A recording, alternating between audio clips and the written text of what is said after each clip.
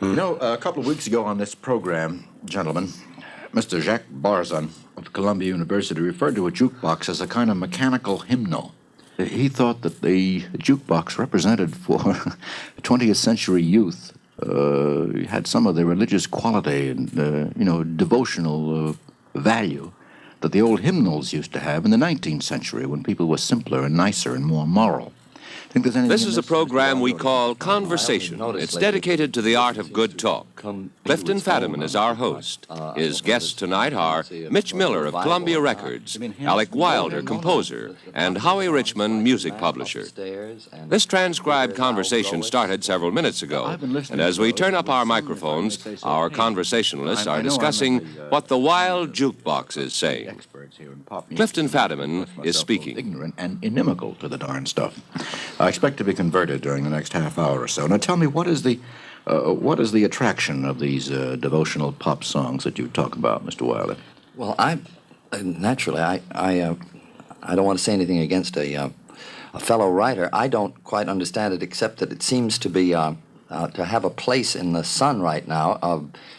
There are phases in popular music, and this seems to be one of them. It may have something to do with a tendency toward a religious revival in other fields, in religion itself. Well, there is such a revival in other fields. I'll buy that. That's true.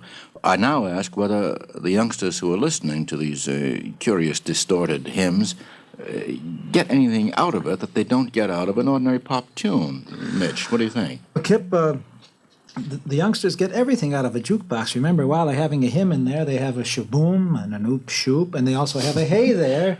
Wait. What are these first two things? Well, a boom and an oop shoop? There were two songs that were big hits. One is called Shaboom, another one is Oop Shoop. And if you have any children around 13 to 17 or 18, you probably have been plagued by this. I'm lucky. Since I'm in the record business, I wish I had the good luck to have made both these songs, but I didn't have that good luck. But they say, so, since you're in the record business, why does this generation go for that slop? And... Well, very well. I'm going to ask that question. Why does this generation go for that slop? All right.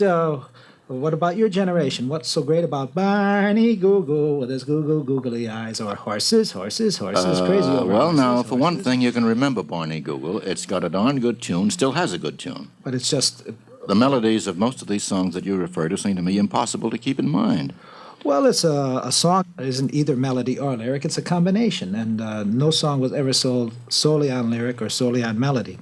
And if these sports, as I'll call them, happen to make it, that isn't the whole picture of the music business. I want to hear from Mr. Richmond, who is a publisher of these songs and probably knows an awful lot about them from the business point of view. Why do the kids go for them? Well, it's a little difficult for me to try to tie in one single line of thought some of the ideas that have come across here. I think there are some interesting angles to a conversation. Choose any one. But it would seem to me that the one thing about songs today, primarily through the jukebox, that is a fairly clear-cut idea, is that when kids and when people go into the locations where jukeboxes are, such as drugstores and taverns and things. Where aren't they, by the way? Well, they're practically anywhere. Bowling alleys, they're just about every place. The music is a kind of background. It's a background of a time. The kids aren't really there primarily for the music. The first element to me in a novelty tune is something which is quickly contagious. When we hear tunes that have a little repetitious melody in it, the kind that you call slop, and I can't put a value judgment to them personally. Maybe they are in a sense, but actually they're little repetitious jingles, similar to nursery rhymes. And they're in the background of the arena in which the kids are working and playing. Well, are those the ones that really get into the big money? The kind you're talking of. Those are not the ones that really go big, are they, Mitch? No, well... Isn't it the sentimental ballad on the whole? No, something with heart appeal? No, there's room for every kind of song all the time. Well, I mean, the really big ones. Now, for instance, what's going big at the biggest record, there are two records that are going to be the biggest records of the year. One of them is Hey There, which is a show tune and a very much what we call a class song. And the other side is This Old House. Now, This Old House is a sort of a spiritual in the sense if you listen to... Well, the man is dying. But he lived a good, full life, and he said he's getting ready to meet the saints. Now, kids are taught that whenever they go to Sunday school. Now, and then there's the other record that is on its way to 2 million. It's called Let Me Go Lover, with this little girl, the first record that she ever made. Now, you talked about melody before, selling a song. Now, this song had a melody, the same melody once. It was called Let Me Go Devil. What makes a hit song or a hit record is the self-identification that the listener has with that record. Now, with all the free plays that you get on the radio and in the jukebox, why do these people still go in the store to buy it? No one drags you by the ear and says, buy this record. No. It must mean that they want to play it 50 or 100 times at least at home when they want to hear it. Now, I'll tell you what this self-identification is. Yeah. And it's the same thing in 2 other hit songs this year. The Kitty Callan, what was Little the name? Things Little Mean a Things Lot. Mean a Lot. And another one called If I Give My Heart to You. And that's the identification of the women in this generation. By that, economically, they're in competition with us. But when they become women, they're not treated completely as women by the men. By that, I mean, there may be not enough hours of the day to be romantic, but every one of these songs is sort of asking for understanding from the man, not pleading for it. I love you, but please don't treat me so stinkily. All That's right. what it amounts to. In other yeah. words, they really take the messages of these songs with genuine seriousness. Is that it? Yes, it's just because it happens to be in sort of basic English, shouldn't be held against it. No. I'm trying to find out. I'm not trying to be superior May I about ask this. a question? Is, Sure. in other words, the popular music of today a kind of a pedestrian philosophy? Is it a kind of a white-collar attempt to arrive at some philosophical concept? You mean these are the ideas of the folks I'm put in wondering. melody? Yes. Well, it always was. But I think now with the different communications and the different, you have your radio, you have the electronics revolution, you have phonographs in people's homes. Now, I went to school with Alec. At that time, if a record sold 50,000, it was considered a great hit. Well, who were the big people? As you remember, we were Crosby fans, we were Armstrong fans, Mildred Bailey, and Duke Ellington. Well, I guarantee you that none of those people ever lost any of those original fans. What I want to True. find out is why this particular kind of pop music, and this brings up what Mr. Wilder was saying, why it's believed in when obviously its sentiment is false. I'm quite anxious to get in a word here Sure, because get several in. I've got a feeling that we're kind of overgeneralizing and oversimplifying, rather, the whole point. Now, economically, after I'm a music publisher, and we worry about our sources of starting a song. Today, the primary source of starting a song is the record. There's no question about it. The radio and the television sponsors do not play songs that are new, generally speaking. Well, isn't it true that television sometimes will make a hit out of a new song we if it have- appears on a show? Like this one, Let Me Go, Love. Well, now that's Mitch. Mitch did that. He pioneered something. But actually, the majority of songs played on television, and I can vouch for this over at ASCAP and BMI, are about 95%. Either hit parade tunes, which are already there, or the standards. It's the record, then, that makes it. Now, this is our primary outlet, is the record, to get songs started. And we can't really go to Frank Sinatra or Dinah Shore or Perry Como or Frankie Lane or the big stars and get our songs started unless they start on records. Now, this is the business that Mitch and some of the other boys, the other record companies, are actively creating in. Now, they want to sell records. That's their job. And I think Mitch knows probably more about music than most of us forget. But I don't want to give him any undue credit because this is his basic ability. However, in running his job, I think he's trying to sell records in as best taste as he can under the circumstances. Now, most of these records go to jukeboxes, and they go to disc jockeys and to kids. This is the audience. It's not the audience sitting at home listening to, for the sake of argument, a top artist singing in their living room. Eventually, the songs get there. And when they get there, they sure sound a little bit different than if they'd started there. Mitch picked up a song that Jane Froman introduced called I Believe, which she'd been singing as a theme song. I know that and, one very she well. he made a record with Frankie Lane that went into the jukeboxes. Now, I was fortunate enough to publish it. I will tell you that many of the original people who heard Jane Froman's record thought Frankie Lane's record was sacrilege because it was exciting, it moved. Yet Frankie Lane sold well over 1 million, 1.5 million, and Jane Froman didn't get off the ground. Now, the point is that Mitch knew what he was doing in order to sell records, and also he made that song much more available to the general public through the jukebox, through the disc jockey. But we're not primarily promoting our songs through the major markets of radio and television at the start. And by the way, we come on another subject at the same time, the Broadway show.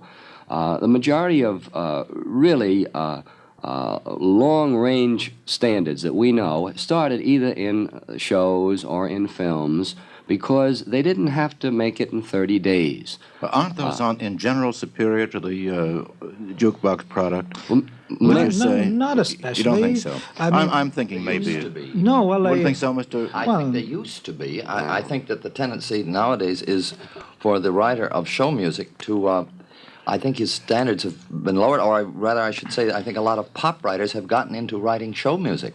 And I don't think that the present-day show writer would have been allowed in town 15 years ago. You're thinking of the average one, not somebody like Well, no, the successful Rogers and shows. Hammerstein. No, they're the keepers of the keys. Could we just make a little general statement and see if it fit? The more you hear the classic or the standard type song that we're speaking of, such as the show tune, the more you like it. And the more you hear the pop tune, the less you like it, beginning at some point after 90 days. That's very interesting. Now, in other words, it's a quick sale, zooms right up to a peak, and then is forgotten. but at the same time, if you make a record of a song like Tenderly, I think that's come pretty close to 800,000 or 900,000. He just made a tune of Alex that'll live as long as any of us do. What's the name of that? While We're Young, which is, to me, not a minor classic, but a true classic of pop music. Because 20 years from now, it'll have new meaning for new generations. But at the same time, the pop kids, the kids who are running down the street to buy records, would much more likely run in to buy Botcha Me. Tell me, how does a publisher and a record maker like yourself, Mr. Richmond, you, Mitch, how do you guess the trend? That's a $64 question. Some of us get luckier than others at a period of time. I think the big project is being up at bat, being able to take chances. Now, there's a recent fad that's taken place in the last 90 days towards mambo music. Now, I must admit that I have guessed wrong on the mambo influence in pop music. Give me a little, fill me in on mambo music, will you? You know, this stuff is new to me. Well, You're I'm now dealing with an analphabetic in pop music. I think we'd have to pass the deal to Mitch on the mambo because I don't know, truthfully, what its recent origins in the pop music field are. However, it's something new. There's a new rhythm. Isn't that right, Mitch? Well, it started in Cuba about 18, 20 years ago. Well, what's the difference between mambo and the ordinary Cuban rhythms that we are familiar Well, just the beat behind it and the different step. But basically, the Latin music is all the same. It isn't any different then from the samba? It is different. It is? But it isn't. Now, That's clear. Now I want to know about trends. You say you missed out on figuring the mambo trend. Well, I'd like to put it this way. We didn't think of it first. It came along, and it apparently got very, very exciting on a few records about 3 months ago. It got to such a point, apparently, that some of the fellas knew how far this trend had gone. Matter of fact, Mitch made a record with Clooney again. We keep bringing her up, but she's one of the top artists on a thing called Mambo Italiano, which I think is a very cute record. I think Mitch, at some point, decided that this was a craze. He could make a record that he could get out within the 30 days necessary, and he did, and he's probably sold 1 million.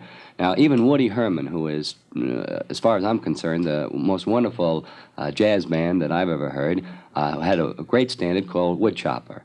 Now, that's 15 years old, if it's a day. He did it over again as a mambo, and he's sold another couple of 100,000 records. Just now, hooking onto the trend. Hooking onto the trend. Now, our philosophy over at our publishing office is that maybe if we had thought of it, assuming that we had known about the possibility in the sense of a mambo rhythm, we might have gone ahead and tried to pioneer it. Now, to get on the bandwagon, frankly, in popular music, I think you've got 60 or 90 days and you're just about out. Now, that may be 6 Boy, months. that's quick stuff. So that we would much prefer taking our songs where they come from and looking for our own approach. Now, that comes up to Alec, you see. And I was going to ask Alan. Alec's a composer. Do you have any feeling when you sit down to write a song that you are writing it in a trend that's going to hit Well, that's public my favor? trouble. Or do you just write what you I'm darn only interested please? in writing good songs, and I've tried writing material and songs that met a market. Yeah. And I find that it's not, as far as I'm concerned, a sincere endeavor. I mean, I don't completely believe it.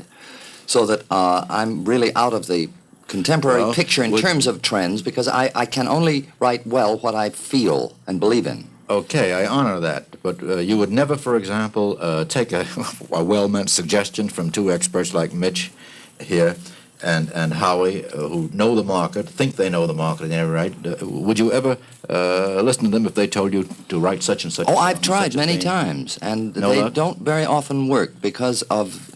But how well, about your colleagues? Don't they often Well, write to a predetermined the market? successful writers are writing constantly and constantly taking the pulse. As a matter of fact, I've met a boy recently who is, as far as I can make out, quite talented and has been quite successful, although he jumped into the business right from college and decided that he was going to try to make it. While very intelligent, he has made this point of ambition to achieve a certain roster of popular songs, and he's been able to write to a demand, to a market.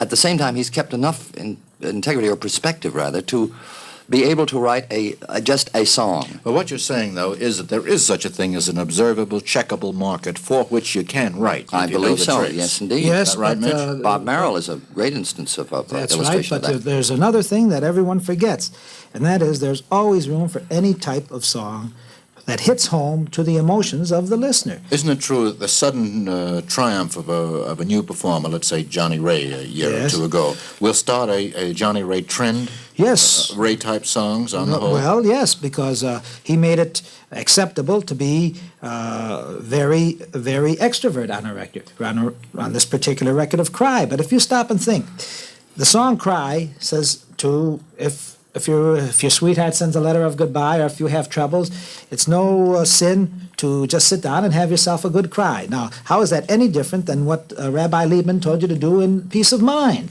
He said that the people who, when they had a bereavement in the family, those that or had some sadness, those that sat down and cried were able to express themselves more emotionally later instead of going to the analyst couch 2 years. Okay. Had that particular emotion or idea ever been expressed in pop music before? Oh, yes. Not old an stuff. example, but the idea of crying had. It had. Sure, but not in this way. I can remember laugh songs, but I can't remember cry songs. Oh, crying myself to sleep. Don't you remember? Da-da-da. That's not the same thing as what Johnny Ray is telling you to do but exactly. The timing of this Johnny Ray record was very important. That's one thing that we haven't talked about, and that is something you can't divine. Because you've seen shows come into New York, and you thought that the show wasn't particularly good, but it came at a time when there was a need for a show. I don't think I'm hurting Can by saying that it had bad reviews, and it wasn't particularly good. But there was a need for that type of show, the idea of the whole idea of the French kick with Moulin Rouge and Can and the kicking legs and all that. And there was nothing in New York at the time. And they went on, and now they're an established hit for over a year and a half.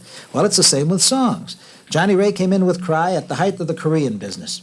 Kids were in school. They didn't know when they got out of high school whether they'd You go really to college. think there was a tie-up between Oh, the- absolutely. Is I that look for so? that all the time. And can you determine that? Can you feel it? To me, the Yes. tie-up between the general feeling of a whole country in connection with the Korean War and a song such as Cry seems such a tenuous connection. Not at all, because the kids at school could make no plans for the future. They were stymied. Well, what else can they do? They say, well, if you cry, at least it's something. You know, I'm so glad to have you say this, Mitch, because it makes something clear to me, and that is that these songs apparently are real. Oh, yes. They are not confections. They actually mean something to the youngsters who I listen to them. guarantee you that if you have any friends who have children who were from the age of 14 to 17 when Cry came out, they will tell you that they locked themselves, closed the door, put themselves in a room, probably played the record many, many times. Very interesting. I have another theory, if you don't mind. No, go ahead. This is the On the place for rhythm and theories. blues, on these so-called nonsense things. After every war, every crisis in the world, we've had the idea of the rebellion of the kids. Yes. Nonconformity. When I was a kid, I remember after World War I, we wore sailor pants and shoestring ties, and we used to wear the gaiters, with them open and flapping. So you haven't changed looking at that beard of yours. Well, so that was our way of rebellion. See, now, with these songs, these nonsense songs and these rhythm and blues songs, I think this is the way the kids are being nonconformists. And I think it's very healthy that they do it this way instead of running off and slitting somebody's throat. They do it in a mob. They feel that they're defying convention. They get rid of their aggressions this way, and then they come home and outgrow Full it. of tricky theories, this Miller. That's wonderful. After showing about 10 or 12 tunes to a fellow like Mitch, a publisher starts to think in terms of the things that he knows the record men are looking for their artists. You'd be surprised, at least I think I am, when I think that Mitch has a certain image of Frankie Lane. Yeah. We hear a song over in a publishing office, and very frequently a writer writes a song for a singer. And we say, Frankie Lane or Perry Como, they can sing this, it'd be wonderful. Eddie Fisher would be fine on this.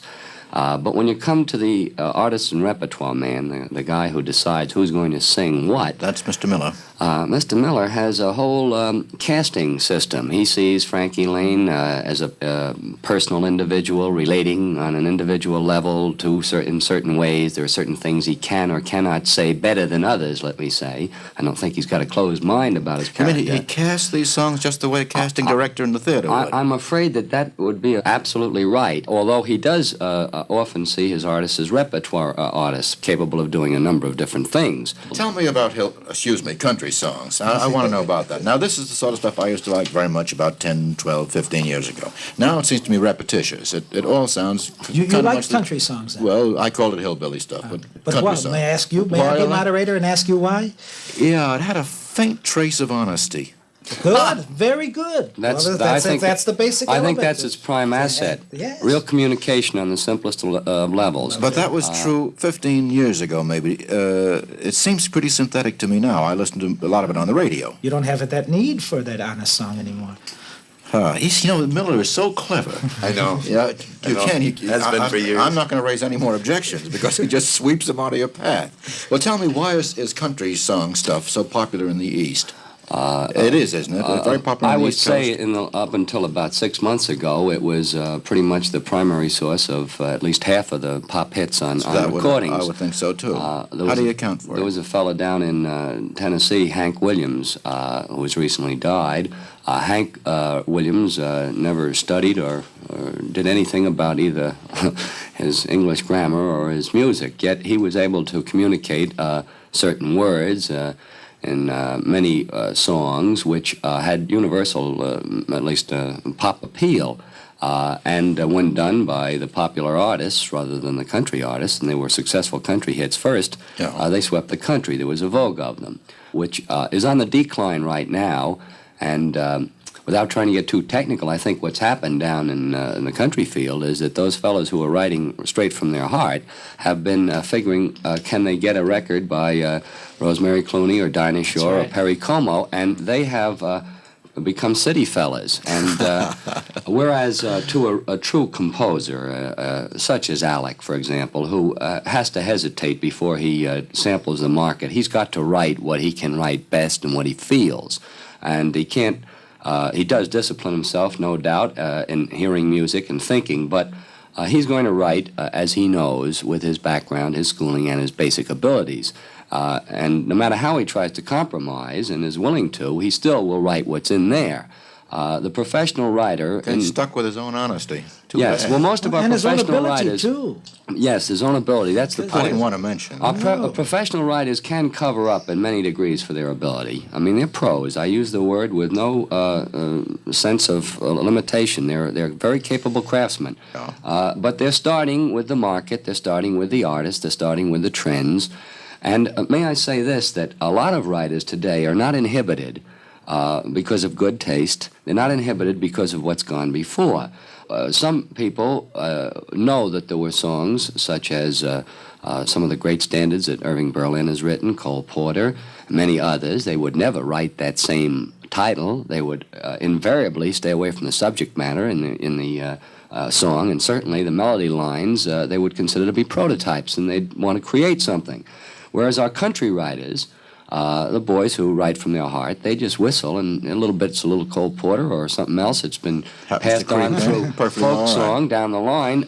They can't help it. It comes out that way, and it just happens. The old ballad makers did the same thing. The anonymous ones stole from each other all the time. But isn't there one thing, Kip, that with these basic songs, that like Marian Anderson is a great artist, yet when she sings Waterboy or any other spiritual, it's beautiful, but it's like under glass. It's refined. That is correct.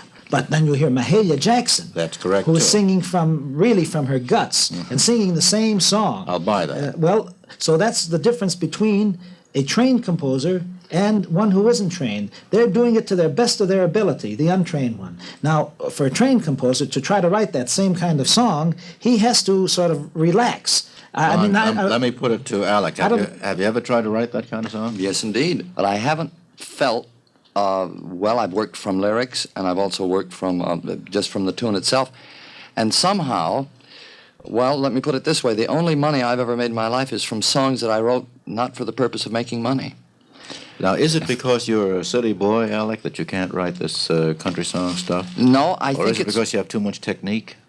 Well, I don't have that much, but I perhaps have a little too much. I believe in simple music, but if I can't write it, honestly, if the least contrivance gets into my mind that I am contriving or I'm attempting to be simple, if I get self-conscious about it, Then you it stiffen comes up. out somehow dishonestly. I don't know how. It's true in writing, too. It's the only other art that I know anything about. It must be true in the pop music field. See, before we wrap up this subject, there's one mystery that you fellas have got to solve. I may never see you all together again, get the answer to this question from you. And I want you to explain Liberace to me. Oh, dear. I've listened to this distinguished gentleman, and had him on a show that I used to run, and he seems a very nice man indeed. He plays the piano every bit as good as Oscar Levant. Now, if Levant has talent, so does he. He plays as well as Oscar Yes, Levant. he can, absolutely. Either of you other fellas got any ideas to why Liberace is what he is?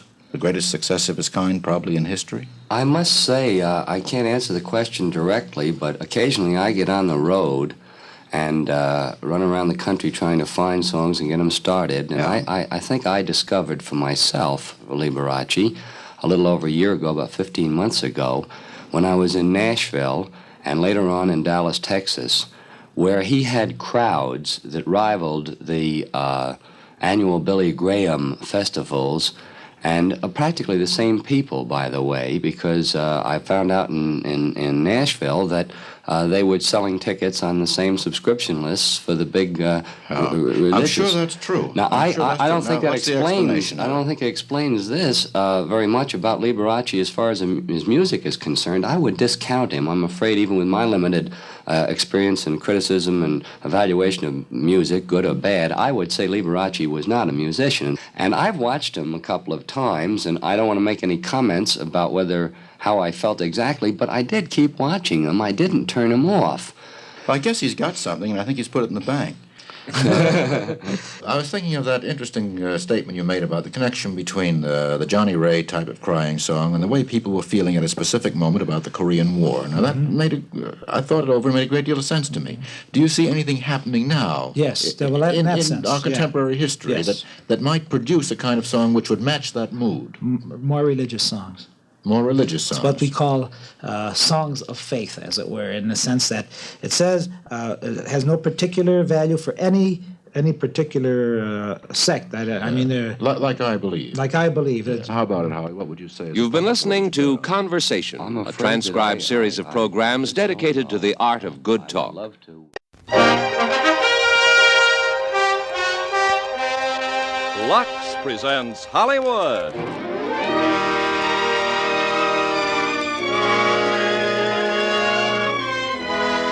Lever Brothers Company, the makers of Lux Toilet Soap, brings you the Lux Radio Theater, starring Dana Andrews and Pat Crowley in War of the Worlds. Ladies and gentlemen, your producer, Mr. Irving Cummings.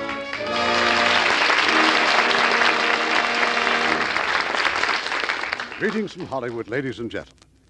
Tonight we are going to take a look into the possible frightening future, as though the present weren't bad enough, and see what might happen if our Earth were invaded by another planet.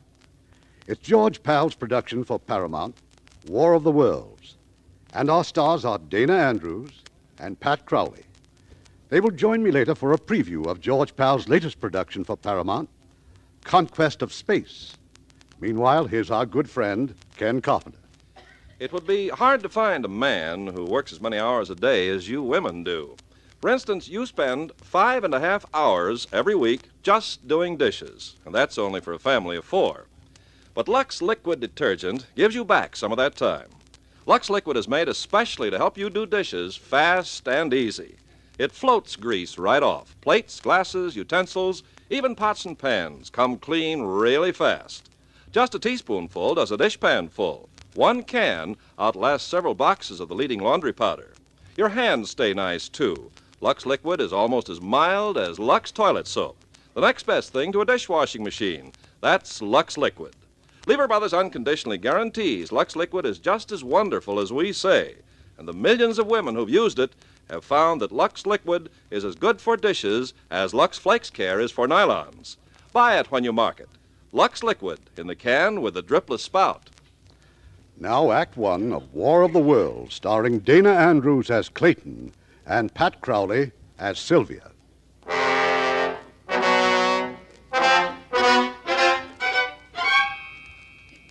No one would have believed in the middle of the 20th century that human affairs were being watched keenly and closely by intelligences greater than man's.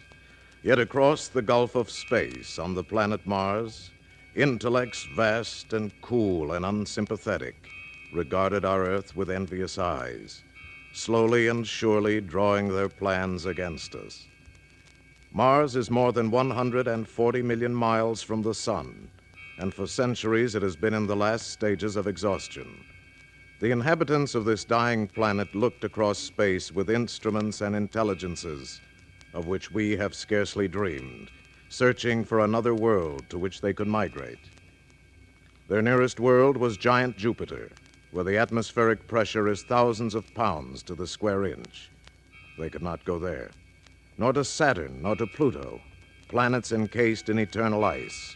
They could not go to Neptune or Uranus, twin worlds in eternal night, and surrounded by unbreathable atmospheres of methane gas and ammonia vapor. They could not go to Mercury. Its temperature is that of molten lead. Of all the worlds that the intelligences on Mars could see and study, only our own warm Earth was green with vegetation, bright with water, and possessed a cloudy atmosphere eloquent of fertility. It did not occur to mankind that a swift fate may be hanging over us, that it would come at the time of our nearest approach to the orbit of Mars, that it would begin in or over the mountains northeast of Los Angeles, California, on a pleasant summer evening.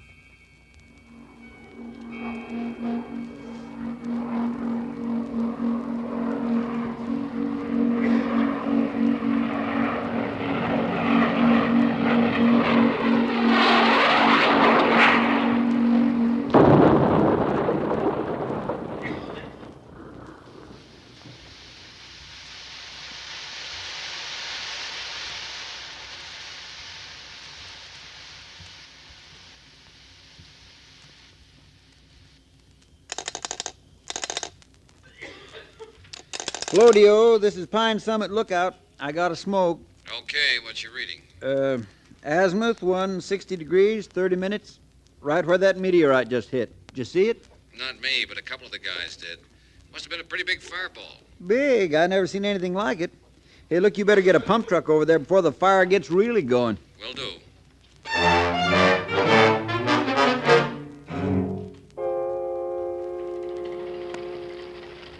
Truck number 3 to D.O. Number 3 to D.O. D.O. to number 3. How you coming? Still pumping water on the fire, but it's under control. Unless this meteorite heats things up again. Over. You mean it's still red hot? Over. Red hot is right. And as big as a barn. Over. Who are you kidding? Over. I said big as a barn. Mac, I think somebody ought to take a look at it. Might be something for those astronomers down at Palomar. Over. Maybe there's some guys even closer. The station at Pine Summit reported there were a couple of fellas camping up there. Said they were scientists. Yeah? What kind? You don't want any butterfly experts or lizard specialists. Over. I got you. Stand by and I'll check Pine Summit.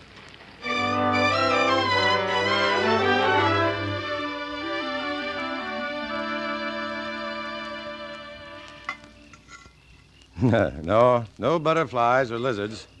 Just brook trout, yes. I'm Chief Fry Cook. They sure smell good, don't they? There's plenty if you'd like to join us. I'd like to, but I got to get back to Lookout.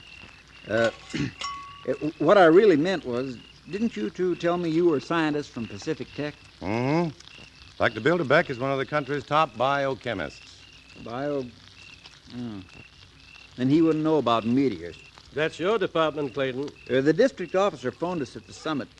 Want us to have an expert look at that meteor. Landed about 10, 12 miles from here, over by Linda Rosa. Well, I doubt we could tell much about it tonight. Probably won't be cool enough to touch for hours yet. Maybe not till morning. And in the morning, I'm due back at the lab. Well, that's what I was just thinking. All right, I'll stay over. Perhaps in the morning the district officer can fix me up with a lift to Linda Rosa. How about me? You? Sure. My relief's coming up first thing tomorrow morning. I'd kind of like to get a look at that meteor myself. Good. That's a deal. Professor? Yes? Those trout do smell awful good, don't they? Change your mind? Yeah. My wife always said my strongest point's my weakness.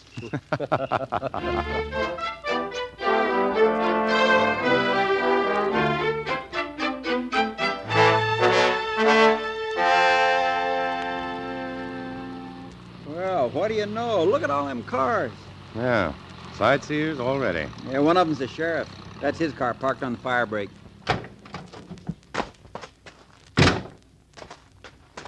Hi. Fiddler, up here. Was that ranger waving at us? Yeah, that's Smith. Coming! The meteor sure plowed the tops off those trees, didn't it? That's odd. They don't usually hit at such an oblique angle. Hey, Smith, where is it? Down here in the gully. That's it down there. Half buried under all that loose earth. Still smoking. You bet it is. You could fry eggs on it. Ooh, really is big as a house, isn't it? Hey, I wouldn't get too near that thing. It'll scorch you. Oh, thanks. I'll bear that in mind. Did you see it come down? Did I see it? Yes. My uncle and I were coming out of the movies last night just when it flashed across the sky. We heard the explosion when it hit here. That's what I don't understand. Why, a meteorite that size didn't make a bigger crater. Well, the ranger told us a scientist is coming over from Pacific Tech. He'll be able to tell you. He knows all about meteors. Oh, he does? Really? He's top man in astro and nuclear physics. Clayton Forrester. Well, you must have heard of him. It appears that you have. Well, I did a thesis on American scientists when I was working for my master's degree. Forrester was the man behind the new atomic engines. One of these days, he'll win the Nobel. He isn't that good. He certainly is. I think that if you knew him... I do know him. That is, slightly. Oh? What's he like? I mean, as a man. Well, for one thing, when he goes hunting or fishing, he never shaves.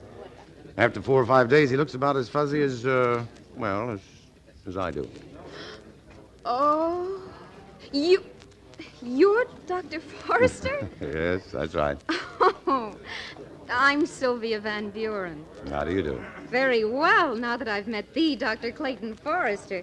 Come on, I want my uncle to meet you. Oh, but I... Oh, please, he's just over there talking to the sheriff. All right, you in. Well, they won't be able to haul this one off to a museum. They certainly won't. Uncle Matthew.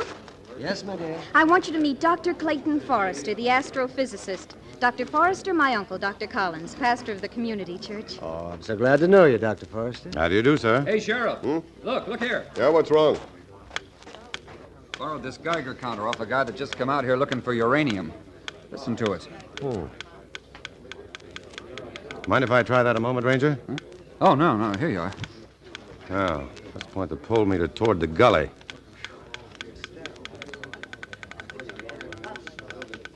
See what I mean? Uh-huh. It's the meteor, all right. It's radioactive? Apparently. But why? It's beyond me. You mean there's no record of anything like this happening before? Well, I've never heard of it. Now, maybe I'll stick around until that thing cools off. Dr. Collins? Yes? Where's a good place in town where I could shave and clean up a little bit? Well, the best place is my house, Dr. Forrester. Sylvia and I'd be delighted if you'd stay with us. Well, I wouldn't Of course you will. But it may be until tomorrow. It's settled, Dr. Forrester. And if you're wondering how on earth you can put in your time in a place like Linda Rosa, There's a square dance tonight. All right, I surrender. Sheriff. Yes? If that meteor is radioactive, you'd better keep people away from it. There might be very dangerous radiations. Yeah, that's so, yeah. Okay, I'll post a couple of deputies. Is there anything else? No, but if you need me, you know where to find me. Yeah, sure. I'll be there myself at the square dance.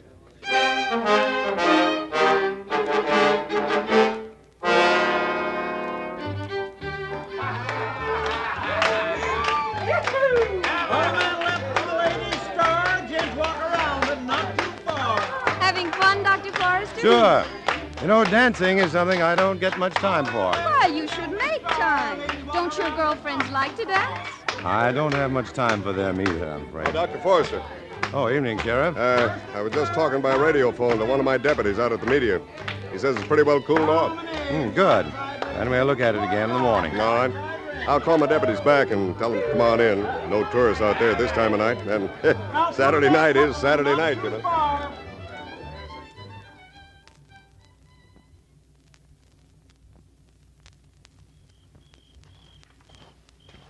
Hey, Salvador. Yes? What did he say? Sheriff says to come on in. Oh, good. Maybe we go have a beer, huh, Alonso? Just a minute. Alonso. Yeah, it's coming from that meteor.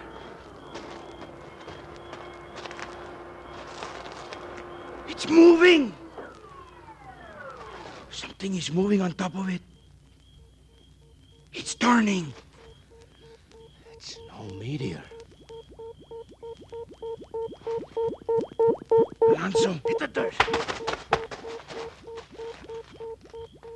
Hey, he's going right up through that opening in the top. Like a snake. Yeah. Or a periscope like a cobra's head, only it's metal, some kind of green metal with eyes. He's turning all around. What's he looking for? Maybe us. Yeah. Maybe. Look, Salvador, this could be some sort of enemy sneak attack. We gotta radio the sheriff. Yeah. But we don't let it see us, huh? No, we crawl along this ditch till we get near the patrol car, then make a run for it, right? Maybe. Let's go.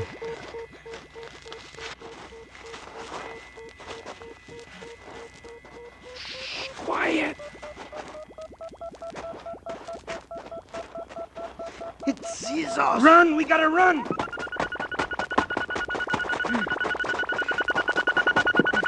Faster! It's looking right at us! It's gonna kill us!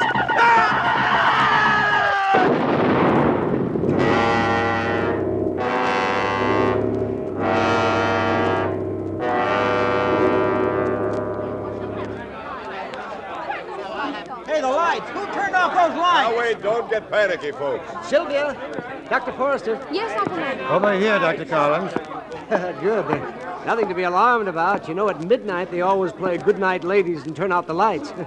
I think they're just ahead of time. Well, let's check our watches. I'll strike a match. Let's see, I have 11:20. No, my watch has stopped. Well, that's strange. So's mine. Dr. Forrester? Yeah? Mine, too. Well, there's only one explanation. All our watches must have been magnetized. But how? Here we are, folks. Here's candles for everybody. Light them up. Oh, Sheriff. Yeah? Do you happen to have a pocket compass? Pocket compass? For sure. May I see it, please? Yeah, right here. All right, now what? Well, just look at it.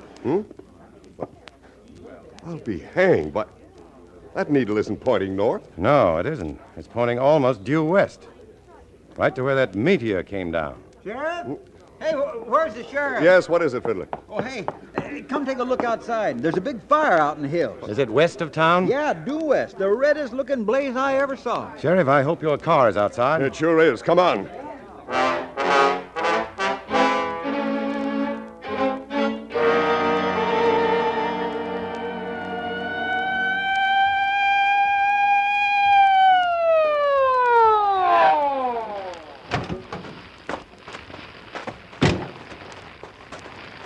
Oh, there's the reason the lights went out. Power line's down. Yeah. It's funny. Alonzo and Salvador were going to go back into town, but there's their car right over there. Then they must still be around. Yeah.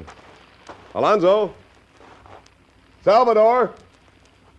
Sheriff, turn your flashlight over there, along that ditch. Where? Right over there. Those two white mounds in the ditch. Are those ashes or... Good Lord. Oh. Nothing left but the outlines.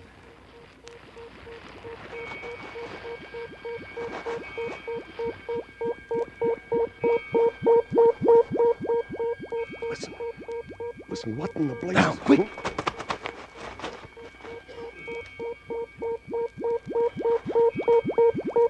Did you see it? Yes. It's fantastic. Oh, look, we've got to get word back to town. There's a transmitter in my car.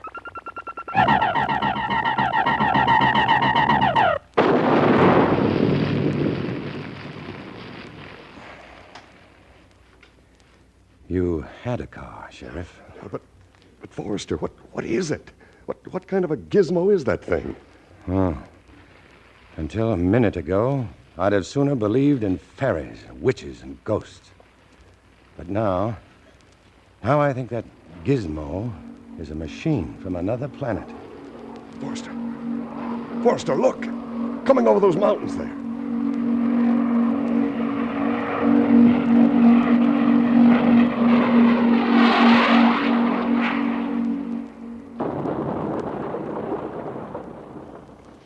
A second meteor, just like the first.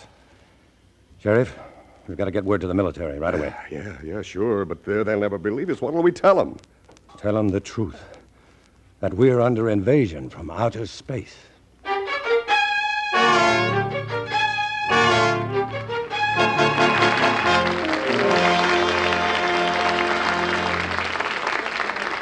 We'll have Act Two of War of the Worlds in a moment.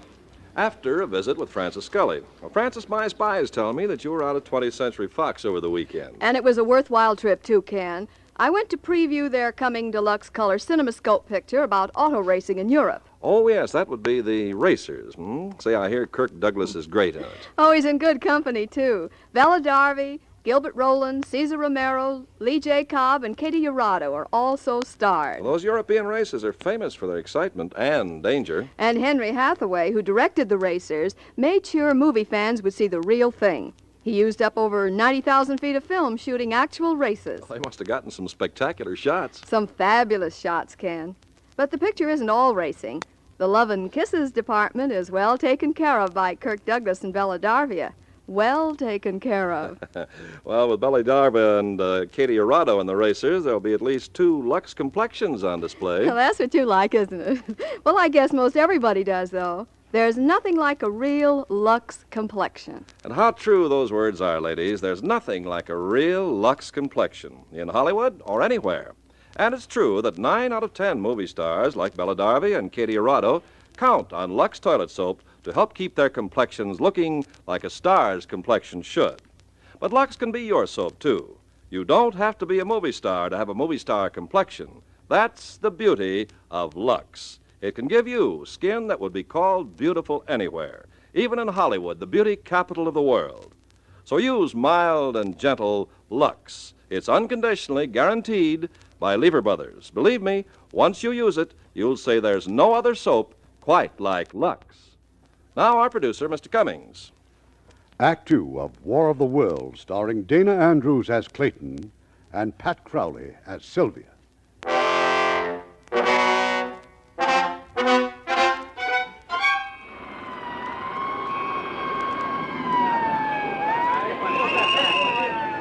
those half-tracks out of the way. Captain, I want the artillery replacements. All right, on the double there. Hey, here come the tanks! I send the area under the control of the United States Marines from El Toro Base. Colonel Ralph Hefner commanding. The gully where the machine landed is almost surrounded, and... Oh, there's the man we want to hear from. Dr. Forrester. Yes? Would you give us your opinion, sir? Are these meteor machines from Mars? Well, certainly from some planet other than our own. Directly into the microphone, please, Doctor. Well, if they are Martians, I'm sure the creatures that operate these machines must be quite uncomfortable in our heavier air and with the Earth's much stronger gravitational pull. What do you think they look like, sir? That's anybody's guess. We do know from animal evolution on this planet that it's possible they may have more than one brain, perhaps two or even more. And possibly they may even smell colors. Smell colors? Well, that's speculation, of course. Hey, Forrester. Yes? Colonel wants you in the command post. Oh, Cummings. If you'll excuse me, please. Certainly, sir. Ladies and gentlemen, that was Dr. Clayton Forrester, head of astrophysics at Pacific Tech, one of the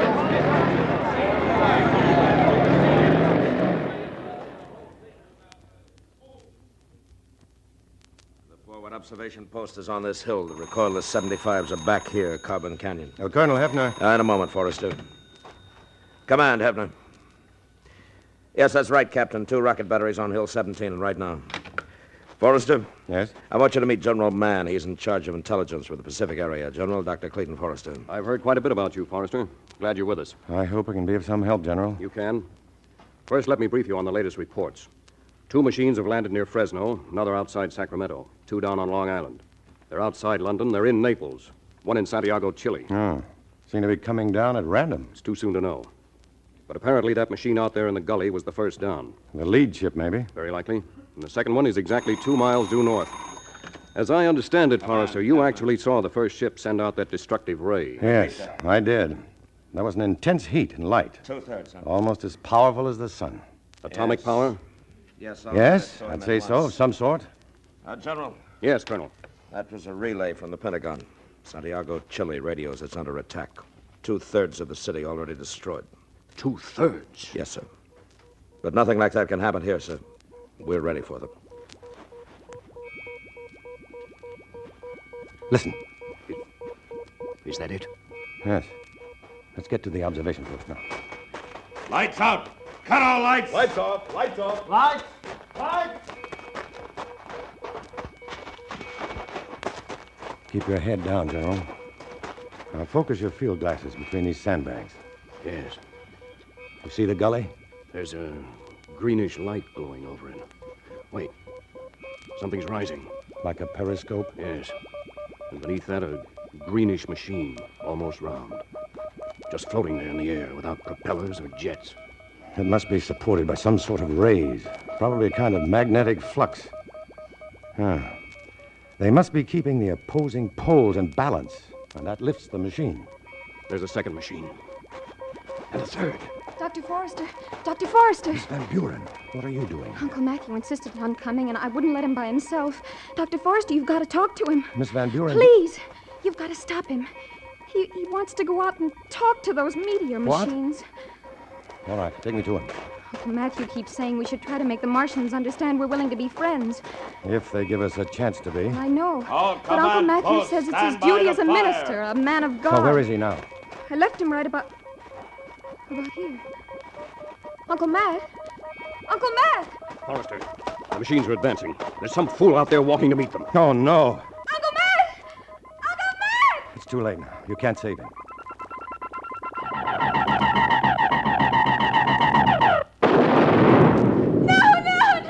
Artillery batteries fail! Rocket batteries fail!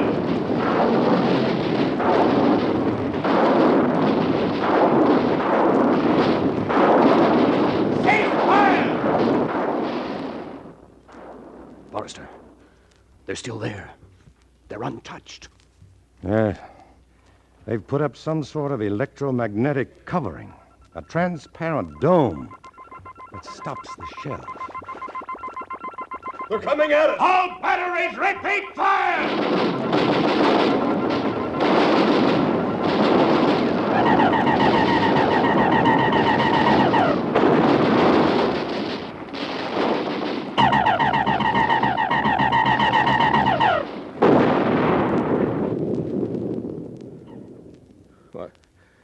It's impossible. One moment I got heavy artillery, tanks, and rockets, whole batteries of 105s, and then that ray hits them, and there's nothing. Nothing. Just a puff of ashes. Well, now we know why 2/3 of Santiago was destroyed. Why, but not how. I think I know, General. That heat ray neutralizes the mesons. Mesons are the atomic glue which holds all matter together. They're cut across their lines of magnetic force, and any object will simply cease to exist. Uh-huh. And just how do we defend ourselves against it? Not with shells and high explosives, I can tell you that. Take my word for it, General. You'd better talk to Washington about uranium and hydrogen bombs. Here they come. Here they come! Come on, let's get out of here. Everybody out! All commands pull back north of Highway 60 Tunnel Bunker! Come on, hurry it up! Everybody out!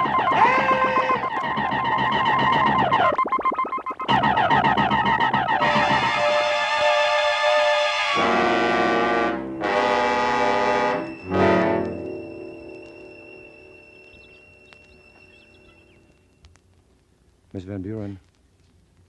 Sylvia. Wake up. Let's not spend all morning in this cellar pit. Oh. How long have we been here? Well, since the Jeep ran out of gas, I guess about 3 hours. As near as I can figure it, we're somewhere southwest of Corona. And that machine? Well, it's gone. It headed in the other direction. Oh, thank heavens. You know, I'm hungry. Well, you ought to be. Come on. On your feet now.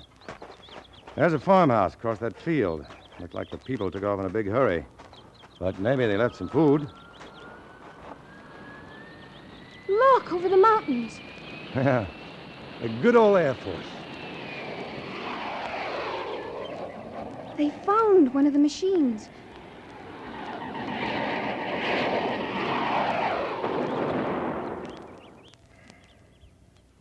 They just disappeared. In midair. Yeah. Well, it isn't going to do any good thinking about it. Let's hit for that farmhouse.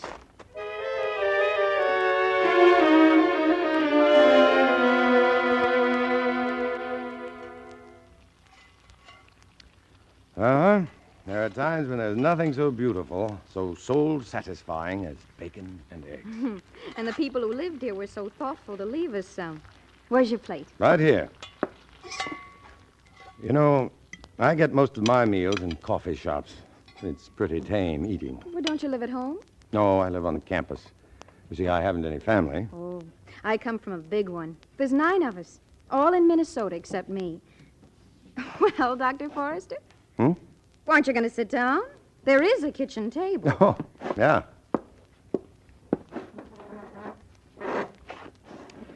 Well, a big family must be fun. I imagine it makes you feel, well, as if you belong to something. It does. Maybe that's why I feel kind of lost right now. Yeah, I know. But everything's going to be all right, Sylvia. Is it? Well, at least we've got to think that. Whatever they are, they murder everything they see. Everything that moves. We're helpless. Sylvia, every creature that has ever lived has had some sort of weakness. Not one of them has ever been invincible. And somehow, we'll find the weakness of these Martians. Some way to stop them. I hope so. I'll get the coffee. You know, I feel like I did one time when I was a little girl. I'd wandered off. I'd forgotten why. But I became awfully scared and lonely. Finally, I went to a church. I was afraid to go anyplace else. I stayed right by that door, praying for the one who loved me best to come by and find me. It was Uncle Matthew who found me. I'm awfully sorry about him. Oh, I loved him very much.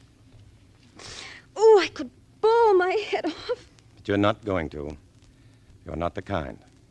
What kind am I? The brave kind.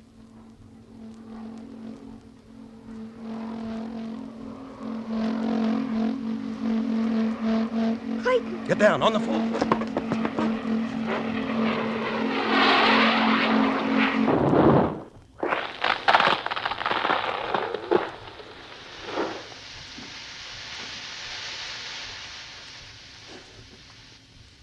Sylvia? Sylvia? Yes, Clayton. Are you all right? Yes.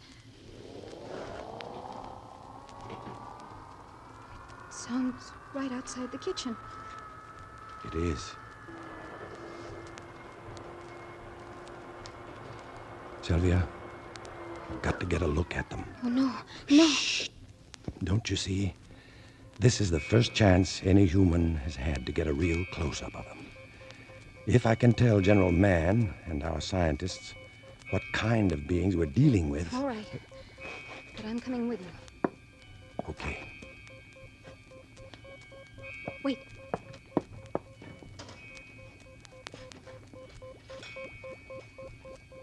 Take this. What good is a carving knife? Maybe none, but take it. In the front room, come on.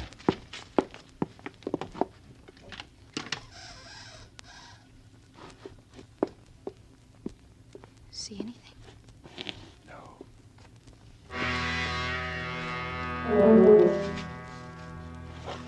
Clayton, there's something behind me. Something touching my left shoulder. I see it. Don't move. The knife. Don't move.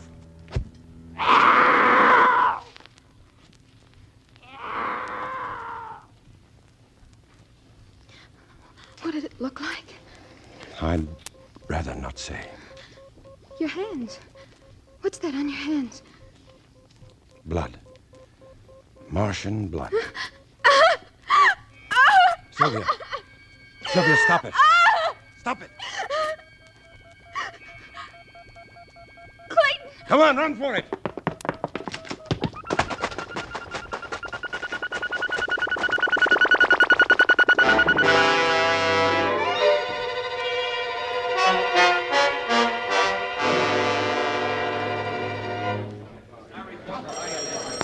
Now, ladies and gentlemen, for the benefit of those of you who don't know me, I'm General Mann of G2. I've asked you here because we desperately need the knowledge and skill of each one of you. Physicists, scientists, representatives of the 6th Army Command, the Marine Corps, Navy, Air Force, the heads of our law enforcement agencies, the Civil Defense and Red Cross units. The Secretary of Defense in Washington has instructed me to give the whole picture of what has happened and what lies before us. Let us through. I'd like to see General Mann. Let us through, please, let us through. What's all that commotion? Major, see what that is. Yes, sir. General Mann. General. Yes, Dr. Bilderbeck. That man is one of my colleagues, Dr. Clayton Forrester. Forrester? We thought he'd been killed. Let them through! Let them through! Forrester, Miss Van Buren, we gave you up 24 hours ago. You almost had reason to, General. Yes, the Martians tried to take us alive. What? This morning, just outside of Corona. We managed to get away. We found an abandoned truck and drove to Pacific Tech. They told us you were here. Oh, by any chance, is Dr. Lucille Dupre in this room? Right here, Forrester. Oh, good. Dr. Dupre, I want you to analyze the stain on this cloth. I suggest that you leave for the laboratory right away. What kind of stain is it, Forrester? The blood of a Martian. Forrester, I want a complete report of your experience. But first, I think you ought to hear what I was about to say. By all means, sir. Ladies and gentlemen, this is the latest radio message from the Department of Defense. To General Mann, Command Post Xenophon, Los Angeles. Scandinavia presumed now in enemy control. All communications from Sweden, Norway, and Denmark blacked out. Paris now under attack. French cabinet is transferred to Strasbourg. Madrid totally destroyed. Rome, no further word, blacked out. London blacked out. Buenos Aires blacked out. Philadelphia blacked out. New Orleans blacked out. General Mann? Yes. I've heard enough to convince me. Enough, I'm sure, to convince every physicist in this room. We must answer the enemy with our final weapon. I was just coming to that, Forrester. By order of the Secretary of Defense and authorized by the President of the United States, the city of Los Angeles is to be defended by full atomic force. 3 hours from now, this afternoon at 1600 hours, the Flying Wing will drop the newest and most deadly bomb ever built, a thermonuclear bomb of octuple power. In 3 hours, we shall know its effectiveness and possibly the fate of mankind.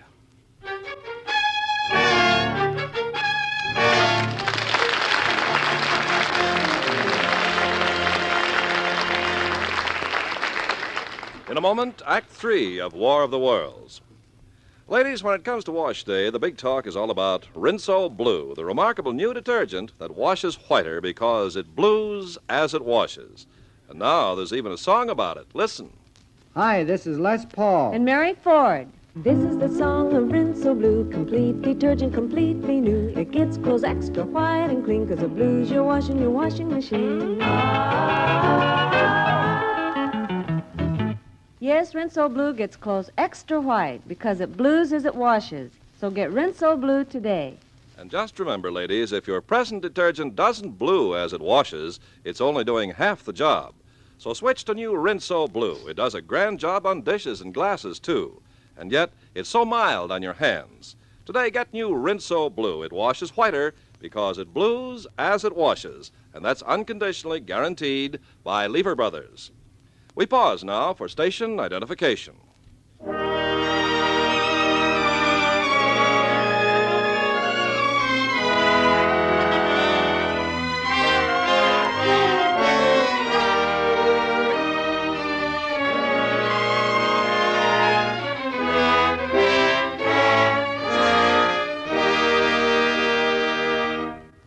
The curtain rises on Act 3 of War of the World, starring Dinah Andrews as Clayton and Pat Crowley as Sylvia.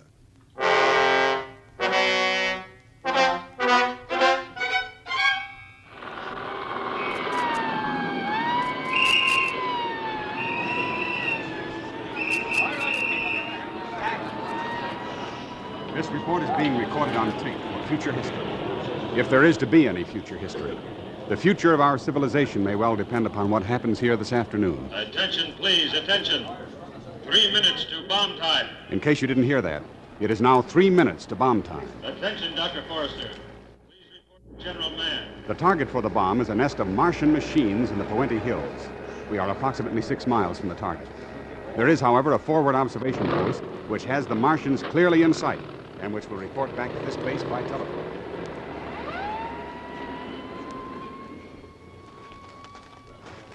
You know, of course, that you're not supposed to be here. Everyone else has told me that from General Mann down. But I'm only interested in where Clayton Forrester wants me. Well, that is here. Attention, please. 2 minutes to bomb time. 2 minutes. Forrester. Forrester. Dupre, I thought you were back at the lab. I just finished. That sample of Martian blood, Forrester. It's astounding. I've never seen blood crystals so anemic. Huh. Anything else? Yes. The structure of the corpuscles is... Attention. The bomber is now approaching the target area. Prepare to take shelter. Forrester, General Mann wants us in his dugout. We're coming. We're coming. Watch your heads, everybody. There's not much clearance here.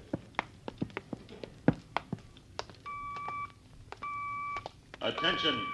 1 minute. 1 minute. If you have no goggles, turn your backs to the blast. Remember, the heat flash and concussion that follow are dangerous. Well, General Mann. Forrester, I want you to stand by for the first damage reports. Certainly, sir. Major, open the line to the forward observation post. Yes, sir. Go ahead, sir. Observation. Yes, sir. The flying wing is now beginning its bomb run. Yes, sir. General, those Martian machines are throwing up some sort of a transparent dome over themselves. Uh-huh. That would be an electromagnetic shield. 30 seconds. 30 seconds.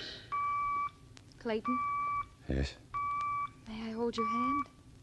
of course. 20 seconds. Stand by.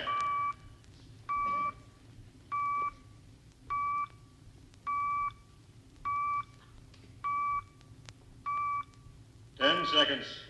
9, 8, 7, 6, 5, 4, 3, 2, 1, 0.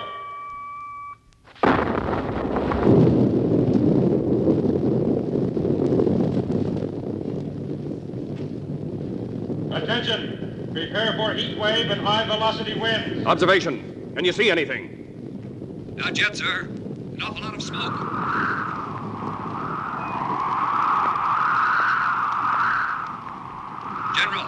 General, we can see something moving. They're still there. They haven't even been touched. They're still...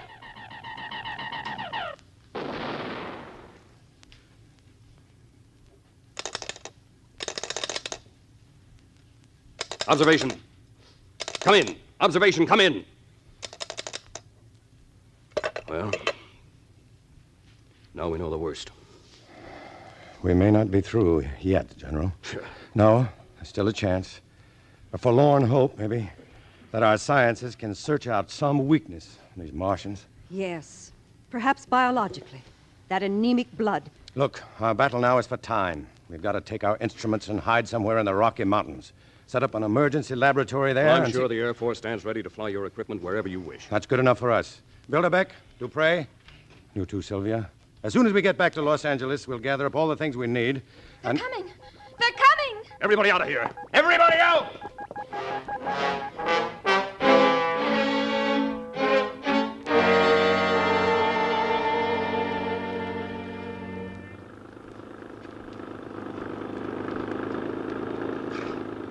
Attention, please. Attention. This is an official order of the 6th Army Command. Evacuate your homes at once. Take food and water and extra clothing with you.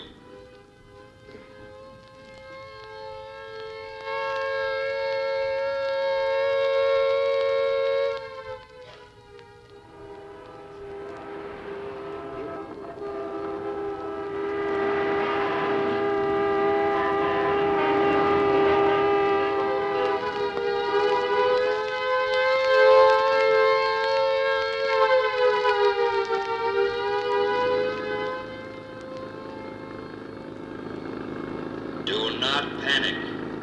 All major highways have been marked to lead you to evacuation centers in the hills and along the beaches.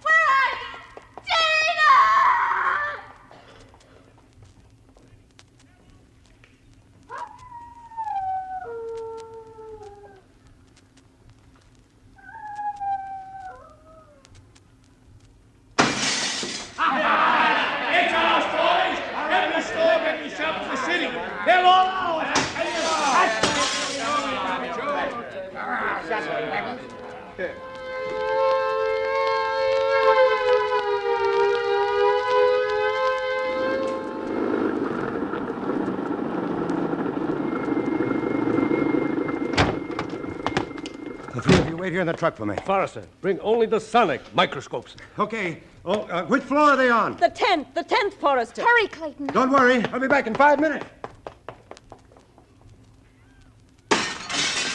Look at those men. They're looting, robbing. Boys, there's a truck. That's what we need.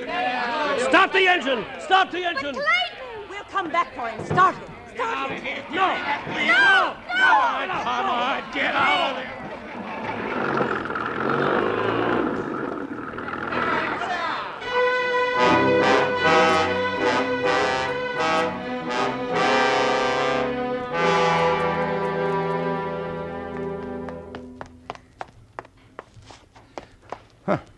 I told him to wait here.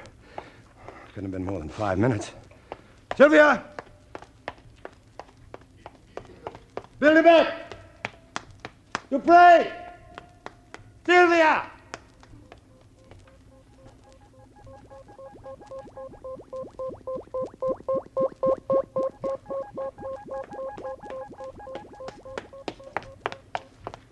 Sylvia!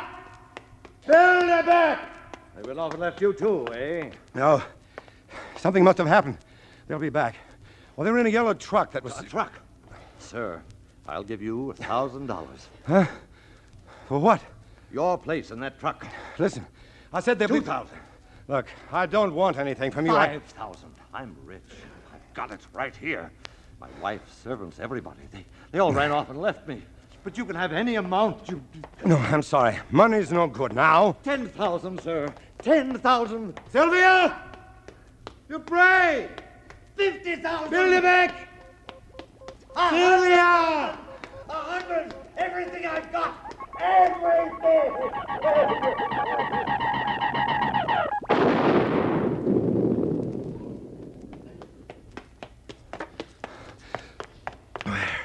Where could they be?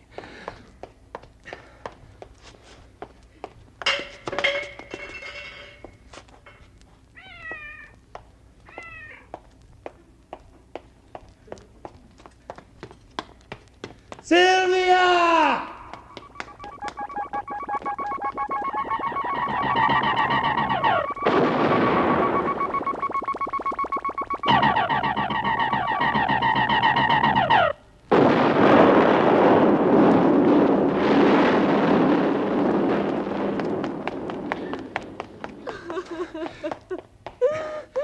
Oh, ma'am, I'm looking for a girl. Tall, dark girl. She was driving a yellow truck and... Well, I'm sorry, ma'am, but she's lost. She's probably very frightened. Lost. She said that last time she was lost, when she was so frightened. Yeah, maybe that's where she went. A church.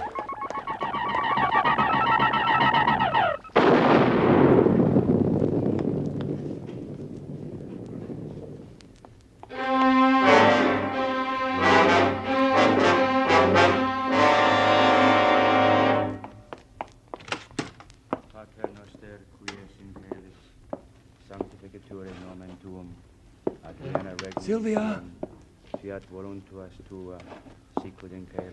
Sylvia!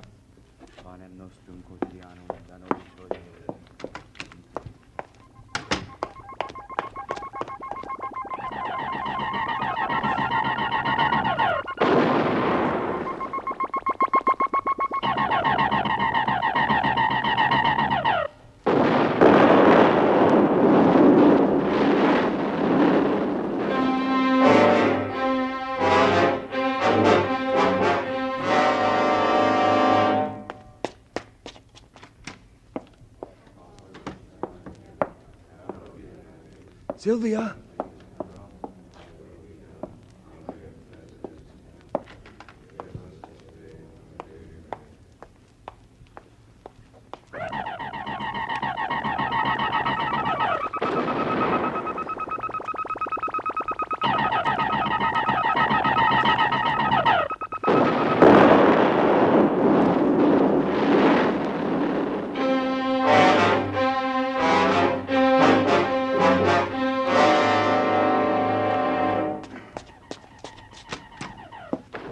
He that dwelleth in the secret place of the Most High shall abide under the shadow of the Almighty. I will say Sylvia! of the Lord, He is my refuge and my fortress. Sylvia! Clayton! In Him will I trust. Surely He shall deliver Let me thee through. from the snare of the fowler. Let me through, please. Dearest! Oh, my dearest! Darling. Shall cover thee with His The mob! They took the truck, pushed us out in the street blocks from where you left us. I ran back, but you were gone. It's all right now, Sylvia. It's all right. Yes, we're together.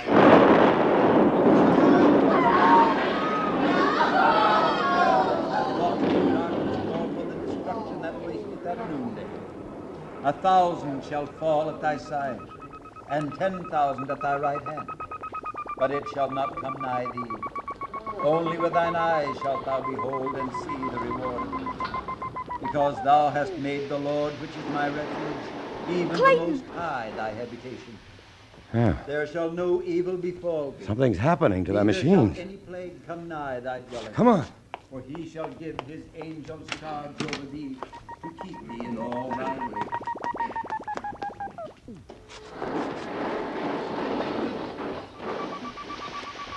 Look, there in the street, that body. Yeah. That's one of them. They're dying. They're dying everywhere.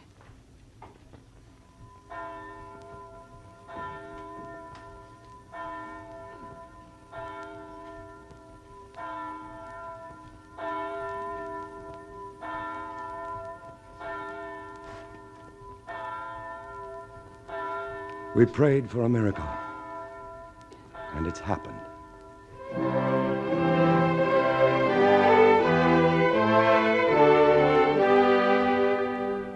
All over the world, in London, in Paris, in Rome, Rio de Janeiro, Melbourne, New York, and San Francisco, the terrible invasion began to collapse. The Martians had no resistance to the bacteria in our atmosphere, to which we have long since become immune. Once they had breathed our air, germs which no longer affect us began to kill them. The end came swiftly. After all that men could do had failed, the Martians were destroyed and mankind saved by the littlest thing which God, in his wisdom, had put upon this earth.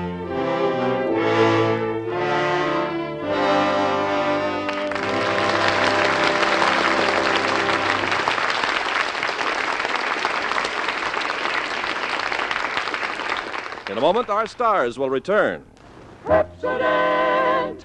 White, white, whiter teeth, Pepsodent for me. Whiter teeth are guaranteed. Brush 'em and you'll see. Right. No other leading toothpaste, not one, gets teeth as clean, as white as Pepsodent. You see, Pepsodent contains the most effective tooth cleaning ingredient in the world, IMP, insoluble metaphosphate. Wow! That's what it's called. IMP is found only in the Pepsodent Irium formula because Pepsodent uses the entire world supply. White, white, whiter teeth, Pepsodent for me. And oh yes, cleaner, whiter teeth naturally mean less chance of decay and a sweeter breath with a clean mouth taste for hours. Whiter teeth are guaranteed. Brush 'em and you'll see. Lever Brothers makes this promise, this unconditional money-back guarantee. Change to Pepsodent and you'll see your teeth become whiter. Brush 'em and you'll see. Now, here's Mr. Cummings with our stars. And here they are, Dana Andrews and Pat Crowley.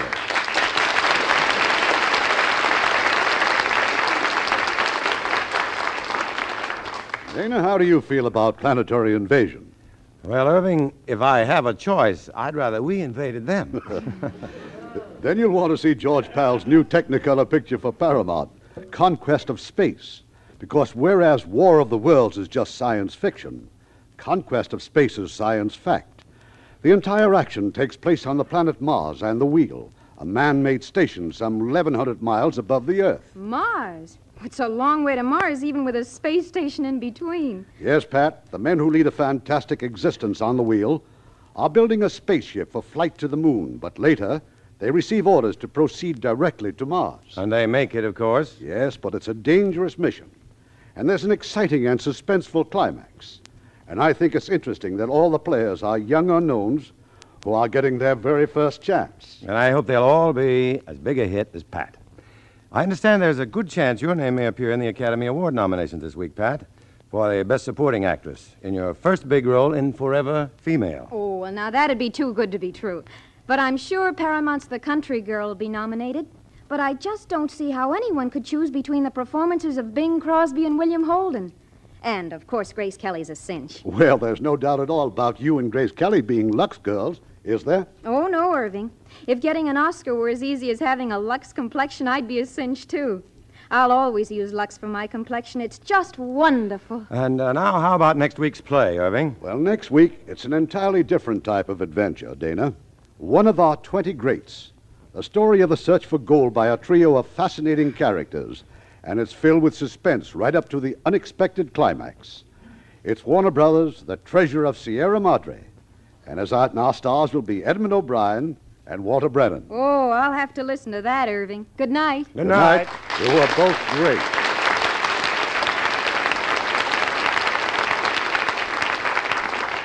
You know, you women certainly have a right to complain about all the time you have to spend doing dishes. Well, it takes about 5.5 hours a week just to do the dishes for a family of 4. And considering that doing dishes is only one of the chores you have to do every day... Well, it certainly proves the truth of the saying, women's work is never done. But at least it's done easier with Lux Liquid Detergent. Yes, with Lux Liquid, you can get those dishes out of the way really fast and easy. Made especially for dishwashing, Lux Liquid floats grease off, gets plates and glasses sparkling clean. And you can skip the drying, too. Just rinse and let them drain dry. Just a teaspoonful does a dishpan full. 1 can outlasts several boxes of the leading laundry powder. And when you use Lux Liquid, your hands stay nice. Yes, ma'am. Lux Liquid's almost as mild as Lux toilet soap. Ken, tell them about the way it's packed. Well, Lux Liquid is packed right in a can that won't break with a dripless spout that prevents spilling over the sides. Know how much I like Lux Liquid, ladies? I like it as much for dishes as I like Lux Flakes for nylons. Lux Liquid, like all Lever Brothers products, is unconditionally guaranteed. Your money back if you don't agree it's every bit as good as we say it is. Buy a can of Lux Liquid next time you mark it. It's the next best thing to a dishwashing machine.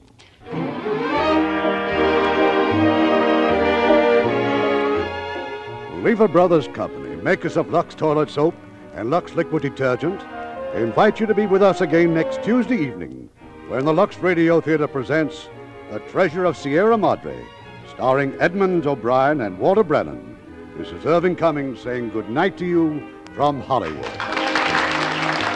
Ladies and gentlemen, Radio Free Europe is our way of telling people in the enslaved countries about American life and its freedom. Radio Free Europe is a citizen-sponsored organization, and it urgently needs your support.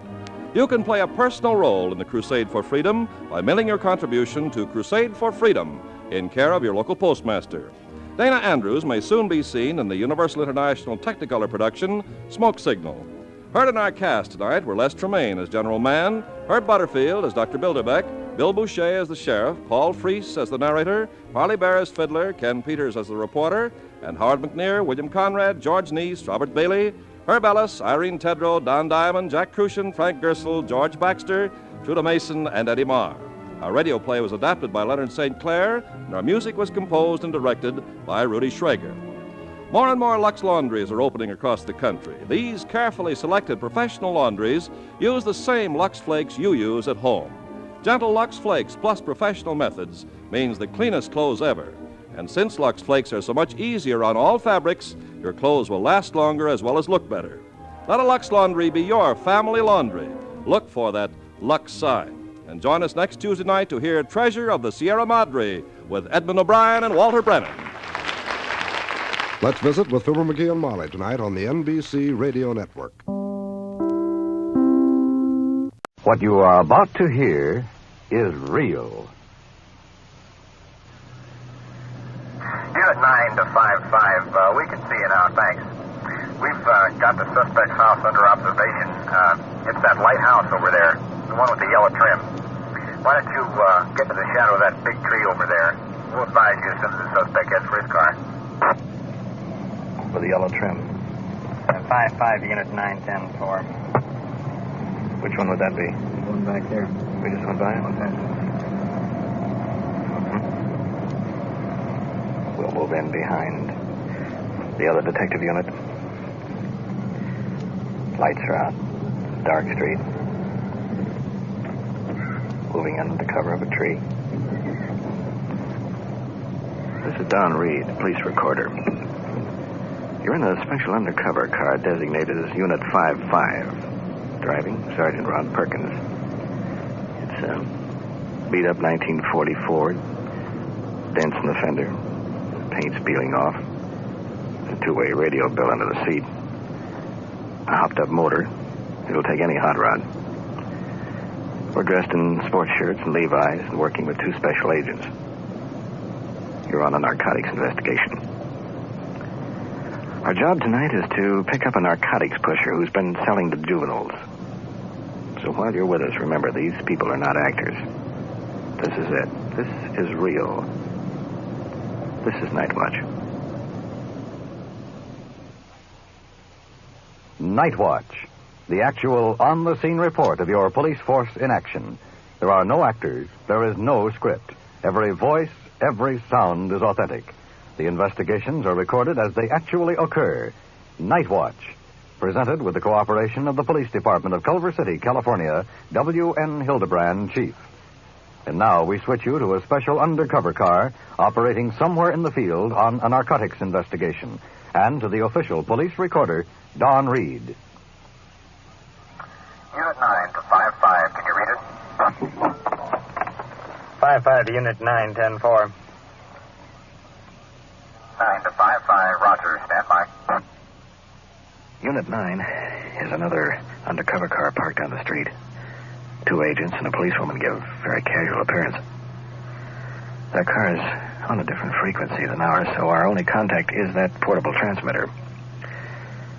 You're sitting in our undercover car, 5-5, and we're on special assignment.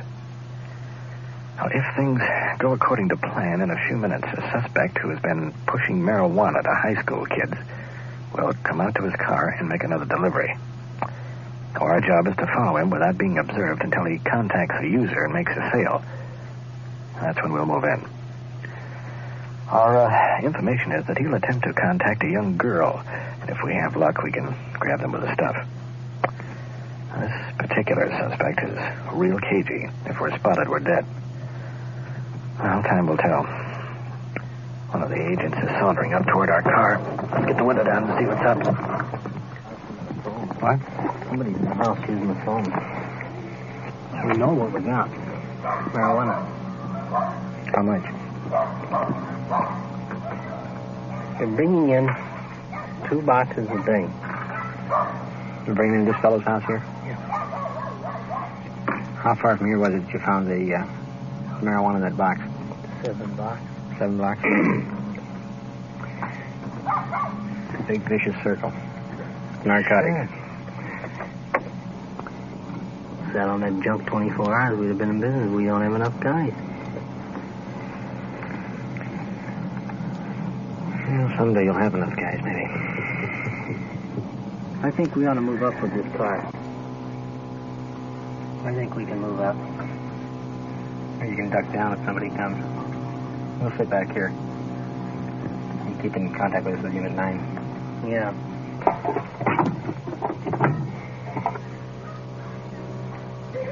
So all we do is sit tight. House on foot. 5-5, repeat. Suspect leaving the house. Suspects are leaving the house. 10-4, which direction? Going east. 10-4, you gonna follow him? You want to move around the block and sit in up on Overland? 10-4, Unit 9. Mike, if I flick my taillights once, I'll take him. If I flick them twice, you take him.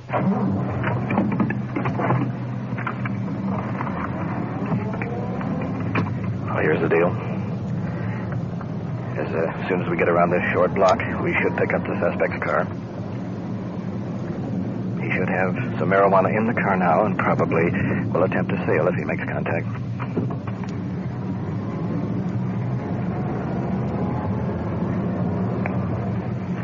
Coming up to the corner. There's the suspect's car casually driving by. Back down the street about 300 yards, the other undercover car following. We'll cut in between and do the tailing first. Unit 9 to 5-5. Is that you ahead? Hit your stoplight so we can spot you. Thanks, we see you. Stay with him as long as you can, then we'll take him. 5-5, roger. Following at about 4 car lengths. Tight on the right-hand side. Offline to his rear view mirror. Oh, there goes his turn indicator. He's going left. We'll go on straight ahead. 5-5 to Unit 9. Suspect's making a left turn. You take him. Unit 9, roger. Just glancing back, the number 2 undercover car picking up the tail. We'll have to shoot around the block now in a hurry and get in behind.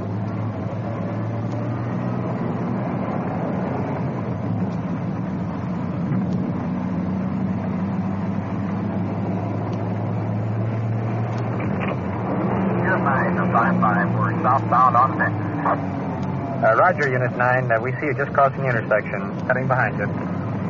Unit 9, roger.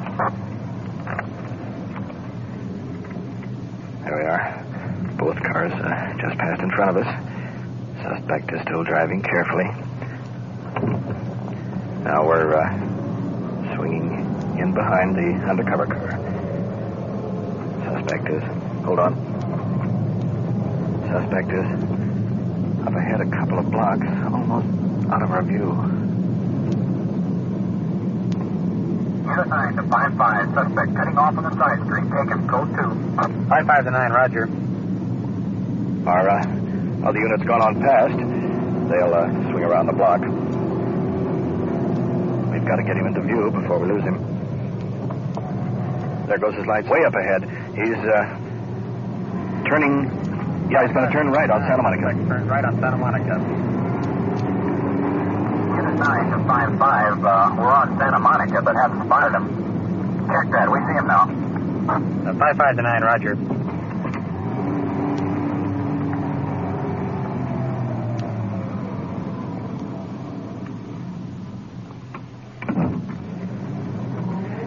Right here at the main street. Now we had to lay back. Both cars are out of our sight now. Trying to pick up speed. Here's a big open stretch here now. Well, they're not up there. They must have turned off somewhere. Well, we're in trouble now. Good 5-5 to Control 1. Can you pick up Unit 9? 5-5. Unit 9 wants you to pick them up northbound on motor. They're traveling without light.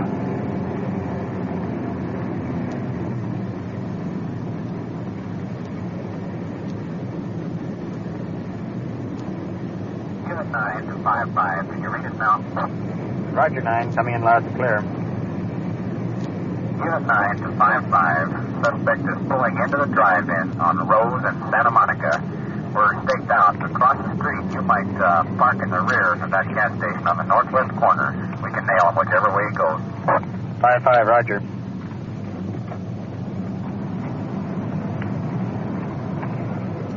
Well, a couple of blocks down the street. This may be where the suspect will make his contact and attempt to make a sale.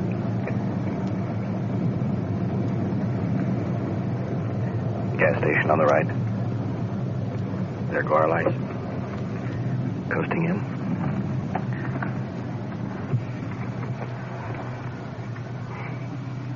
Yeah. There's his car running. Yeah. Suspect's car is parked in the driveway. It's full view. I can't see the other unit. They must be up the street a ways. Now we've cut our motors so that the smoke from the exhaust doesn't show. Let's put the field glasses on him. Do you see him? Yeah, he's talking to a girl just inside the door. That cinches it. That's the girl he's supposed to sell to. 5-5 to Unit 9. We have the suspect under observation. He's inside talking to the girl, our number 2 suspect. Stand by. They're both going out to the car now. You through with these? Have the field glasses on both suspects. The girl dressed in Levi's. Both getting into the car. 9. Suspect pick up the girl. They're pulling out on Santa Monica Boulevard, heading west. Let's take them. Unit 9, roger. We see him. Okay, you take the front. We'll take the rear. 5-5, roger.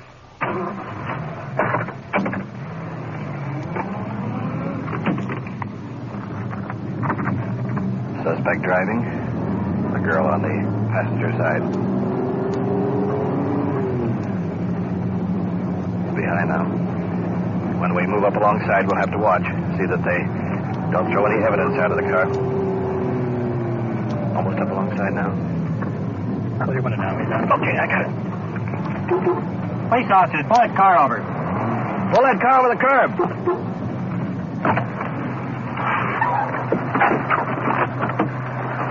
There we are, police officers. Second undercover car's getting in behind. 2 officers and a policewoman on. Come on, fellow. Get out of the car. Keep your hand out of your pocket. What's this for? Keep your hand out of your pocket. Watching carefully. See that they don't throw any evidence away. Stand right where you are. Whose purse is this? It's mine. Searching girl's purse. I don't know. Marijuana What do you mean you don't know? Found it. Where'd you find it? In the street. Well, whereabouts in the street? I just found it up there. How old are you? 17. All right. 1 acre. Where'd you get it? I found it. How many more do you have? I'm 7. Policewoman searching female suspect. Just found that one right there. Take her down and search her down at the station. Policewoman taking girl into custody. Let's move over to the male suspect. The pusher, as we say in the trade. You're under arrest. What's this? These are handcuffs. You know what that means, don't you? Plain, simple, you're under arrest. Putting the suspect in the back of the car.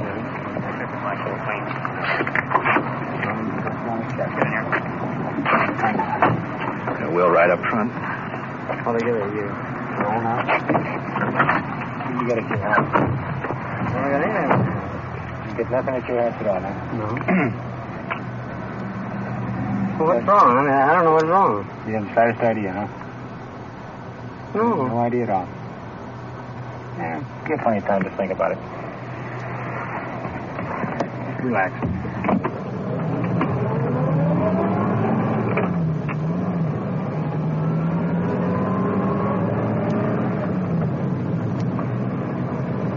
Fix the microphone out? Yeah. Here you go. 5-5 to Control 1. Will you radio Unit 9? Request they shake the male suspect's house.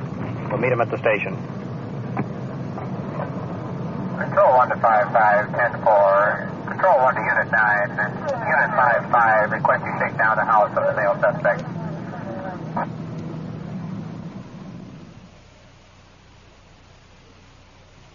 You are listening to Night Watch and following the activities of a detective unit on its tour of duty. Remember, the people and sounds you are hearing are real, and the investigations are recorded in the field as they actually occur. We'll bring you the final results of tonight's action at the conclusion of Night Watch. And now we switch you to police headquarters where a narcotics investigation is underway, and to the official police recorder, Don Reed.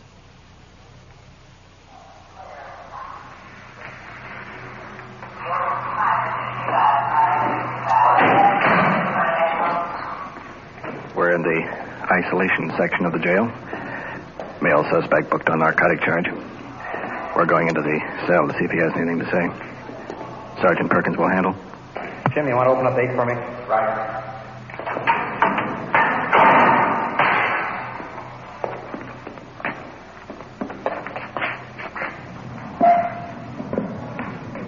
What'd you do today? Where'd you go?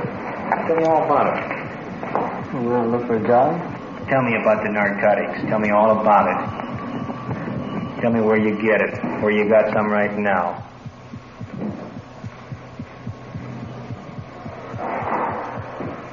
I'm not going to mess around. Why don't you think I give those people narcotics? What makes me think so?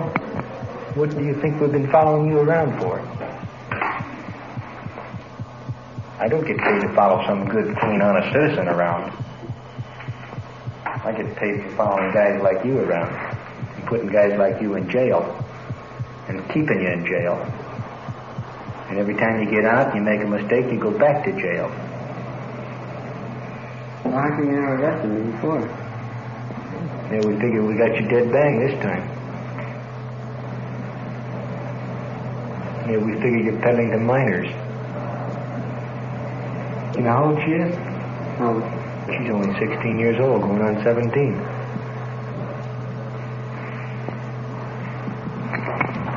You're going to be busted on furnishing narcotics to juveniles. Did you know that? If I tell you the people that's using dope, I'll walk out of here, huh? Nope.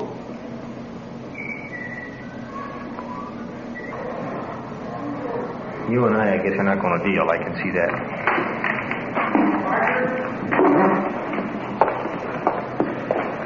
Can you secure A for us? Yeah.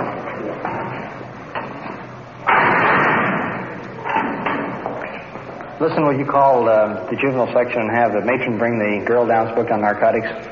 Right.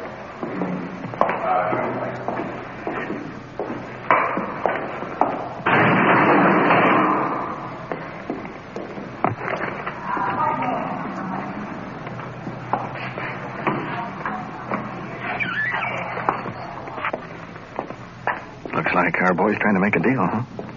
Yeah, he's scared and he's squirming. Go see what the girl has to say. Okay.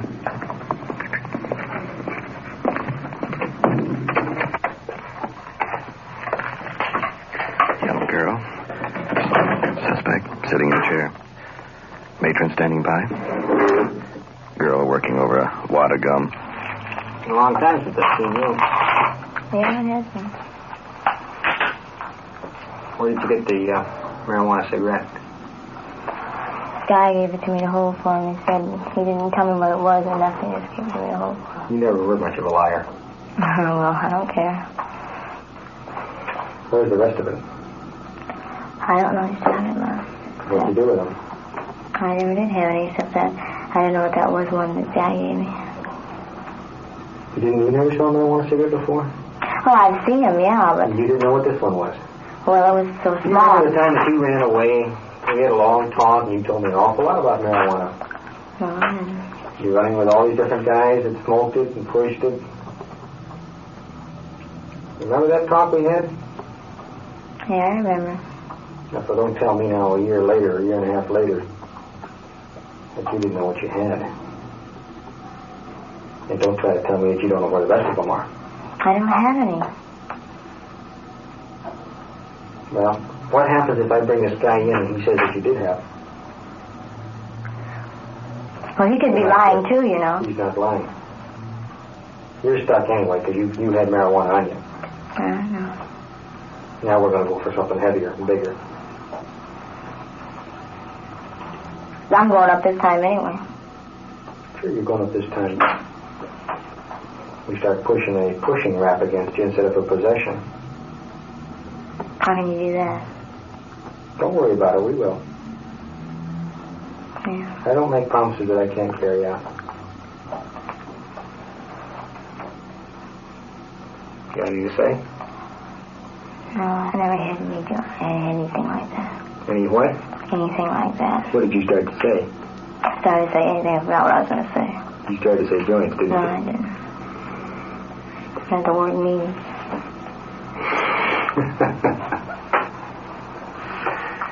10 years I've been sitting behind a desk talking to people right like you. Right across the desk from me.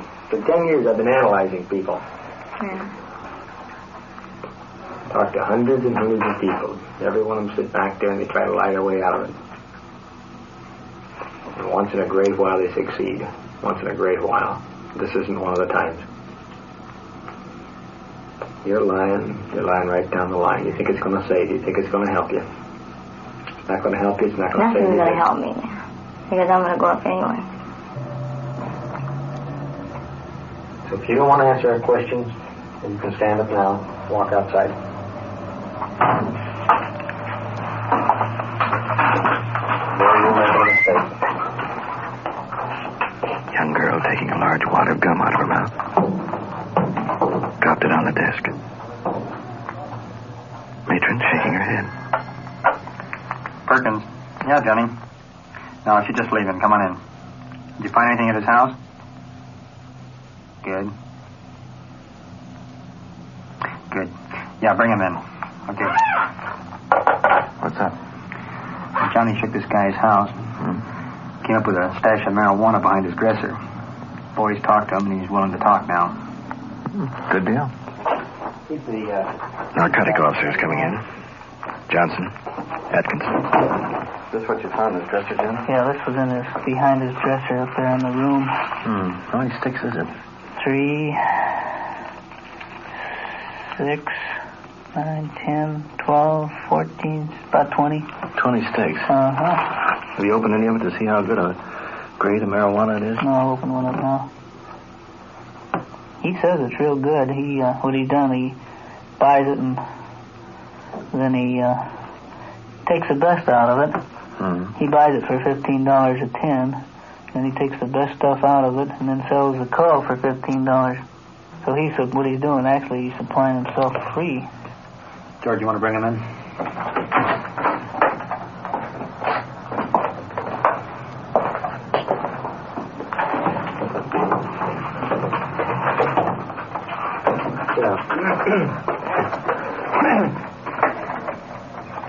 Suspect in? Sit down, Sheriff. Sitting in chair. Piercing, narrow blue eyes. Cigarette? Uncertain of himself. Well, we've got a good case against you on pushing the minors. Darn good case. One way for you to look at it is Somebody didn't worry about you. They know you should worry about the other guy. Yeah. I was thinking about that, too. All right. How much weed did you have? How many joints? About 30. About 30. And how much raw stuff? About half a can. About half a can. You got $15 for these 30 joints and a half can. How much do you pay for this stuff when you get it? $15. $15? And how much do you make? How much profit do you make on it? I get about 25 joints out of it. In other words, you make you pay $15 for a can, for a full can, and you sell, what do you sell your joints for? 4 bits apiece. 4 bits apiece? Yeah. Where do you get your stuff? Different guys. How about this Johnny? Yeah, he's precious. Did you ever get any off of him? Yeah. How do you make contact with him? Can anybody make contact with him, or is he just selling to certain ones? People he knows. Just the ones he knows. Does he sell to you for resale? Mm-hmm. I mean, it's, somebody got to introduce you to him or score for you or something. What if I went down and asked for Johnny wasn't there and asked some guys if Johnny was around? Do you think I could get it from somebody else? Mm-mm. Wouldn't have a chance. Not you. This stuff that you had was sure lousy. Just the looks of it, huh? Yeah. Yeah. Well, that wasn't the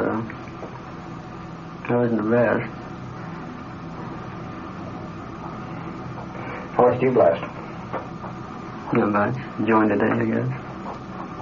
What's it do for you? So I'm going to sleep. That's about it? About it. I want to tell you something just between you and me. The guy that pushes narcotics at juveniles is I'm taking him back and put him in his cell, George.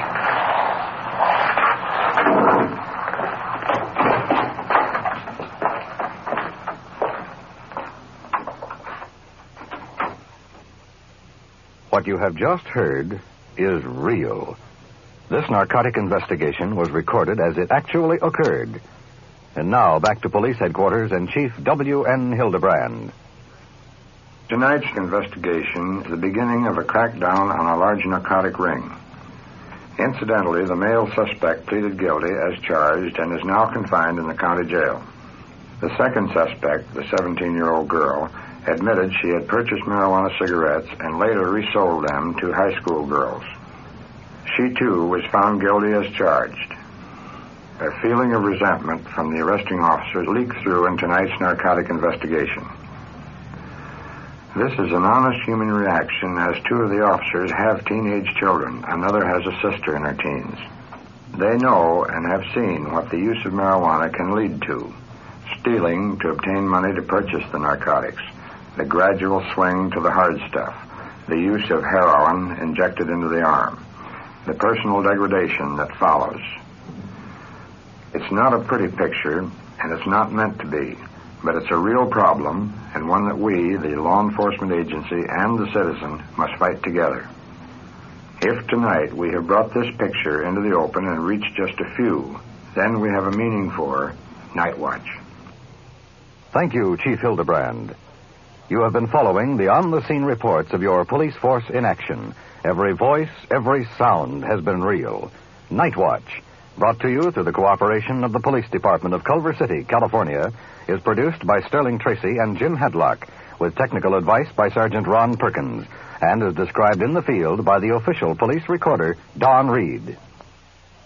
The Jack Benny Program, transcribed and presented by Lucky Strike, the cigarette that's toasted to taste better. If you want better taste from your cigarette, Lucky Strike is the brand to get. It's toasted to give you the best taste yet. It's the toasted cigarette. Friends, this is Don Wilson. There's no doubt about it. If you want better taste from your cigarette, Lucky Strike is the brand to get. It's toasted to taste better. Naturally, Lucky's better taste begins just where you'd expect it to begin, with fine tobacco. LSMFT, Lucky Strike means fine tobacco. And then that tobacco is toasted. It's toasted. The famous Lucky Strike process tones up Lucky's naturally good-tasting tobacco to make it taste even better, cleaner, fresher, smoother. So next time, get better taste. Get Lucky Strike.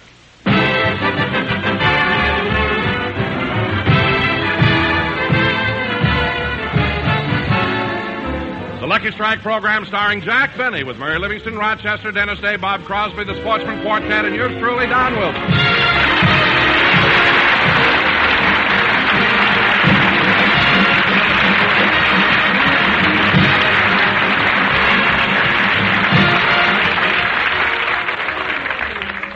Ladies and gentlemen, Jack Benny's birthday is February 14th, and whenever one of Jack's birthdays rolls around, it's quite an event. Last year, it was more than memorable because everybody was making preparations, and, well, let's go back to last year and look in on some of it. The regular weekly meeting of the Beverly Hills Beavers will now come to order. The motion before the club is resolved. The Beavers will give Mr. Jack Benny a surprise birthday party, and for this purpose will withdraw our entire treasury of $1.43. I second the motion, Stevie. Thank you, Joey, but call me Mr. President. No familiarity during meetings. Any questions? What is it, Cliff? Well, I'm a new member of the Beavers, and I'd like to know who Jack Benny is.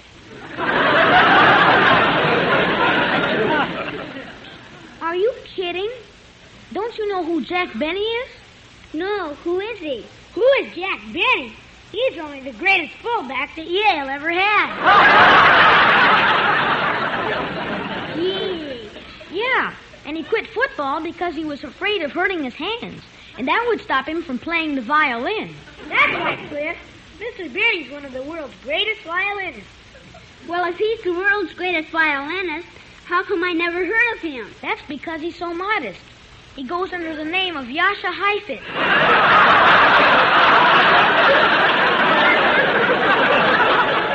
Well, since Mr. Benny's such a nice man, I vote that we give him a birthday party. Let's all go over to Miss Livingston's house, and she'll give us a list of Mr. Benny's friends. All those in favor, say aye. Aye.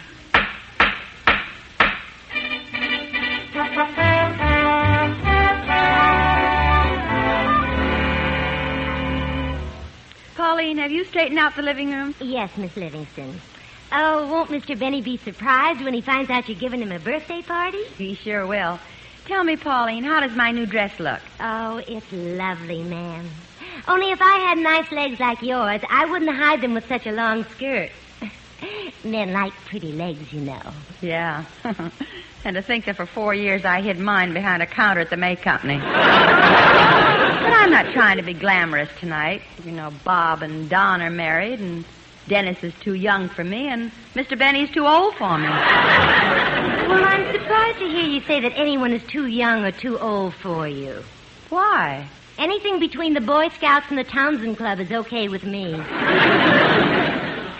Why, Pauline, I didn't know you liked men so much. Oh, I do, ma'am. Why, I like them so much that I... Well, you'd think me silly if I told you what my favorite dream has been for years. No, I won't. Tell me, what is your favorite dream? That I'm a Dixie cup in the New York Giants locker room.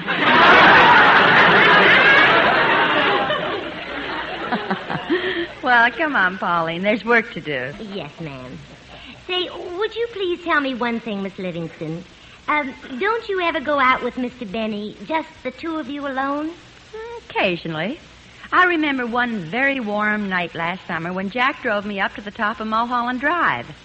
Gee, how'd you make out? Fine. I sold more good humors than he did.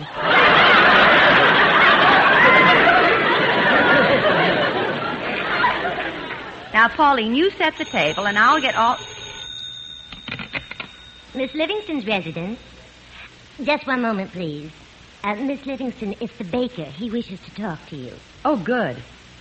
Hello? Yes, I want the cake delivered as early as possible.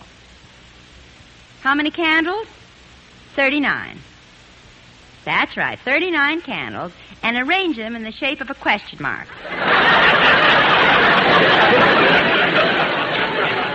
Bye. Say, Miss Livingston, how old is Mr. Benny really? Oh, I'm sorry, I can't tell you. You see, Mr. Benny and I have an agreement that saves us both a lot of embarrassment. An agreement? Yes. I never tell anyone his age, and he never tells anyone my salary.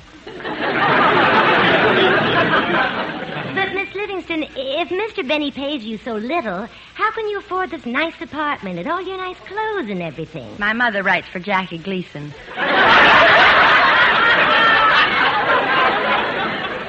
Well, I better go over the invitation list and start calling. Oh, Miss Livingston, what are you going to do about music? Well, I've been trying to reach Charlie Bagby, the piano player, so he'd bring the boys and the band over. I've tried to get Charlie 3 times.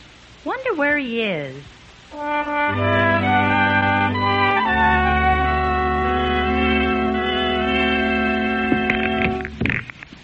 4 ball in the side pocket. Watch it now. Yeah, okay, Charlie.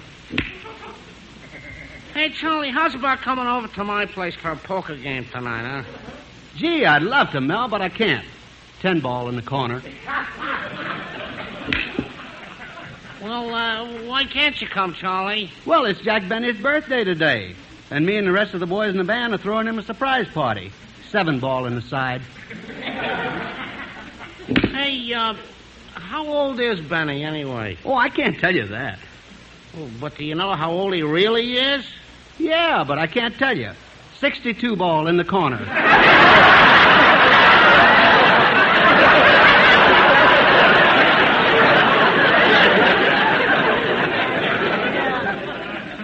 What? I mean combination shot off the 6 and 2 ball. Oh. Hey, where you musicians going to have the party?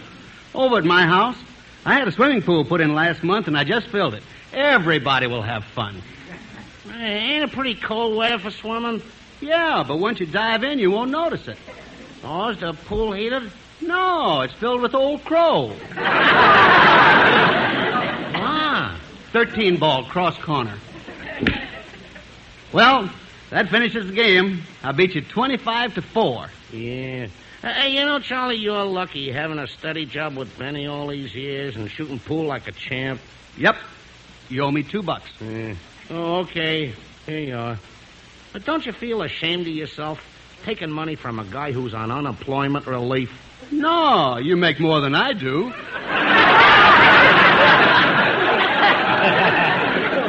Oh. Well, I better start calling some people and inviting them to the party me and the musicians are giving. I think I'll call Dennis Day first.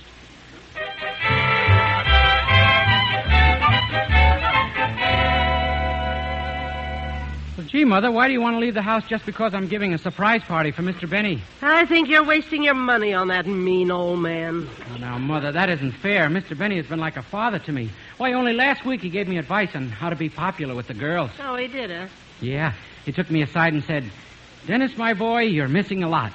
You ought to get a girl and on some moonlight night drive her over to Lover's Lane, put your arms around her, pull her up close to you, put your face close to hers, and... Yes? Then what did Mr. Benny tell you? When he got to that part, he fainted.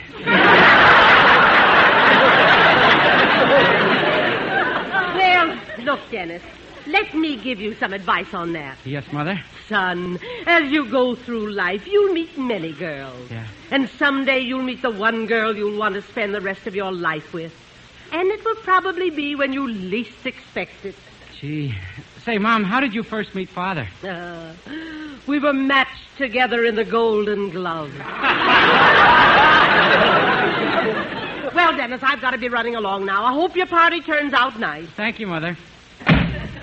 Well, I got to get everything set for the party. Now I better see if I have everybody's phone number. If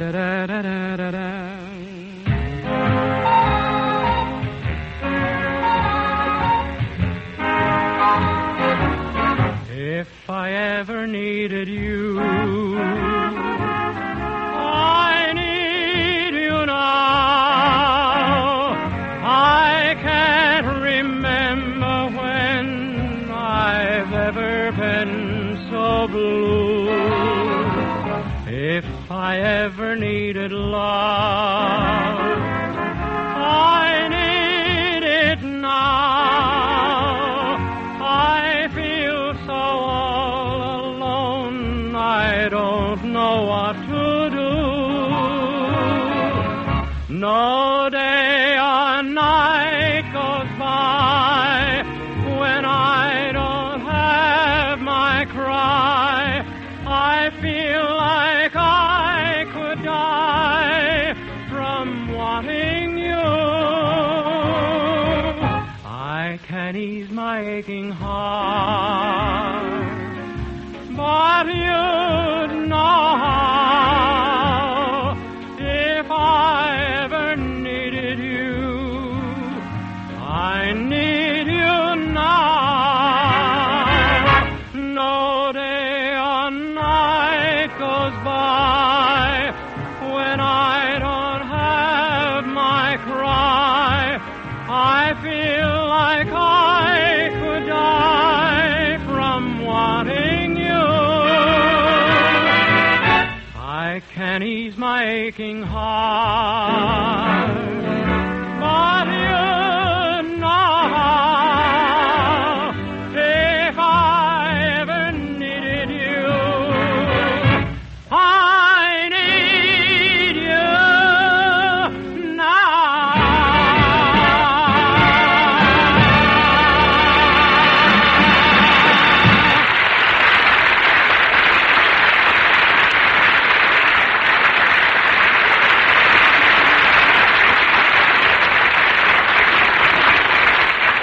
Well, I've got everybody's phone number but Don Wilson's. I want to call him and his wife.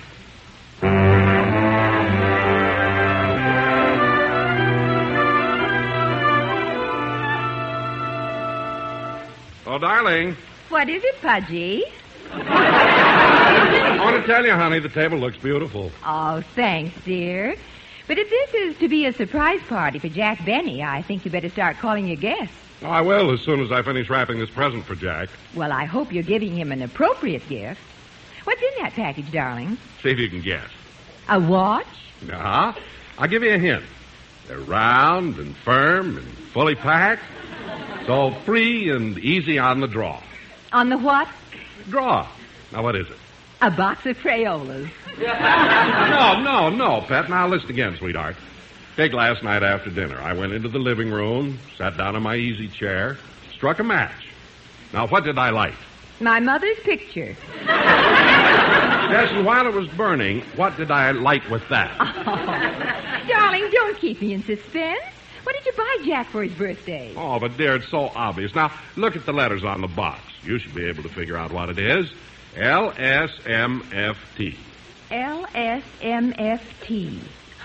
Oh, I know. A long silk muffler from Tubby. No, dear. It's a carton of Lucky Strikes, and LSMFT stands for Lucky Strike, means fine tobacco. Oh, well, everybody knows that. Well, then why'd you make me tell you? I love the way your big fat face lights up when you say it.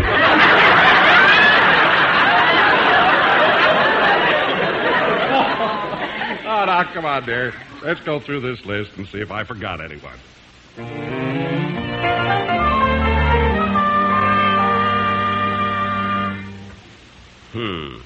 Fine thing.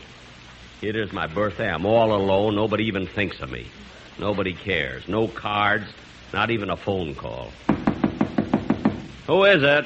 It's me, boss. Rochester, I don't want to talk to anyone. Leave me alone. Leave me alone. Leave me alone. Quiet, Polly. When I want your help, I'll ask for it. Boss, you haven't eaten all day. You want me to get you something? I don't want anything. Just leave me alone. Okay. I wonder what's wrong with him. He's kept himself locked up in the den all day. Maybe he bet on a horse. No, if Mr. Benny bet on a horse and that horse lost, he'd beat it to death with his bare hands.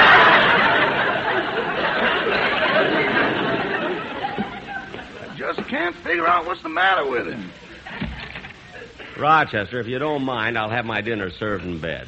What's the matter, boss? Don't you feel good? You've been brooding all day. I haven't been brooding. If I want to lock myself in the den, it's my own business. Wait a minute, boss. Huh? Have you been crying?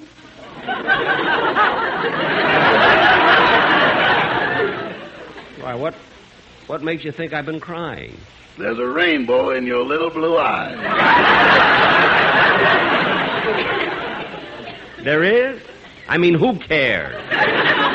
A lot you or anybody else worries about me anyway. You're wrong, Mr. Benny. I worry about you. Oh, you do, eh? Well, Rochester, what day is this? Saturday? Uh-huh. Saturday, February what? The 14th. Well, doesn't that mean anything to you? Saturday, February 14th. Oh, my goodness, I forgot to put the garbage out.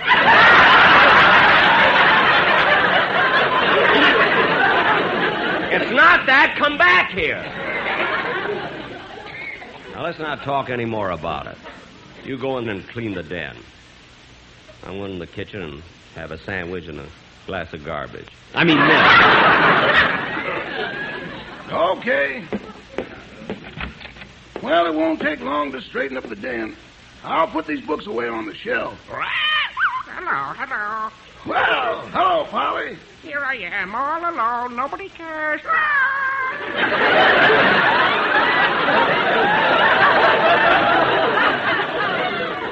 Huh? Nobody cares. Nobody cares.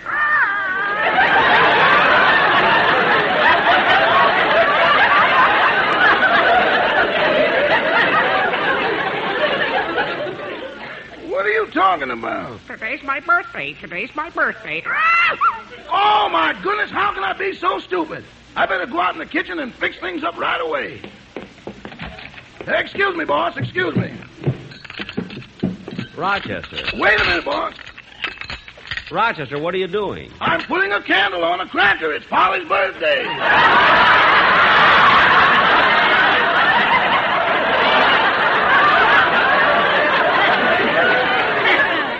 Oh, it is, eh? Well, I'm glad to hear it.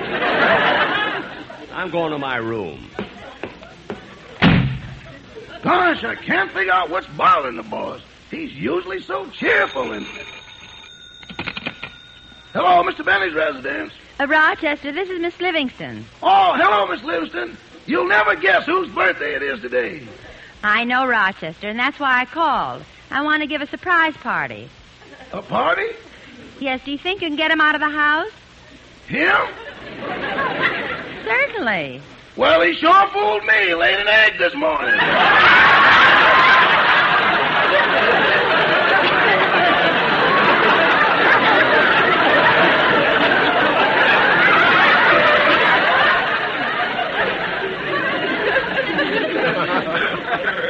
Rochester, what are you talking about? The parrot. Parrot? It isn't the parrot's birthday. It's Mr. Benny's birthday. Oh! So that's why he's been feeling bad all day. He thought everybody forgot about him. Oh, no.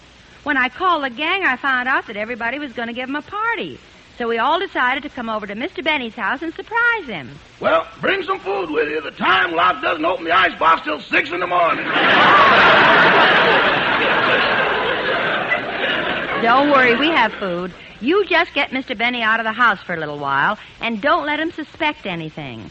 Okay, Miss Livingston, and leave it to me. I'll get him out of the house, and I'll be clever about it.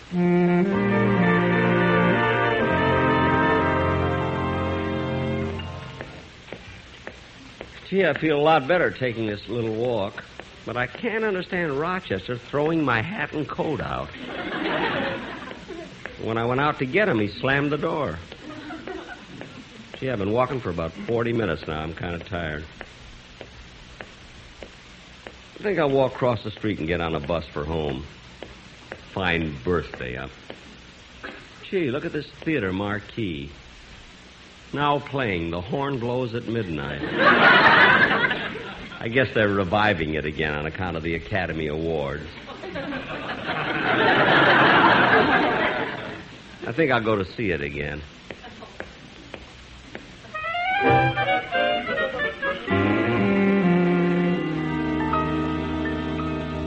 Rochester, we've been here 4 hours now. If Mr. Benny only went out for a walk, why isn't he back? I don't know, Mr. Day. Well, I've waited long enough. I've got to go home. Me too. I wonder what happened to the boss. Yeah.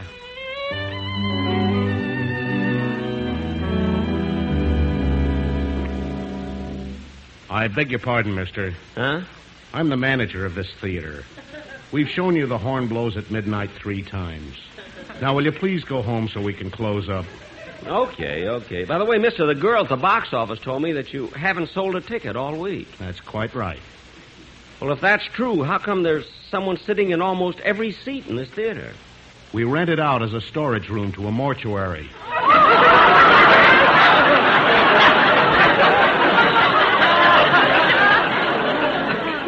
A mortuary? You mean all the people in those seats are...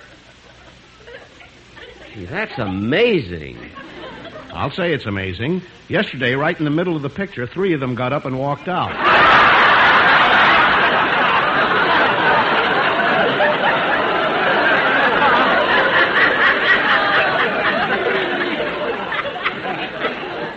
Gee, I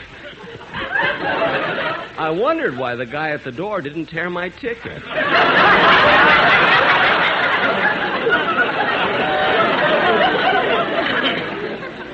Well, I better go on home.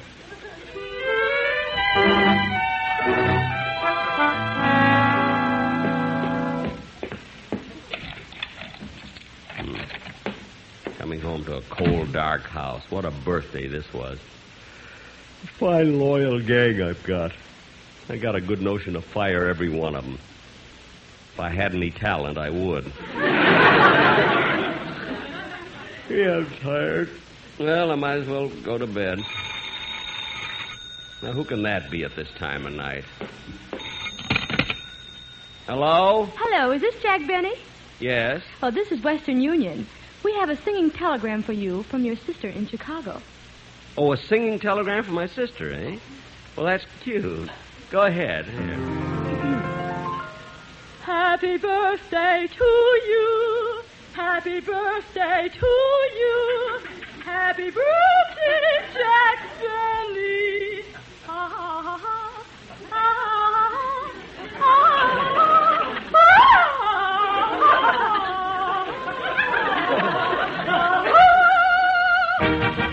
Happy birthday to you. Happy birthday to you. Happy birthday, Jack Benny. Happy birthday to you.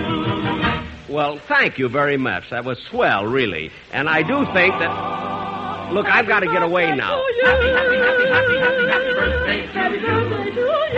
Look, kid. Happy birthday to you. Happy birthday, Jack Benny. Happy birthday, dear Jack. Happy birthday to you. Well, that was awfully sweet of you. Now, if you'll get... What a happy day. What a happy day. What a happy day. What a happy day. What a happy day. What a happy day. Happy birthday, Jack Benny. Well, thank you very much. And You're welcome, yes, you're welcome, very well.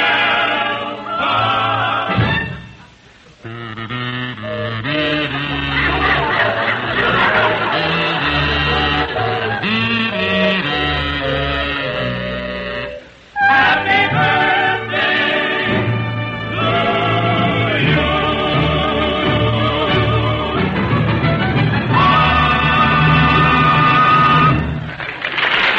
Well, I'll be darned.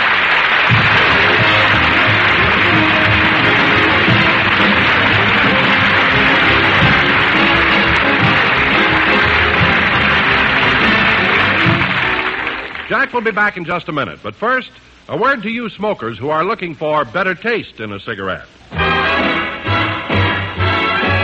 If you want better taste from your cigarette, Lucky Strike is the brand to get. It's toasted to give you the best taste yet. It's the toasted cigarette. They take fine. Tobacco is light. Tobacco is mild. Tobacco too. And it's toasted, yes, it's toasted because the toasting brings the flavor right through. So to get better taste from your cigarette, Lucky Strike is the brand to get.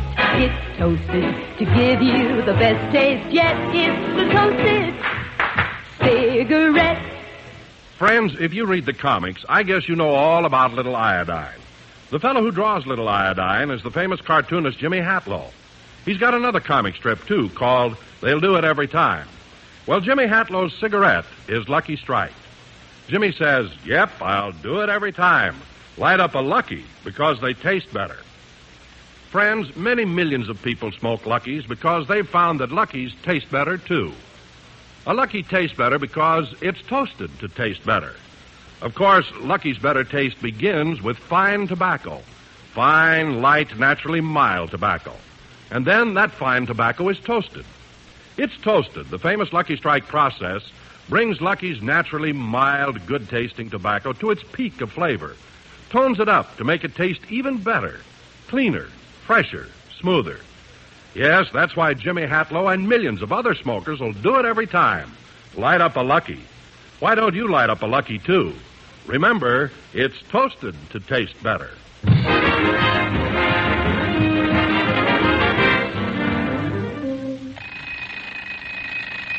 Oh, gee, it's 9 a.m. Sunday morning. Gee, I hope I have a good show this afternoon. Good morning, Rochester. Good morning, boss. Feeling a little more cheerful today? Yes, I feel fine. You should have come back earlier last night. Why? The whole gang came over to give a surprise party and celebrate your birthday. What? A surprise party for me? My whole gang? You mean Mary and Don and Dennis? Gee, they didn't forget me. Why, boss, that rainbow's coming back in your little blue eyes. Well, I can't help it. I'm so happy. Good night, folks.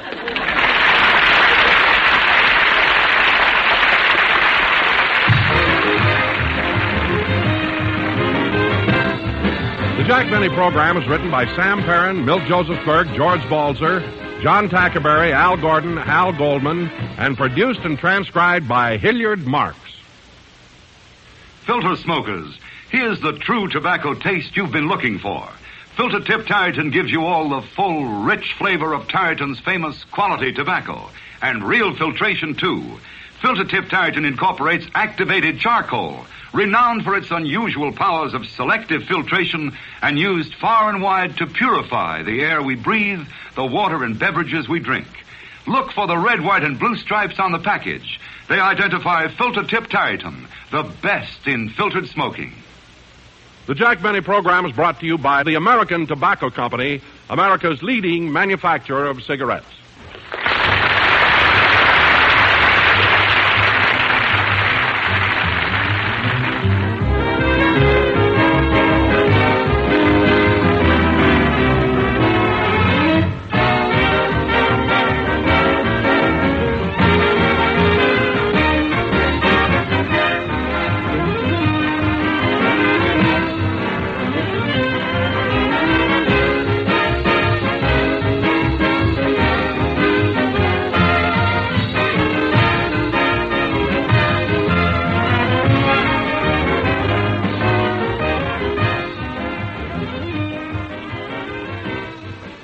This is Arthur Barrio with Listen to Washington.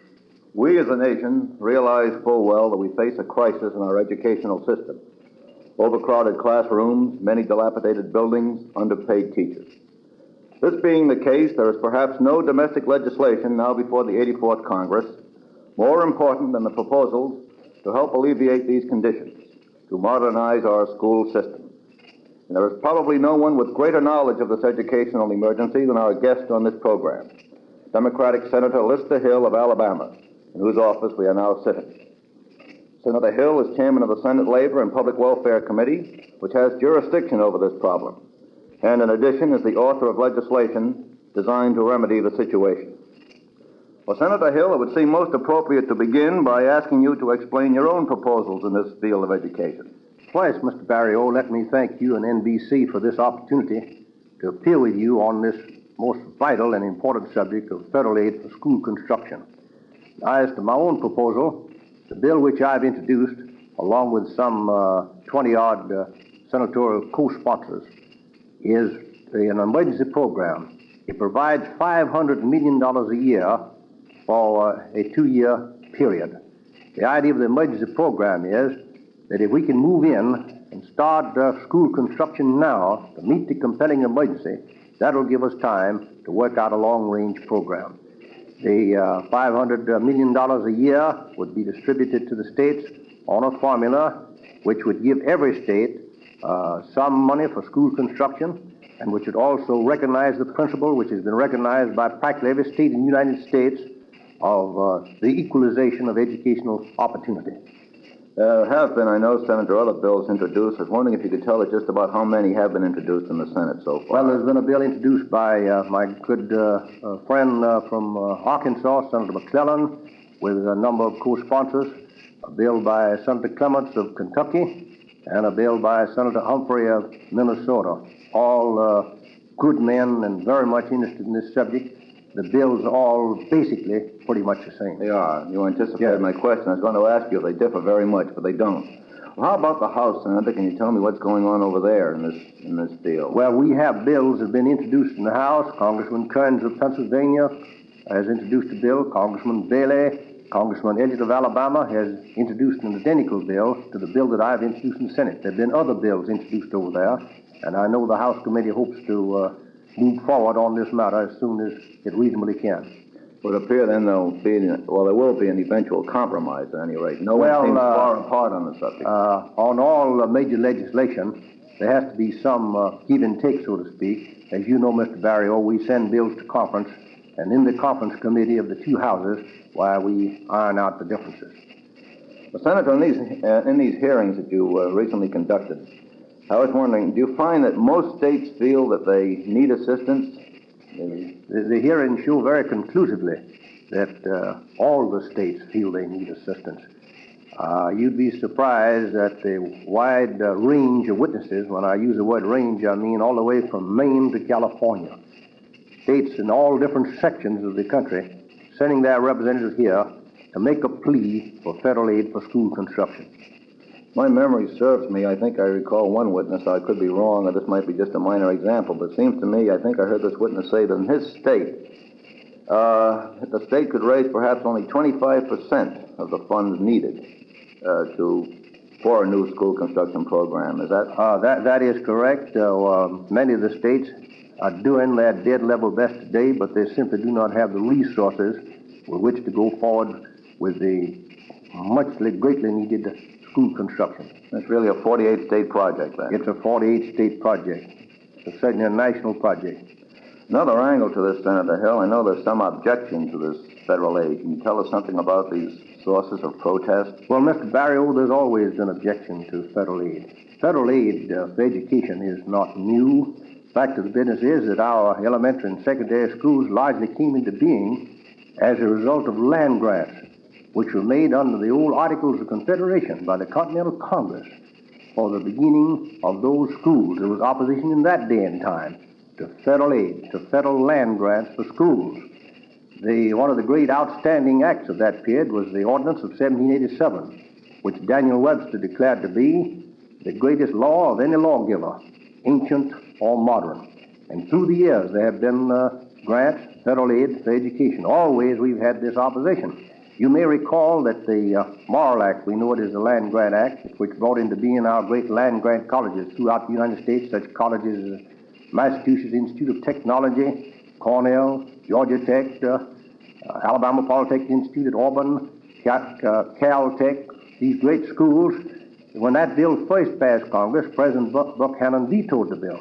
It was only after Abraham Lincoln, who knew the hardships and the ordeal of getting an education, became president, that the bill was signed, became a law. When we first proposed federal aid for vocational education, there was bitter opposition to that. But we've had vocational education help from the federal government now for many years. There's no longer any opposition to it. And as I'm sure that once this program begins, everybody will realize how absolutely necessary it is for the federal government to grant aid for our school construction throughout the states. You'll be able then to simply eliminate what opposition there is and go ahead with the program. I think that's true. Of course, you and I know, Mr. Barrio, there are always some people who are against nearly anything. You remember the little group sitting around the country crossroads store? There was one fellow who was against everything that came up. Finally, one of his friends said to him, says, well, Bill, what are you for? Bill says, I ain't for nothing. Says, I'm always again. And there's some folks that way that are against. But I'm sure the great overwhelming majority of the American people will be for this school construction program with federal aid. You find that those again usually yell much louder than those for? Is that? Oh, yes. Sort of the fellow who's practice, against, you know, he's not being constructive. He's not offering anything affirmative. He just sits there and yowls and howls. Senator Hill, isn't the committee in formulating legislation now sort of jumping the gun on the president and his Secretary of Health, Education, and Welfare? Their ideas, that is, haven't yet been studied very thoroughly. No, we're not jumping the gun. You may recall, Mr. Barrio, that this committee, the Senate Committee on Labor and Public Welfare, at the last session of Congress, reported a bill, and that bill was substantially the same bill that I have introduced at this session of Congress. The committee had hearings last year and was so impressed with the compulsion of the need for federal aid for school construction that the committee reported that bill out last year. Now, the administration, up to the time of the President's State of the Union message last month, had taken the position that nothing should be done about any federal aid until there had been conferences held in the different states and a conference here in Washington known as the White House Conference. Now, that conference will not be held until November. The committee strongly felt and strongly disagreed with the administration that we should not wait until after next November, which would mean the next session of Congress, 1956, before action was taken to meet this very compelling situation. You want no further delays at all? No, I want no further delays at all. I'd say to you, sir, as chairman of the committee, I'm doing everything I can to press forward just as expeditiously and just as rapidly as possible. Senator, how do you feel about recommendations that school construction be undertaken under what you might call the FHA-type loans? I've heard some talk about that. Well, there's been talk about that, but as yet the proposal has not been definite enough to give it any very thorough study. We've had some experience with that type of loan, for instance, in the state of Pennsylvania. Now, there, the interest rate has run about 4.7%. That's nearly 5%. And that's a pretty high interest rate, as you and I know. Furthermore, you run into the proposition of constitutional limitations, of statutes prohibiting the issuance of bonds such as an authority would issue. And that means delay, perhaps long delay. That means you have to wait for your legislatures in your several states to meet. Then the legislatures have to submit proposals to change the state constitutions, and that takes time, as you and I know. Then in addition thereto, when you issue these bonds, you have to pay interest on these bonds. You also have to provide for the amortization, pay them out at the end of the bond period. Where are those funds coming from? Now, you can well foresee a situation where if you let a community have some of these bonds, they might go forward and build a schoolhouse. But where will the money come from to pay the interest on the bonds and to amortize out? Are we to take this cost of these bonds out of the ordinary operation expenses of the schools? Remember, Mr. Barrio, that one of the most crying needs in our schools today is for better and more adequate teacher salaries. And surely we cannot adopt any program that means a further reduction, a further depreciation in our teacher salaries. So you've got a question here that will require most careful study before you can move forward. Well, I notice that you can't answer for 48 states and all the municipalities, but speaking of the teachers' salary, do you see any hope for them getting a raise, have their standards raised? Well, I think their situation is so bad that it's got to get better.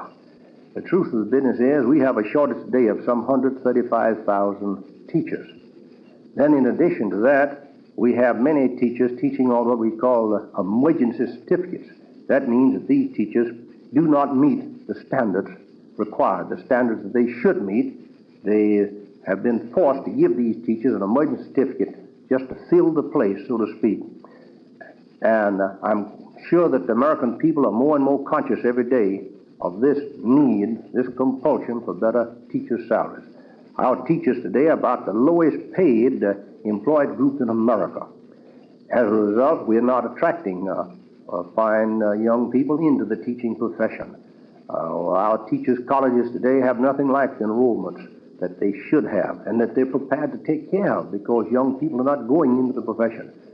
Nothing's more serious than our shortage of teachers and the inadequacy of the pay and compensation for teachers. But I want to say this, speaking about this inadequacy, this very serious inadequacy in pay, nothing, according to the record, the testimony affects the morale of the teacher more than being given far more teachers to teach in a particular class than that teacher can really hope to satisfactorily teach.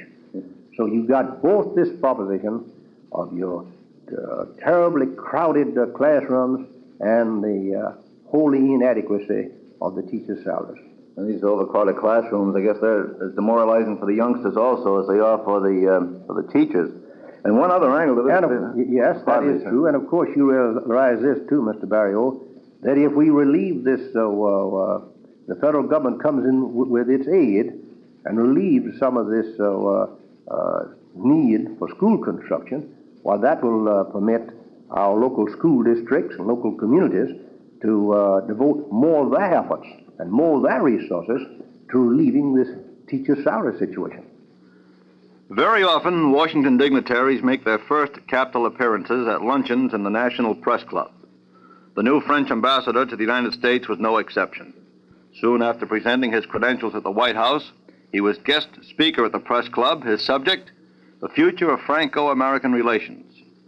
Listen to Washington now brings you a portion of the address by His Excellency, Monsieur Maurice Coup de Merville. It is a common thing to say that war has upset the world's equilibrium, such as it was gradually built up by centuries. The vanquished in this war, Germany and Japan, were so thoroughly beaten that no one could hope that their recovery could help to bring back the old equilibrium which mad ambitions had led to upset. The new powers, which appeared in their full might, the United States, the Soviet Union, later China, were so powerful with their population and their economic resources that very soon the German and the Japanese problems were not anymore first-rate problems. On the contrary, arose an entirely new problem of world concern, the one we are calling today the problem of East-West relations. The task was no longer to set the peace conditions with our ex-enemies. As a matter of fact, peace with Germany has not yet been concluded. The task was to find a means to realize in a peaceful and, if possible, durable way, a new equilibrium set upon basis so new that they were a challenge to all traditions and thoughts. The history of international relations for the last 10 years has been that of the search for that new equilibrium. In that framework, France, like other countries, had to find her way and to define her policy. In one sense, that was not difficult, as one of the words facing each other was that of freedom, to which we belong by definition. The Atlantic Alliance is truly the basis of our foreign policy, and it has never been contested or argued by anybody, except the communists, of course. But that was only a starting point. As a consequence, we had to accept two hard realities. One was that so soon after the war, we had to make again the maximum effort to strengthen our defense, at a time when all the available resources should have been earmarked for reconstruction. The other one was the necessity of having Germany participate to this strengthening. The first one is no longer being contested by anyone. We know that we must remain strong to save peace. The second one, after many impassioned discussions, is now generally accepted. One must admit that it was a strong medicine for us to take after 2 wars and 4 years of occupation. We can say that when the Paris agreements are finally ratified, and I am convinced that they will soon be, the period of adjustment to the international conditions of the post-war era will be ended for France. France will have adapted herself to the imperious needs of a new situation which has cost us many sacrifices. In another field, my country has also had to face, not without difficulties, the results of the war's upheavals. France had always considered the evolution of the countries that used to be called colonial as a long-term problem and something to be realized in a leisurely way. The speed of events has placed her brutally in front of urgent problems whose solution public opinion was not ready to accept. It took no less than the last 10 years to prepare it for the necessary transformations. 10 years marked especially by the long Indo-Chinese War, which, born of the pretext of nationalist movement, was in reality like the war in Korea, but a violent phase in the conflict between East and West. The painful ending of this Indo-Chinese War has marked in this area the end of the post-war period, whereas in Africa, after a good deal of probing, it coincided with the moment when a general agreement was realized on the need for profound reforms, even though the modalities of these reforms are still being discussed. Finally, it took us also 10 years to achieve the reconstruction of our country. You know the destructions that war had accumulated and how insufficient production had become to fill the essential needs of the country. Today, there are no more ruins. Industrial and agricultural productions have greatly increased in comparison to the pre-war period. Like you in the United States, we are even beginning to have a problem of surplus commodities. The help you've given us has been a powerful contribution and has helped to recover more rapidly. In any case, in this domain, the post-war period is ending with a great advance if compared to the period which followed the First World War.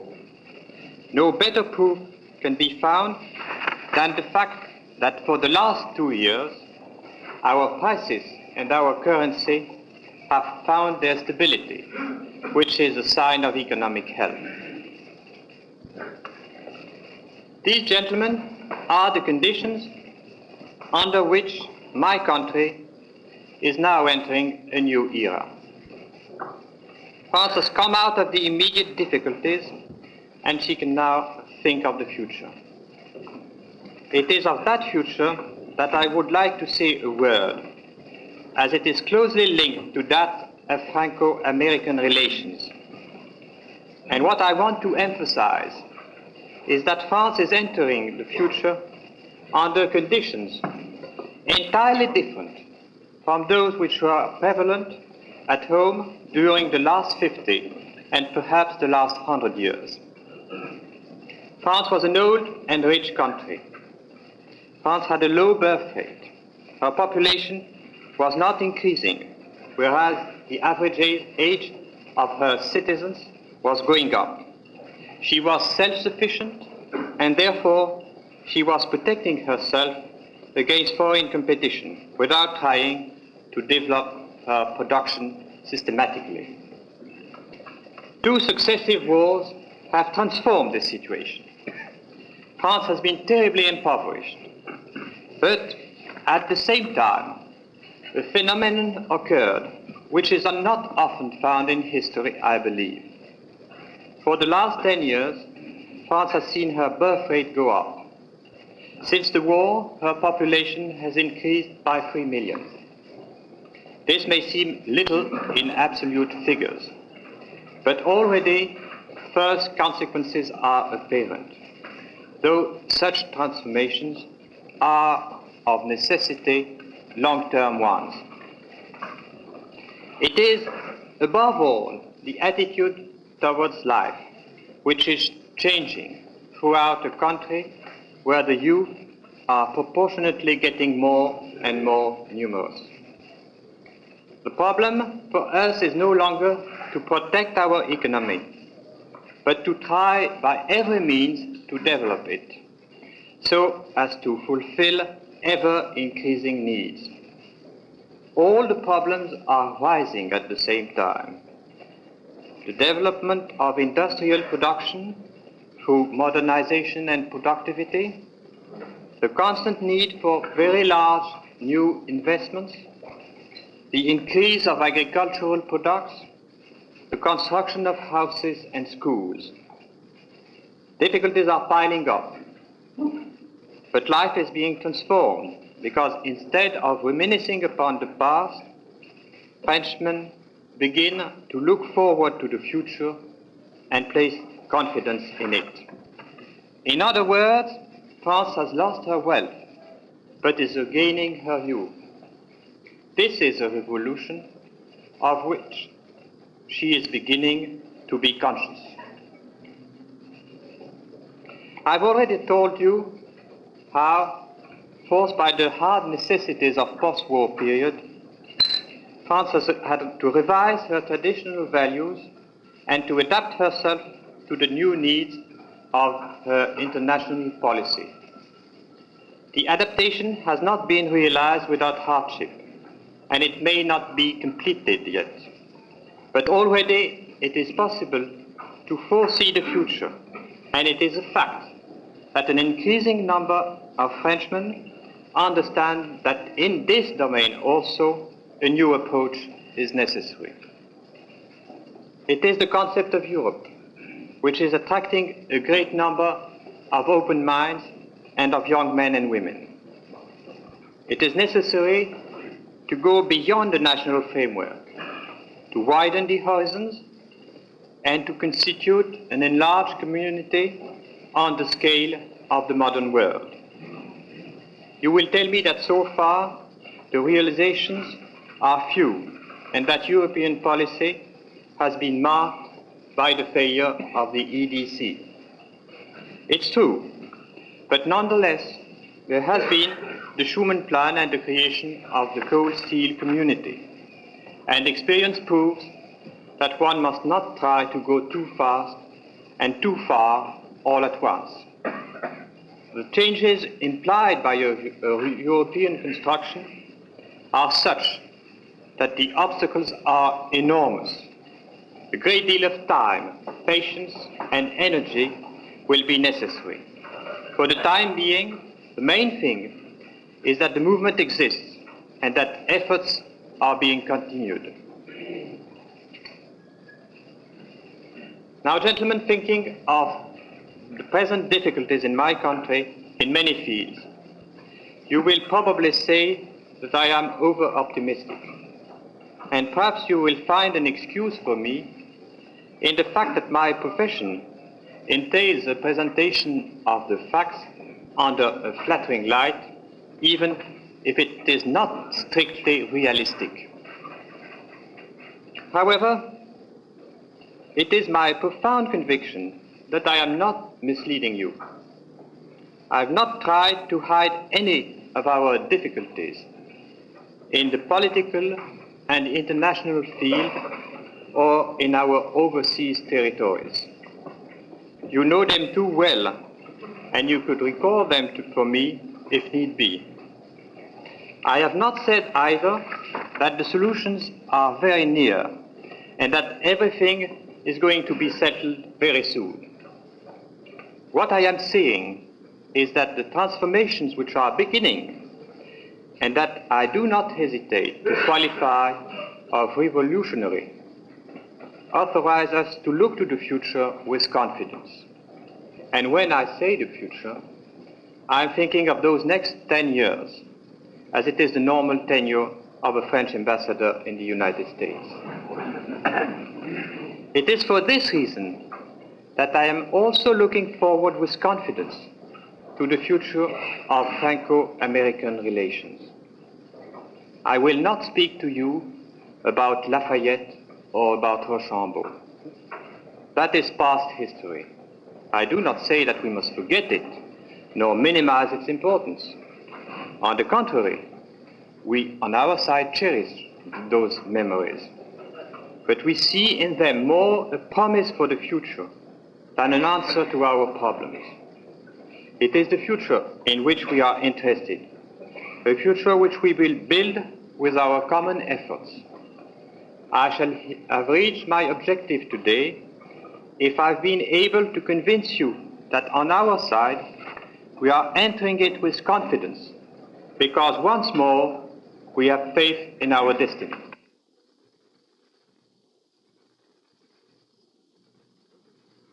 Listen next week when NBC's congressional correspondent Arthur Berrio brings you face to face with the capital personalities in the news spotlight on Listen to Washington.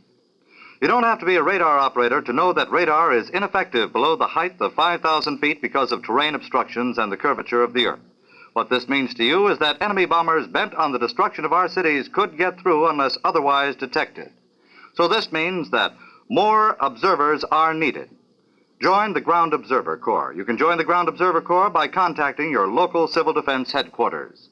Listen to Washington is an NBC radio network production and came to you from the nation's capital. This is the NBC Radio Network.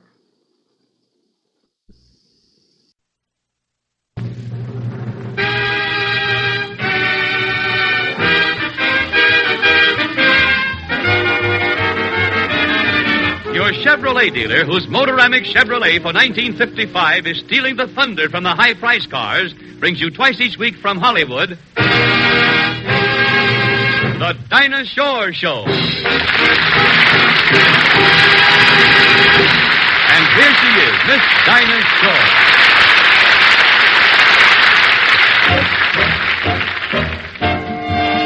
Mr. Sandman, bring me a dream.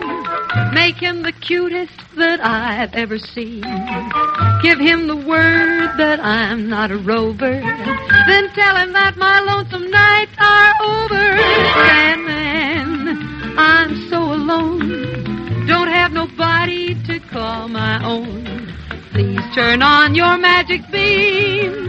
Mr. Sandman, bring me a dream. Mr. Sandman, bring me a dream. Make him the cutest that I've ever seen. Give him the word that I'm not a rover. Then tell him that my lonesome nights are over. Sandman, I'm so alone. Don't have nobody to call my own. Please turn on your magic beam. Mr. Sandman, bring me a dream.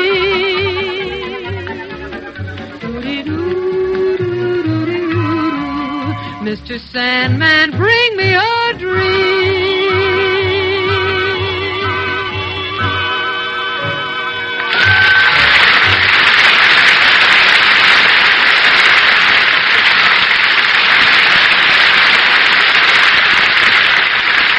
Thank you. How do you do? Welcome from the Chevrolet dealers all over America. Say, we have a real super special surprise for you tonight. A very special singing star is guesting on our show, and, well, I'm going to keep his identity a secret temporarily and see if you can guess it from the hints I give you. Now, first, I'm going to ask Frank DeVol to give me a nice green downbeat, and I'll sing How Are Things in Glockamora from the lovely Irish musical Finian's Rainbow, and we'll be after dedicating it to our guest star, whose initials are D.D., and to whom an Irish tune is that near and dear to his heart. It is. I I hear a bird, Londonderry bird. It well may be he's bringing me a cheering word. I hear a breeze, river Shannon breeze. It well may be it's followed me across the sea.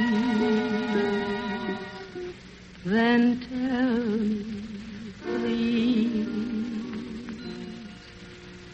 how are things in Glockamora? Is that little brook still leaping there? Does it still run down to Donny Cove, through Killybegs, Kilkerry, and Kildare? Are things in Glockamora? Is that willow tree still weeping there? Does that laddie with the twinkling eye come whistling by? And does he walk away sad and dreamy there, not to see me there? So I ask each weeping willow and each brook along the way and each lad that comes a-whistling to Raleigh. How are things in Glockamora this fine day?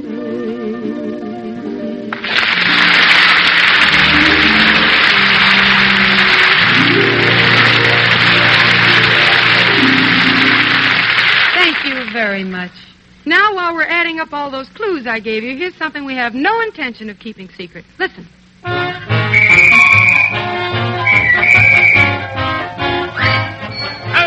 hurry, hurry. Step right up and take your choice. Take your choice from 6. Count 'em. 6 Chevrolet power drive combinations. Hurry, hurry, hurry. That's right. The Motoramic Chevrolet for 55 offers you a choice of 6 different combinations of engines and transmissions.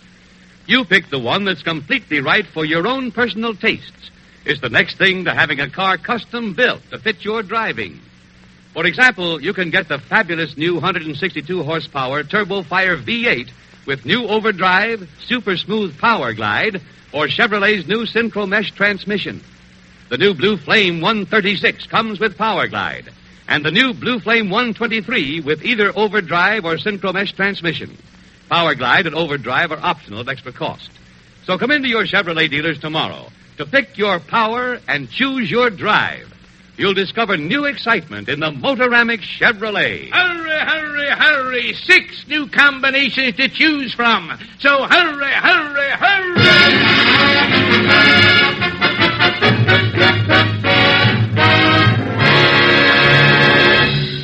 You know, with a guest as popular and talented as ours is, it's really not fair to keep him to myself any longer. So, ladies and gentlemen, as if you hadn't already figured out who he is, here's our very good friend and gracious guest, Mr. Dennis Day.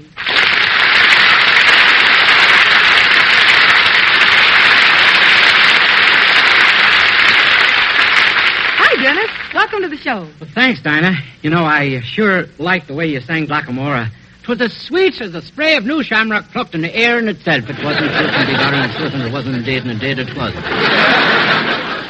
Oh, he's had a busy day at the Blarney Stone. I like it, though. What are you going to sing for us? Well, Dinah, I thought I'd do that one based on the Tara theme from Gone with the Wind, My Own True Love. Oh, wonderful.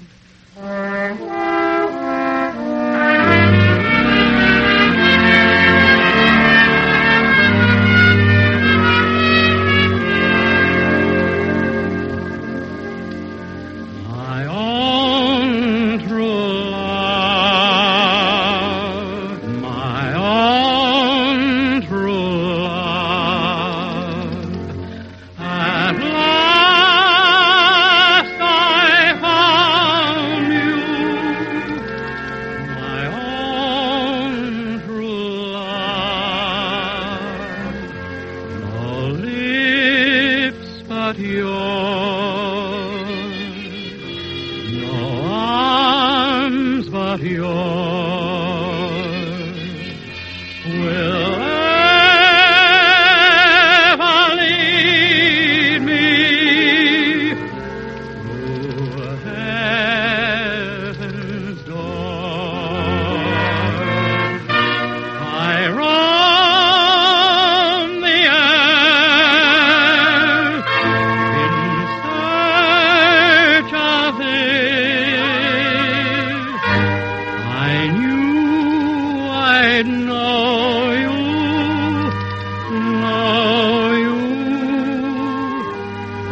your kiss, and by your kiss, you've shown true love. I'm yours forever, my own true love.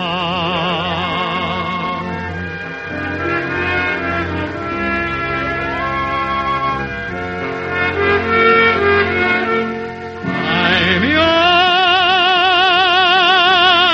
forever, my own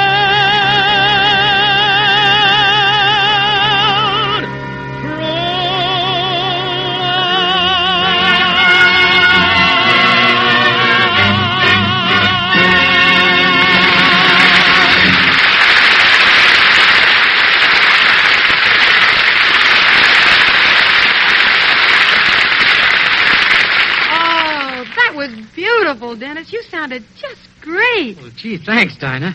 And you know, since my vocal cords are all limited, you're doing me the honor of joining me in a bit of harmony there. Faith, and I'd be that pleased to do it, Dennis, my boy. Frank, have you got a wee bit of a downbeat for us at Tal? Sure, and 'tis one of the finest. It is coming right up, it is.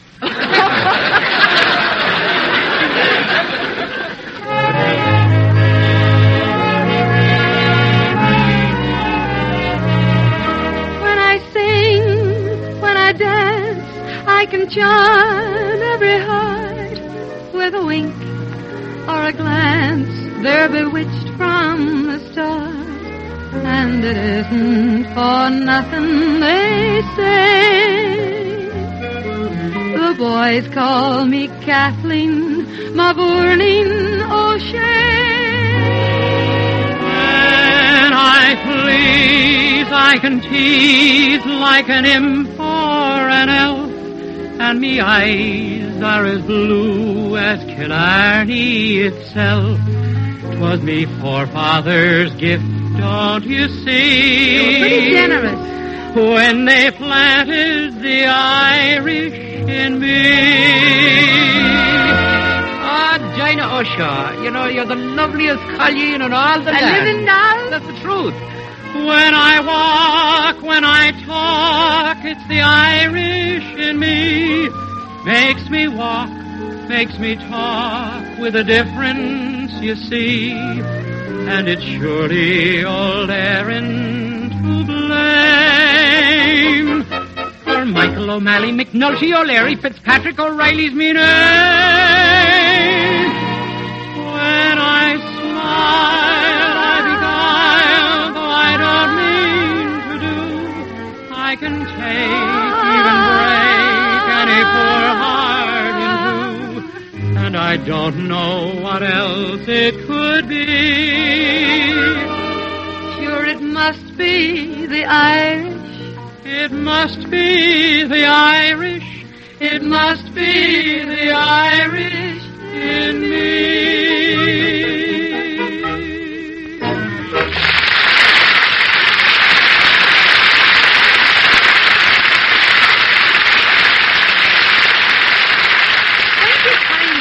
Dennis, it's been just wonderful having you with us tonight. Why don't you come around again real soon? Oh, you're just saying that because you're so nice. No, I really and truly mean it. There's no one I'd rather trade words and music and accents with than Dennis Day. Well, thank you very much. In that case, it's a date there, Dana. I'll depend on that. And now we all have a date with our very dependable reminder, Mr. Art Baker. Art? Thank you, Dinah. Tonight, I have a word for truck users. Chevrolet's new advanced design trucks bring you the features you want for 55, the savings you want for years to come. See your Chevrolet dealer now and find out why it's better business to buy a Chevrolet truck for 55. Dinah will be back on this station Wednesday evening, same time. Be sure to enjoy Dinah on television, too. Presented Tuesday and Thursday evening over NBC TV by your Chevrolet dealer, who also brings you the exciting television show Treasury Men in Action each week. Check your paper for time and station. And now, here's Dinah once more, offering you all a musically engraved invitation to...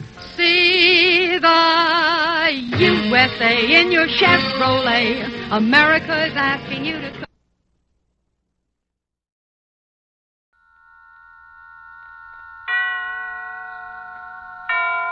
And now, tonight's presentation of radio's outstanding theater of thrills, Suspense.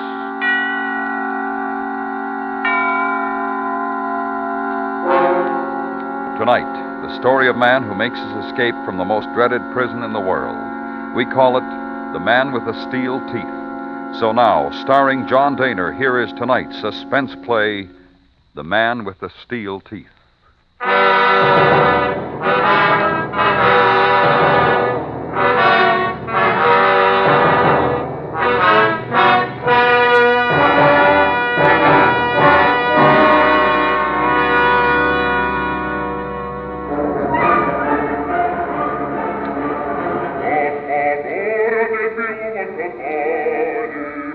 Began on the evening of April 29th. I was seated in my box at the Bolshoi Opera in Moscow, listening to a particularly fine performance of Boris Godunov, when I felt a slap on my shoulder. Полиция. Пойдем. What you want? Пойдем. Я из полиции. Отсюда. Now, look here. What's this all about? You are under arrest. Arrest? What are you talking about? Come.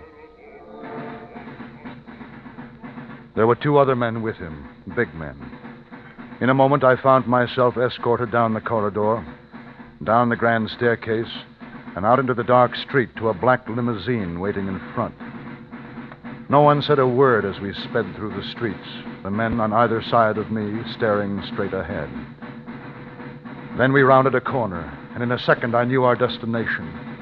Lubyanka Prison, home of 1,000 ugly secrets and the dread MVD. We swung down a long ramp and came to a stop at a huge, unguarded bronze door. Inside, I was taken through another door and steered down a long corridor. It was the cell block.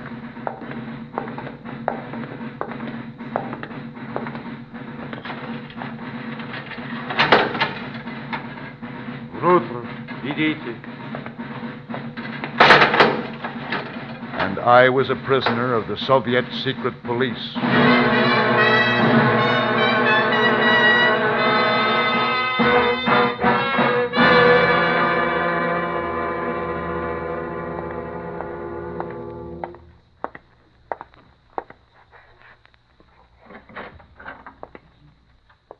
Arthur Luttrell. Mr. Luttrell. How nice. Please. Come in. Sit down. I'll be with you in a moment. My breakfast, huh? Товарищ. Товарищ ревизор. Хочете селедку со мной? Ой, спасибо, товарищ ревизор Голови. Я сейчас позавтракал. Я ел ногу. Now, just a minute. Look, I've been here 2 days without a word as to why I've been arrested. I want an explanation. Look, I'm an accredited correspondent. My papers are in order. You know that. Now, what about it? I gave up. They had no intention of dealing with me until they were good and ready. I could see that. I watched the man behind the desk, Inspector Golovin of the MVD, a small, round little man in a badly fitted gray suit. Gold-rimmed spectacles magnified his brown eyes. And when he smiled, his full lips uncovered the most fantastic set of stainless steel teeth I ever laid eyes on, full uppers and full lowers. Then the morning feast was over. My dear Luttrell, how pleasant to see you again. Again? We've never met. You know it. I see we shall get on very well. Why am I here? A legitimate question. You are here to confess. Confess to what? Shall I read it to you? You have written my confession? No, my friend. These are the charges, only the charges. The confession is up to you. With my help, of course. You are interested? Go on.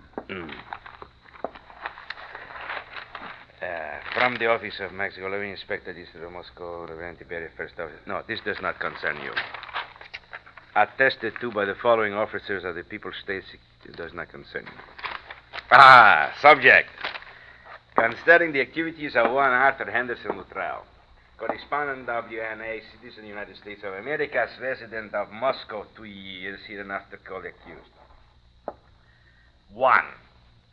That on the morning of August 21st, 1952, the accused was observed by witnesses in an exchange of objects with Azarigin engineer, former member Ukrainian People's Agriculture Cooperative, while standing near north entrance to Workers' Palace. The little man droned on, unreeling paragraph after paragraph of nonsense. Names of people I'd met as a reporter or at official functions, on the street, or anywhere. Names of people now dead or awaiting execution. It wasn't until this thought came that it dawned on me what my crime might be. And in the last paragraph, Golovin confirmed it. That Arthur Henderson Luttrell is accused of the crime of espionage and the encouragement of sabotage. That by the use of personal influence, he contributed to the deviation of 12 individuals since convicted, sentenced, and in 4 separate instances executed for crimes of treason against the state. Well? Very clever.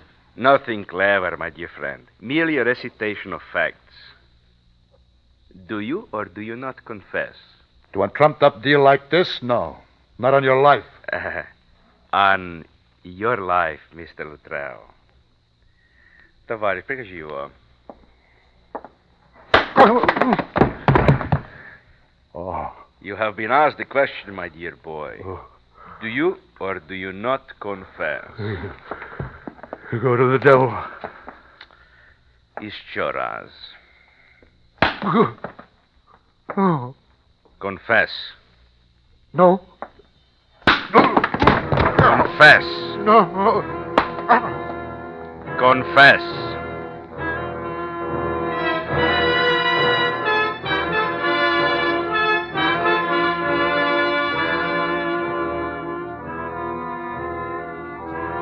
Then they tried psychological persuasion. The method to wear me down to the point of exhaustion when I would gladly sign anything in exchange for a night's sleep. You will confess. You will read from this paper. Then you will sleep. No. You will read the following.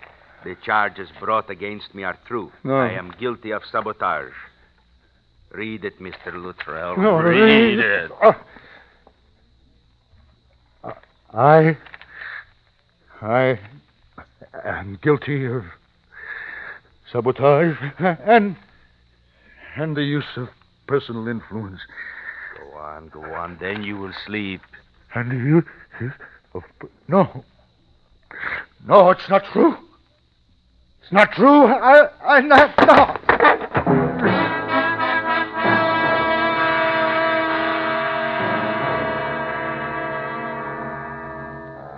And I awoke to find myself back in my cell. Then I noticed something was strange. Something different about my cell, an unnatural stillness. It took an effort to focus on the moment, and then I saw what it was. My cell door was open. Just a crack. But it was open. It had always been closed and double-locked each time I was returned from questioning, but now it was open. Reason told me it was another way of torturing me. It was a trap. But I had to try. Cautiously, I stepped out into the broad corridor, and I moved past the line of cells. If I could reach the bronze doors. The bronze doors. Outside. Escape. And then I was standing before the open door of the office. It was empty. No Golovin. Nobody. In the corner behind the desk stood a coat rack. On it hung an overcoat and a black hat. I took them, and I put them on, and walked out to the bronze doors. I was outside. Except for a black limousine that stood across the parking area, the place was deserted. Nobody. My first thought was the embassy. If I could get to the embassy, I'm safe. I looked again at the limousine, an official car of the MVD. Trying to be as casual as possible, I went over and looked in. The ignition keys were there. I got in quickly and stepped on the starter.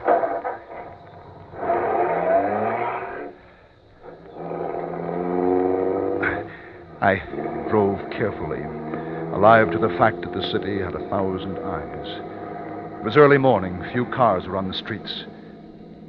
And suddenly the welcome sight of the embassy came into view. It loomed large and took shape as I approached. There was a car parked in front of the main embassy entrance. I pulled up behind it. I was about to set the handbrake when I saw something that turned my blood to water. Not 40 feet from me, leaning against the stone post of the entrance gate, was a man in an overcoat. He was absorbed with a small hand mirror in which he was examining his teeth, probing here and there with his forefinger. It was Inspector Golovin.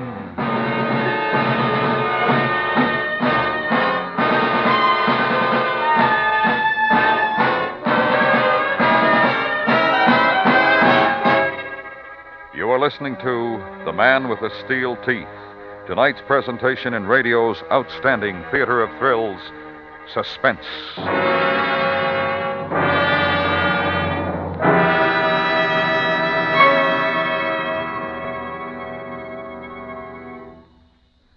Tonight's performance of Suspense is the final broadcast at this time. Beginning next Tuesday night, be sure to listen for Suspense at a new hour, with new mysteries well calculated to keep you in suspense. Remember, beginning next week on most of these same stations, radio's outstanding theater of thrills comes to you Tuesday evenings. Suspense, Tuesday nights at the Star's address from now on. And now we bring back to our Hollywood soundstage John Dehner, starring in tonight's production of The Man with the Steel Teeth, a tale well calculated to keep you in suspense. Back out into the street. In the rearview mirror, I saw Golovin go to his car and start after me. I was in a panic. At the corner, I turned left and headed toward Red Square. Then began a dodging game that took us through the west section of Moscow and into the industrial suburbs.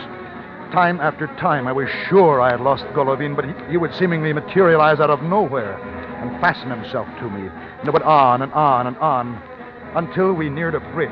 The right. And picked up speed, and in a while found myself in open country with Golovin nowhere in sight. I had lost him, or he had lost me. What difference does it make? I had no chance of ever getting back to the embassy now. The MVD would be there waiting for me with a color guard, so I just drove on.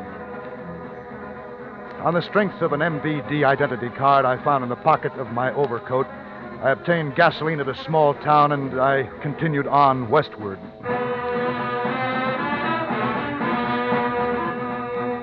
I drove steadily the rest of that night and all the next day. And late the following night, I reached the outskirts of Warsaw, and the time had come to abandon the MVD car. It had served its purpose, but by now the entire secret police undoubtedly was alerted to watch for me, so I left it at the side of the road and started walking. In half an hour, I was at my destination, to the apartment of an old friend. I was on the ragged edge. I needed rest.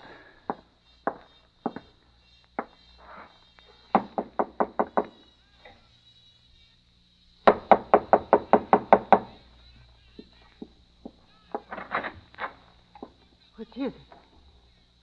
Hello, Maria. Chicago! May I come in? Oh, Chicago, you're a ghost. Yes, come in. I'm very tired. Sit down here, my darling. Here. Oh, it feels good. I will make some tea for you. Mm. Oh, it's such a surprise to see you, my Chicago. What has happened to you? Are you not in Moscow? Oh, no, of course you're not in Moscow. You're here. Why are you here, Chicago?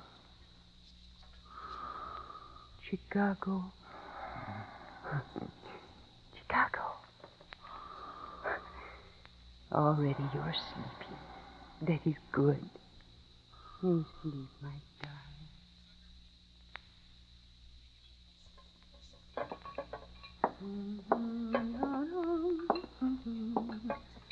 Good morning. Ah, Chicago. Finally you wake up. But it is not morning. It is 2:00 in the afternoon. How do you feel now, huh? You sleep good? Oh, it's heaven. You're going to stay awake now? I give you a cup of coffee. You're an angel. Oh, never mind the angel talking here. Thanks. Oh, first cup of coffee I've had in 2 months. Now you must tell me, Chicago, what has happened. Where do you come from? Where do you go? Old Cotton-Eyed Joe. Old which? Your questions, where do you come from, where do you go? Like old Cotton-Eyed Joe. It's an American folk song. Oh. Never mind. Sit down, Maria, and I'll tell you. I have missed you, Chicago. And when you came in last night, I was very happy. You're still as beautiful as ever, Maria. Oh, but I am wrong to talk this way to you. Everything was finished 2 years ago, and so it must remain. I still think we were fools. Forget. Now, you in a lot of trouble, huh? Yeah, a lot. You talk in your sleep. Oh? What did I say? Oh, I could not understand everything, but you kept on killing a man. Golovin. Golovin, yeah, that is the name. You must hate him to kill him so much. Well, he gave me a lot of trouble. Oh? What do he look like? Oh, he's a small man. He's quite small. Maybe a little fat? Yeah. Mm-hmm. Does he wear glasses? I really talked in my sleep, didn't I? No, but there is such a man outside in the street who looks like that. What? Wait, I go look. He's still there. Come look, but be careful. Don't let him see you. Across the street, you see? Oh, he has been there all day. He was there this morning.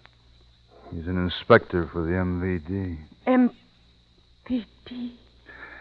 I've got to get to Berlin. Yes, you must leave Warsaw. Maria, can you help me? I think so. I know someone. Can he be trusted? Yes, you know my brother, Bronislav? But he's with the communists. Oh, I shall let you decide that when you meet him.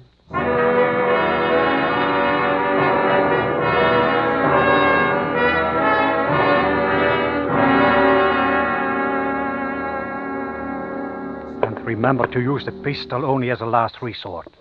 So, go over your cards again, and we shall see if you know them. A personal identification card. Dark. Gasoline ration card. Dark. ID badge where I work. Inspector for State Fisheries. State Fisheries. Travel permit. And a work record. Good. Now we go. Maria, I don't know how... Not a word from you. You saved my life, Maria. I'll never forget. So, give me a kiss now. Mm-hmm. Come now. Let us go.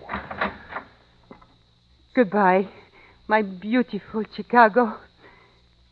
Goodbye.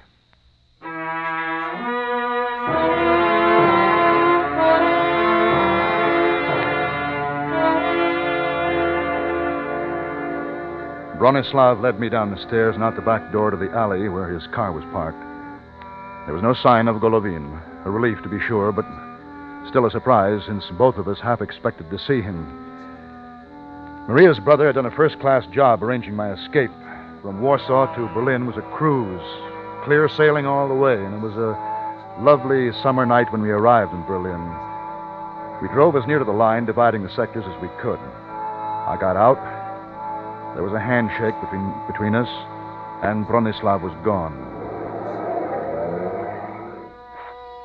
I started walking to the end of the street. The end of Soviet influence. 10 yards away, I rounded a corner and... Good evening, Luttrell. Golovin. The little man blocked my path so I couldn't get by. His hands were thrust deep in his pockets, a frightening smile on his face. So now it is the end of the road for us. No, Luttrell? For a while I thought this moment would never come to pass. But now it is all over. As he spoke, he withdrew a small pistol from his pocket, balanced it casually in his hand, and continued talking. This was the end for me. To think, Luttrell, I allowed you to escape, so that you could shoot me at the end of the road. Quite the sadist, aren't you? I allowed it so that I could make my own way here. Look, don't play games, Golovin. Games? No games. This entire thing was planned for my escape. Your escape? Mine. By following you, I could give the impression that I was only doing my duty by pursuing an escaped prisoner. A prisoner who, by chance, you understand, led me to here. You still do not believe me, do you? And I just don't get it, that's all. Luttrell, in my country, it is bad life. Soon my colleagues would have seen the things I could no longer hide, and then would come the purge. The purge of me. I had to leave before that could happen. So, now... And I find it kind of hard to swallow, I'll tell you that. Here, take my gun. Take it. Now you believe? So come, my dear boy. We cannot stand here. Let us go across the road. You see, I need you to vouch for my story when I am questioned. One thing, Golovin. Yes? What would you have done if you had found that your colleagues were closing in on you? I would have seized you immediately and taken you back to Lubyanka. You were never exactly what you would call safe, Mr. Luttrell. You were my insurance. Yeah. Oh.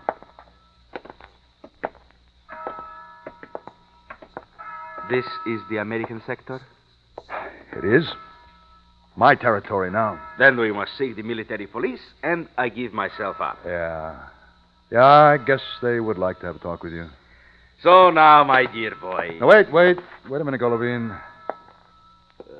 Wait?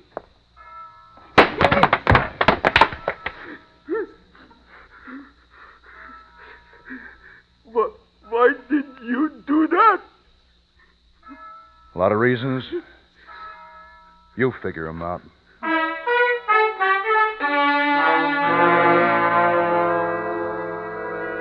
My knuckles hurt. They were bleeding. Golovin sat on the pavement looking stupid. I turned to go, and as I did, he took his hand from his mouth. His full lips hung slack, revealing his steel teeth, bent grotesquely out of shape. I shuddered and went to find the military police.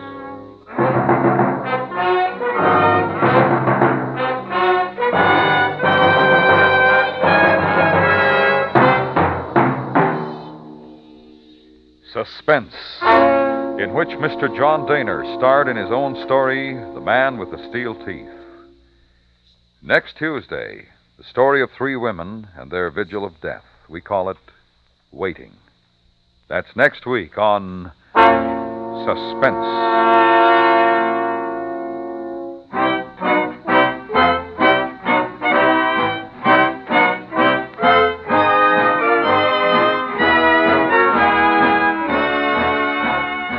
Suspense is produced and directed by Anthony Ellis. The music was composed by Leith Stevens and Lucien Morwick and conducted by Lud Gluskin. Featured in the cast were Maria Palmer, Edgar Barrier, Jack Crucian, and Robert Boone.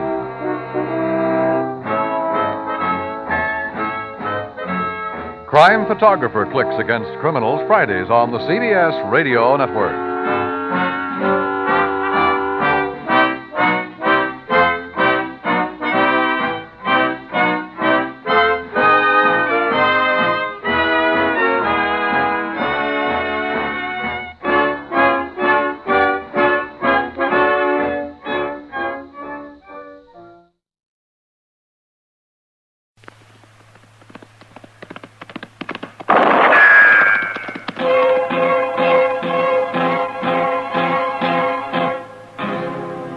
Gunsmoke, brought to you by L&M Filters. This is it.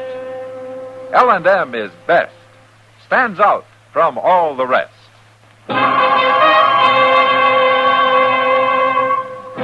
Around Dodge City and in the territory on West, there's just one way to handle the killers and the spoilers, and that's with a U.S. Marshal and the smell of Gunsmoke.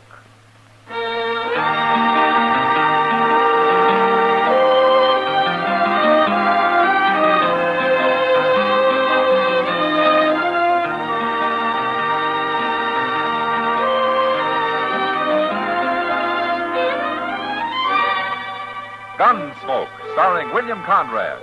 The transcribed story of the violence that moved west with young America. And the story of a man who moved with it. I'm that man. Matt Dillon, United States Marshal. The first man they look for and the last they want to meet.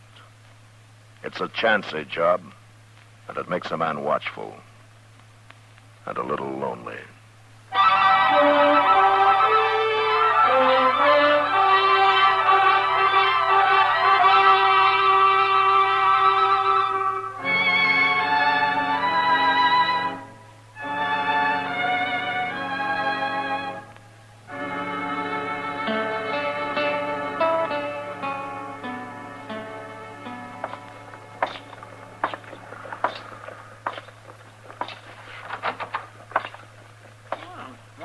Dillon? Chester?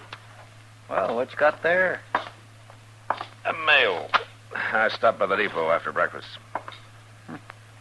Looks like it's mostly circulars. Yeah, it is. Them Pinkerton people sure keep themselves busy sending circulars around, don't they? If there weren't so many thieves and murderers, the Pinkertons wouldn't keep busy. No, that's a fact. Can I look through this batch? Let's get rid of those two prisoners first, huh? They're mighty surly this morning, Mr. Dillon. No? I'll bring them in. Yes, sir.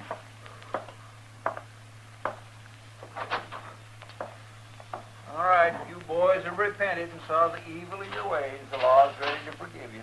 Don't be smart. You still got some fight left, huh? You'll find out. Well, go on in the office and fight the marshal. I didn't throw you in jail.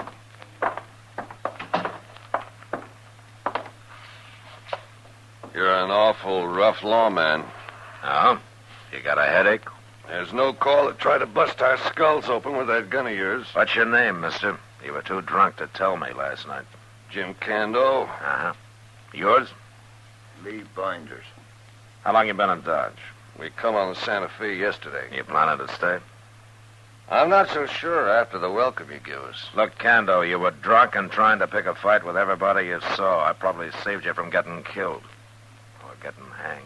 You didn't have to buffalo me. I wasn't doing nothing. What'd you throw me in jail for? Good luck. Huh? And because you're Cando's friend. That don't make sense. No? Maybe this does. Any more trouble out of either one of you, and I'm going to run you both out of Dodge. You sure keep a tight town, Marshal. Good. You've learned that much. Here. Here are your guns. Now take them and get out.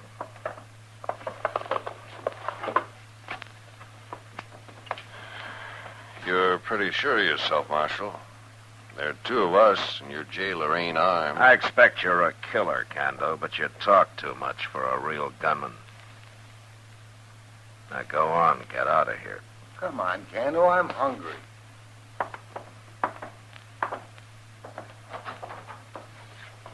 You're going to get killed someday, Marshal. I'll be real glad about it. Mean, ain't he?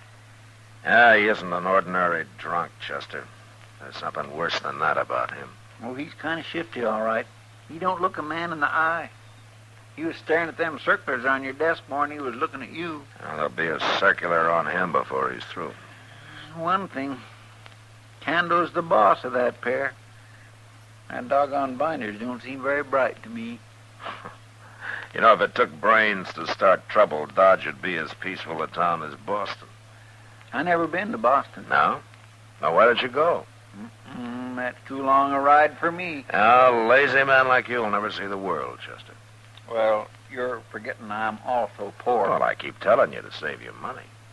You know, I just don't seem to hang on to it long enough to save any, Mr. John. Don't worry about it, Chester. I'll see that you get a decent burying when the time comes. Here, you can look through these wanted circulars now. I got a letter to write. Thank you.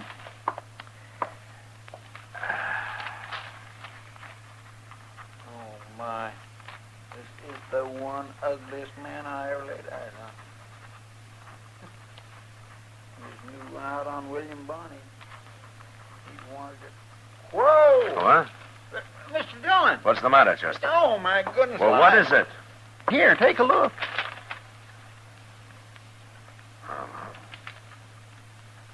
Jim Cando. It's him for sure, ain't it? Yeah, and he didn't even bother to change his name. I didn't read what he's wanted for. Name, James Cando. Alias, none. Nativity, United States. Occupation, highwayman and murderer. Charged with a stage robbery and murder near Denver. Took driver, prisoner, and cut his throat. Act committed with help of unknown accomplice. Sent information to William A. Pinkerton, Chicago. No wonder he was staring at them circulars. I must have known there'd be one on him. Yeah. And I had him right here in jail. Well, if he's smart, he's probably on his way out of town already. Well, let's go find out, Chester.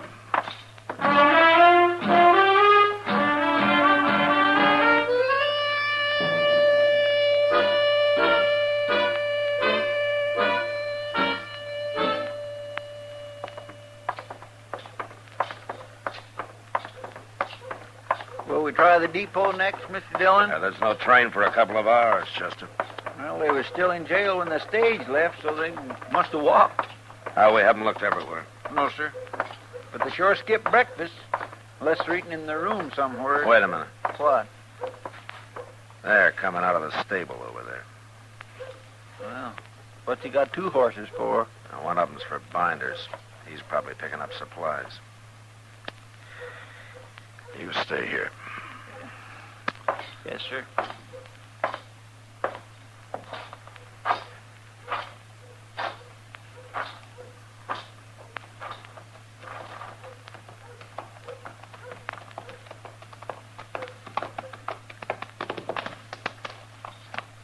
Now, what do you want, Marshal? You won't get very far on that horse, Cando. He's spavined. Don't matter none. I'm renting him cheap. Oh, you didn't buy him? Why should I buy him? You ride off on a rented horse, and I'll be after you for horse thieving, too. I don't steal horses, Marshal. But what do you mean, too? Murder. You gone crazy? Was Binders your partner? Somebody's been putting ideas in your head, Marshal. Yeah, William Pinkerton. Maybe I better get off this horse.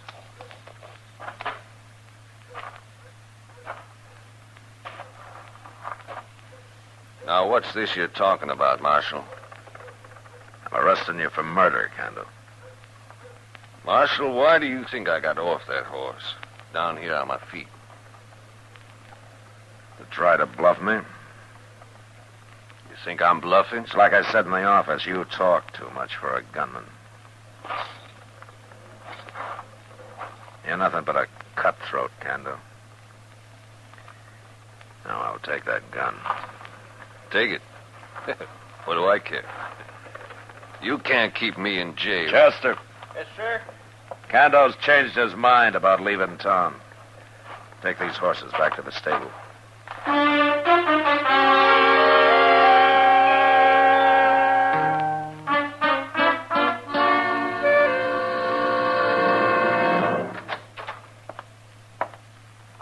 you get him locked up, Mr. Dillon? Yeah, he's not very happy about it. I just run into Lee Binder. She's coming to see Cando in a minute.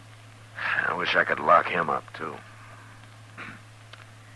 Sure is a good thing I looked through them wanted circulars, ain't it? Huh?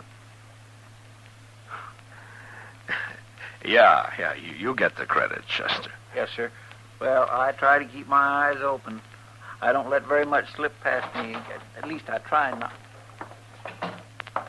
Marshal. Yeah. I gotta talk to him, Marshal. Okay, Binders. I'll go with you. Yes, sir. I sure don't miss much in them circles. I watch the close. You got a visitor, Cando. How'd you know I was here, Binders? Chester told me. Did he tell you why? They got a circler on you. That circular's lying. I ain't been near Denver. How'd you know it said Denver, Kando? You didn't see it. Well, wherever it was supposed to be. What happened? Did Binders hold the driver while you cut his throat, or was it the other way around? It didn't say nothing about me. It said Kando had a partner. They can't prove it was me. No, I guess they can't. Binders? Yeah? I want out of here. Well, sure, Kando. But what can I do? I ain't gonna stay here. You understand what I mean? Sure, I understand. Then do something about it. Well, give me time, Kando. You've had enough time, Binders. Oh, sure, Marshal, sure.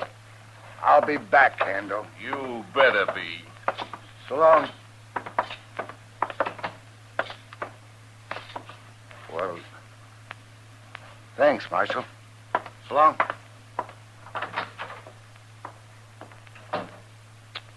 My Kando sure sounded mad at him, Mr. Dillon. What I heard. He was threatening him, Chester. What about? He was telling Binders to get him out of jail or he'll start talking. You mean about Binders being his accomplice? Yeah. Well, you think he'll try to bust him out of jail? Well, he's got to. Or he'll end up in jail himself. Yeah. And all because of me. Huh.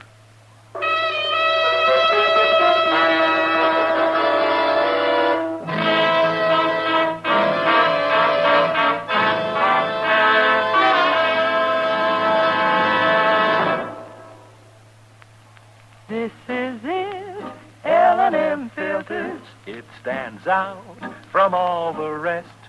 Miracle tip, much more flavor. L&M's got everything. It's the best.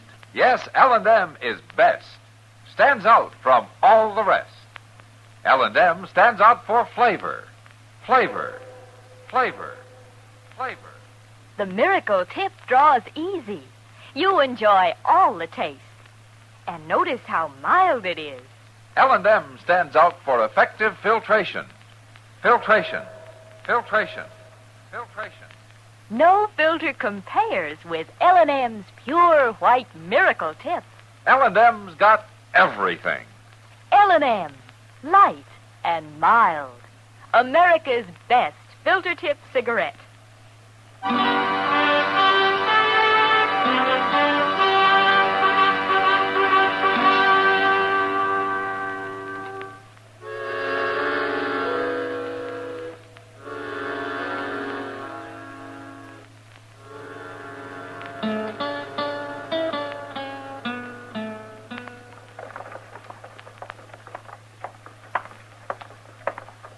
Been waiting long, Matt? No, that's okay, Doc. Well, a man came in with a bad tooth.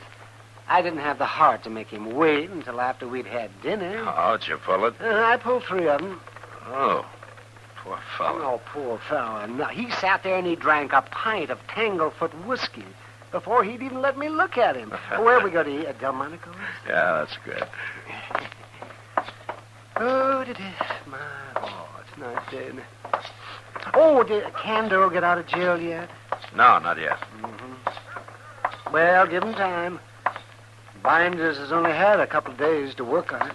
We're ready for him. How? I hired 2 shotgun guards to sit outside in front, 1 in back. Say, you're taking this real serious, aren't you, man? Just as serious as they are. They're playing for their lives, Doc. Both of them. Yeah. Well, here we are. Yeah, go ahead. Thank you. Thank you. Ah, there's Kitty. Shall we join her? Sure. Hello, Kitty. You waiting for somebody? No. Sit down. Thank you. Oh, right. You'll get a free meal for putting up with us, Kitty. You think I didn't have that in mind, Doc?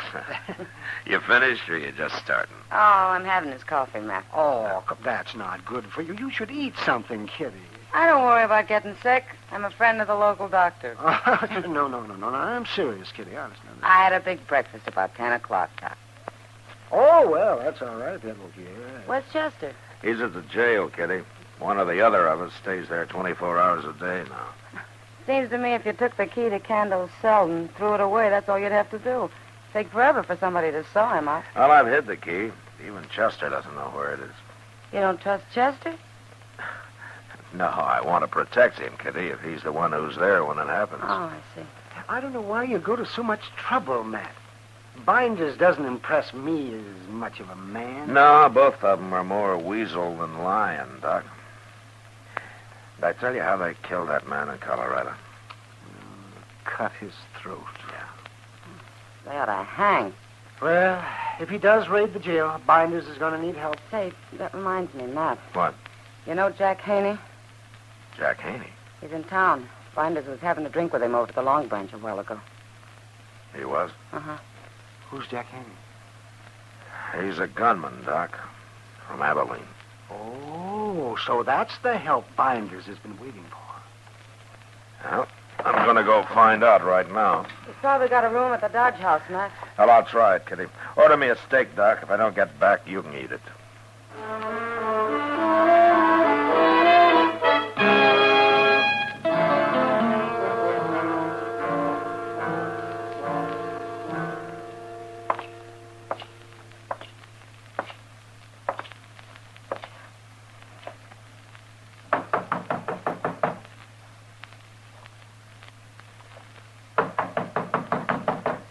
Who is it? Marshal Dillon, Haney. Open up. Hello, Marshal. I didn't say to come in. What are you doing in Dodge, Haney? Something wrong, Marshal? There might be. I've never caused any trouble here. No, not yet. What are you here for now? Nothing, Marshal. Man needs a change of scenery now and then. I'll be going back to Abilene in a few days. Uh-huh. Lee Binders hire you? Who's Lee Binders? Don't lie to me, Haney. You know him. Okay, I know him. I had a drink with him. I know a lot of people. I said, did he hire you? What would he hire me for? I ought to run you out of town right now. But you won't. What? I know you, Marshal. You don't like being high-handed. Man's got to do something before you'll jump him. And I ain't done a thing. You're smart, Haney. But you just remember something. What's that? Jim Cando's going to stay in jail.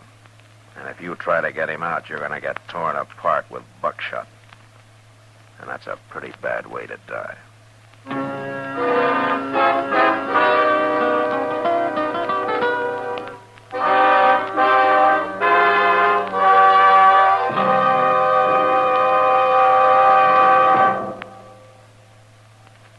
L&M is best. Stands out from all the rest. L&M's got everything. Everything? Everything. Best flavor? L&M stands out for flavor. The miracle tip draws easy. Lets you enjoy all the taste. Best filter? L&M stands out for effective filtration. No filter compares with L&M's pure, white miracle tip for quality or effectiveness. Best tobacco? Highest quality tobaccos. Low nicotine tobaccos. L&M tobaccos. Light and mild. Every way, L&M is best. Stands out from all the rest. How easy they draw. How mild they are. L&M's got everything.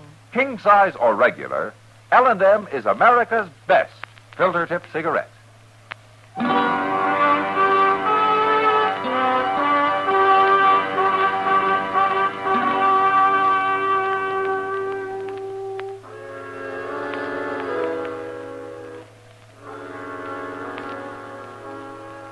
Talking to Jack Haney was a waste of time. But at least I learned for sure that he was working for Lee Binders. After that, there was nothing to do but wait. I heard from Pinkerton, and he said that it'd be a couple of weeks before he could send a man down after Cando. It turned out that there was a reward posted for him, $1,000. Well, that was fine. Unless you were a peace officer. The reward didn't include lawmen. couple of days passed, and then one night I went down to the jail to spell Chester. I said hello to the two guards in front, and then I went inside. But the office was empty.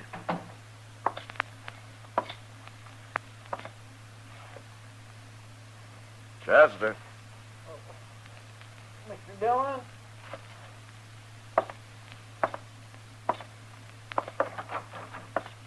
Don't move, Marshal. What?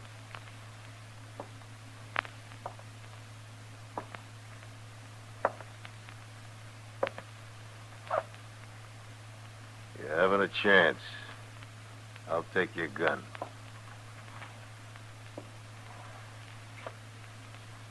Okay, Binders. I got him. They made me answer you, Mr. Dillon. They'd have shot me if I hadn't. That's okay, Chester. I had to come back here anyway. Get up, Binders. I want to get out of this place. Don't get jumpy, Kando. Everything's going fine. I've been in this cell long enough. Calm down, I tell you. I'll calm down once I'm out of here. I'm doing everything I can. Now shut up. You said that once too often, Binders. For a man locked up in a cage, you talk mighty big. Get me out of here! You two quit arguing and we'll get this done. Ah. Did you kill the guard out back, Haney? Hit him on the head. Might have killed him. They had Kando yell for me, Mr. Dillon. I walked right into him. Kando's still locked up, Chester. Don't worry about it. Where's the key to that cell, Marshal? Chester claims he don't know where it's hid. He doesn't know, Binders. Well, it's a good thing you come along. No? Is it? Quit fooling around and find that key, Marshal. You men are no closer to getting Kando out of this jail than if you were over at the Long Branch having a drink. Where's that key? You'll never find it.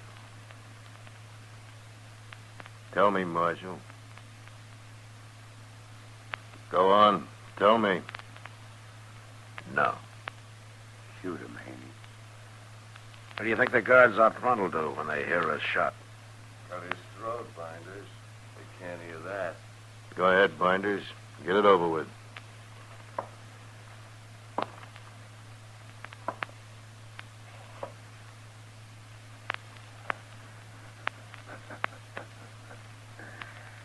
You're gonna find that key, Marshal? No. Then I'm gonna kill you. Don't be a fool. I'm the only man in the world knows where that key is. Wait, Binders. He's right. But I got an idea. What? There's a piece of rope back there. Go get it. Okay.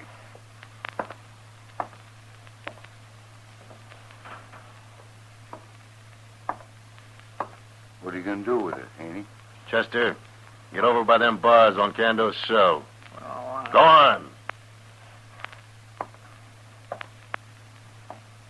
Now turn around. Face this way. Give me the rope, Binders. Here. Here you are, Kando. What'll I do with this? Hang him. Well, I... Hang him? Put the rope around his neck and over that crossbar. Go ahead.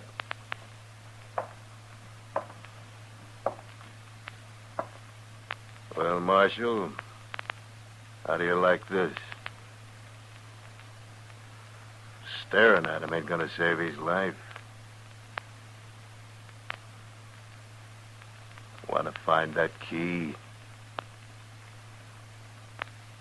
Mr. Dillon, Yeah. What, Chester? I'm okay. I ain't scared. Good. I'm ready. Don't tell them nothing. You sure? I'm sure. Okay. Hang him, Kando. You heard him, Haney. It won't do you any good to hang him. Go on, Kando. Wait till I get a good hold on here. Okay. Here goes. Look out, Haney! Get in the other room! Stop! Guard! What's going on, Marshal? Watch that door. I'll kill you, Marshal. Up and do it.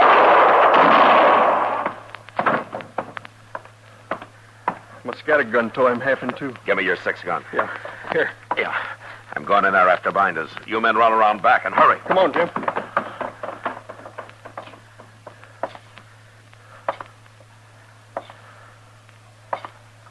All right. right, throw your gun out, Binders.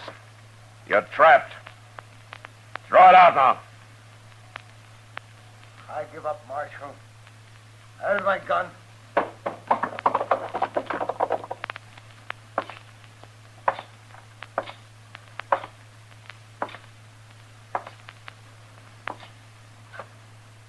I give up. You okay, Chester? Yes, sir. He let me go as soon as you went through the door, Mr. John. Oh, good. Oh, you took an awful chance jumping Haney that way. Well, he's dead now. And these two soon will be. What are you saying, Marshal? You still got nothing on me, except for this. Cando, What? tell Binders here. Tell him what? You gonna hang alone? No. I sure ain't. Yeah, you see what I mean, Binders? All right, lock him up, Chester. Yes, sir, but where's the key? It's hanging on the wall right there by Cando's cell.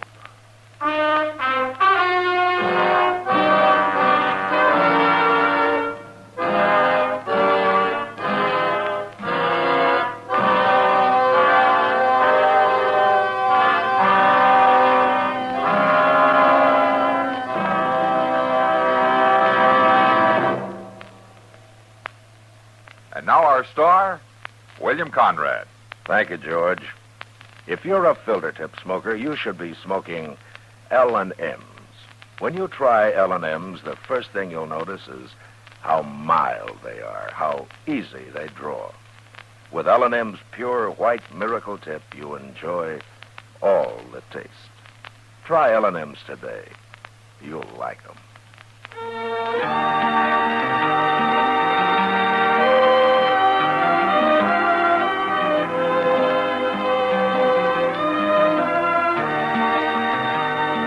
Gunsmoke, produced and directed by Norman McDonald, stars William Conrad as Matt Dillon, U.S. Marshal. Our story was specially written for Gunsmoke by John Meston, with music composed and conducted by Rex Corey. Sound patterns by Tom Hanley and Ray Kemper. Featured in the cast were Paul Dubov, Clayton Post, James Nusser, and Joe Cranston. Parley Bear is Chester, Howard McNear is Doc, and Georgia Ellis is Kitty.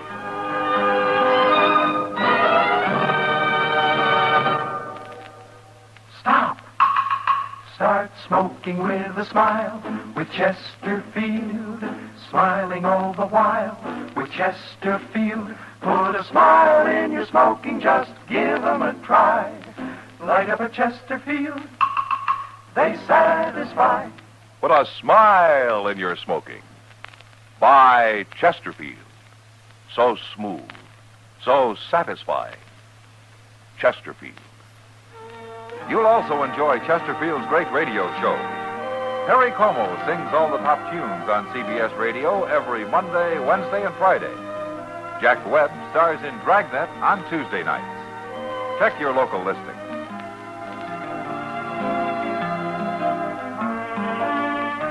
Remember, listen again next week for another transcribed story of the Western frontier when Marshal Matt Dillon, Chester Proudfoot, Doc, and Kitty, together with all the other hard-living citizens of Dodge, will be with you once more. It's America growing west in the 1870s. It's drama. It's Gunsmoke. Brought to you by L&M Filters. This is the CBS Radio Network.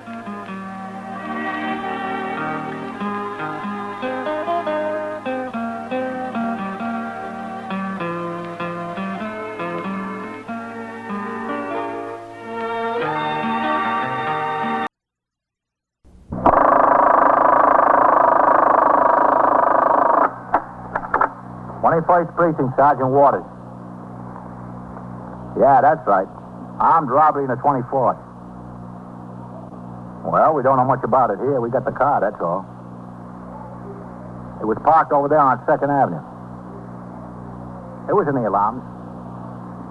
Last night sometime. You are in the muster room at the 21st Precinct, the nerve center. A call is coming through. You will follow the action taken pursuant to that call from this minute until the final report is written in the 124 room at the 21st Precinct. All right. Yeah. We'll hold them here. Yeah. We got them. Okay. Yeah.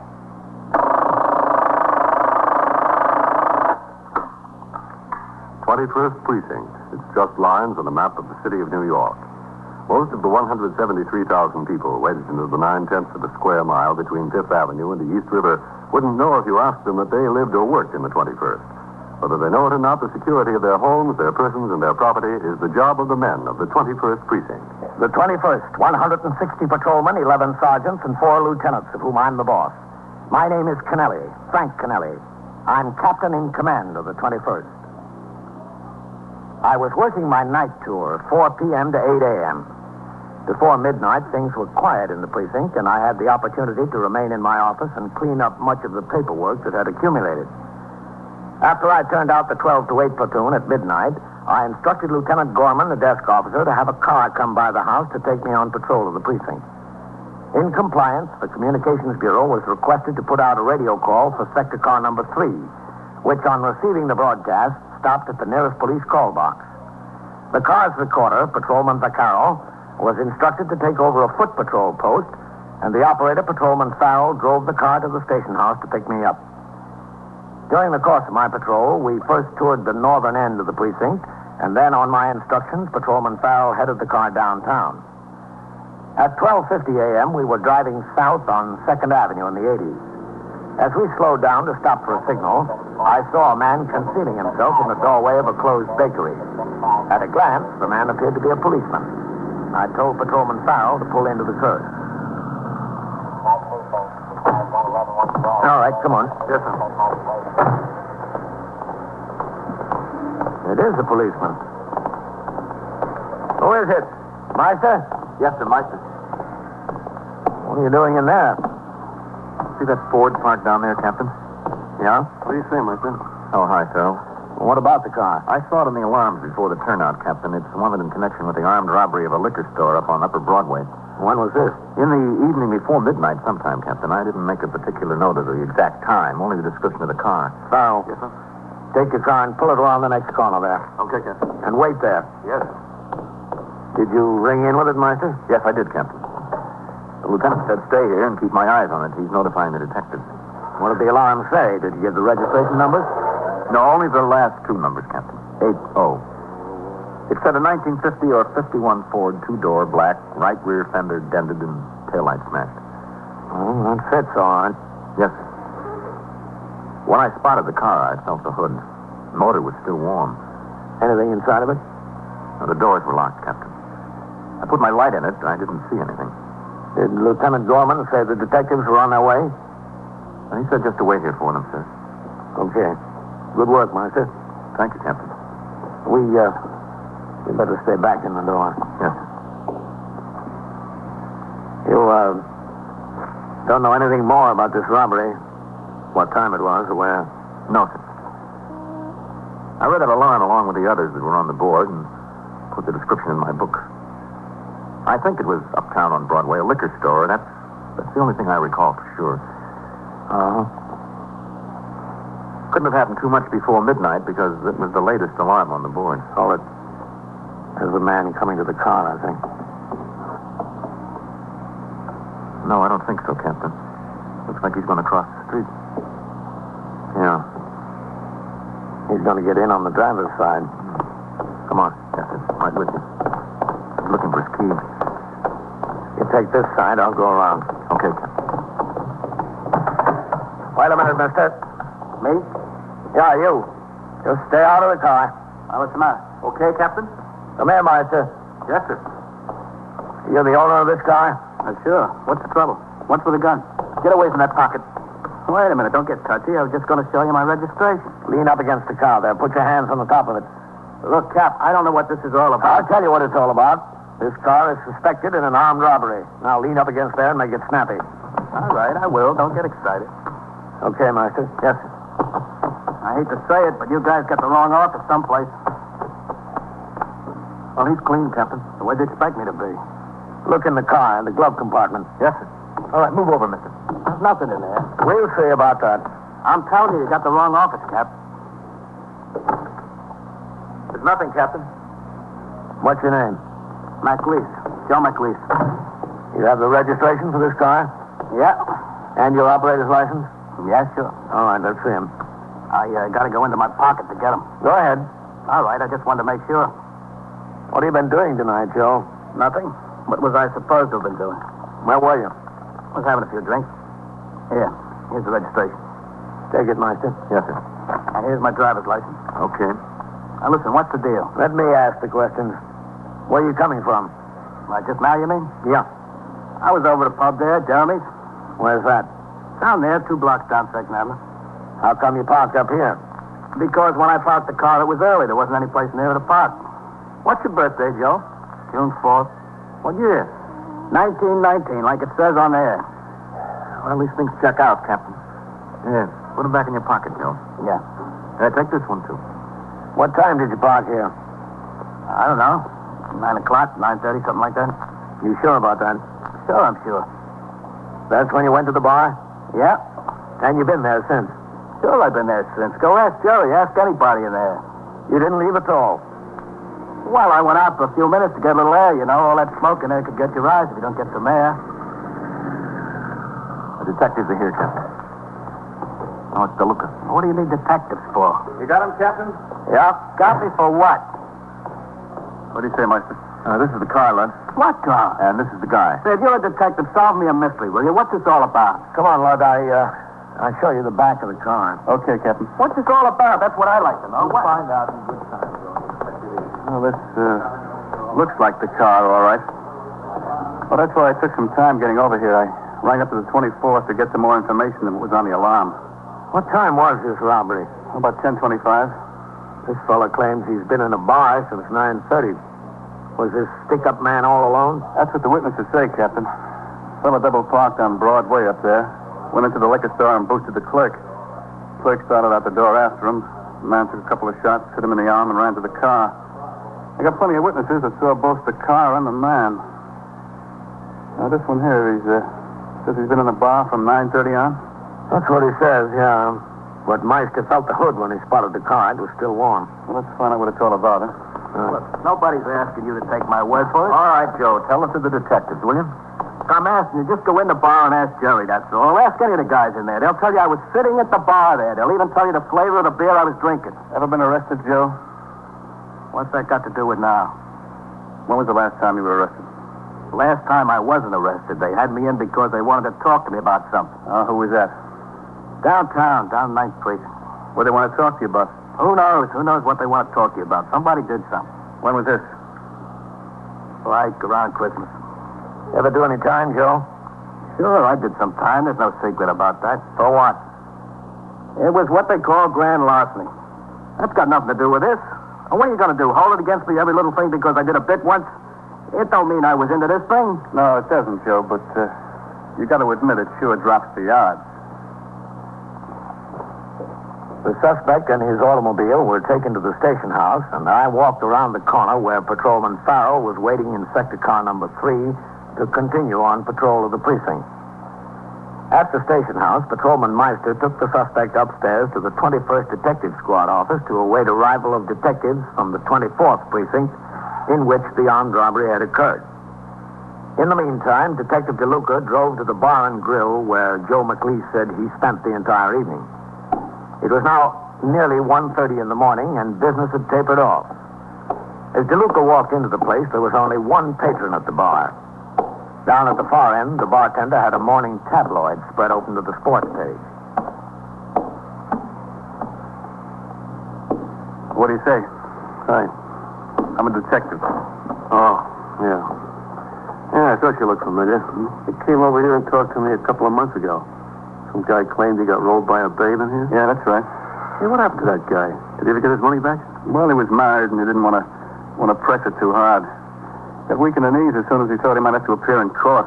He should have thought of that before he picked up this dish. Yeah, that's right. I ain't seen her around here anymore. What's your name again? DeLuca. Oh, yeah, DeLuca. How about something? No, thanks. Look, you know a fella called Joe McLeese? Joe McLeese. Yeah.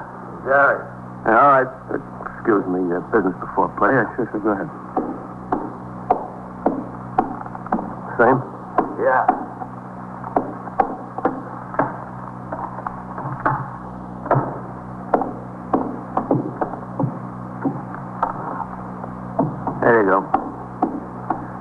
get off here?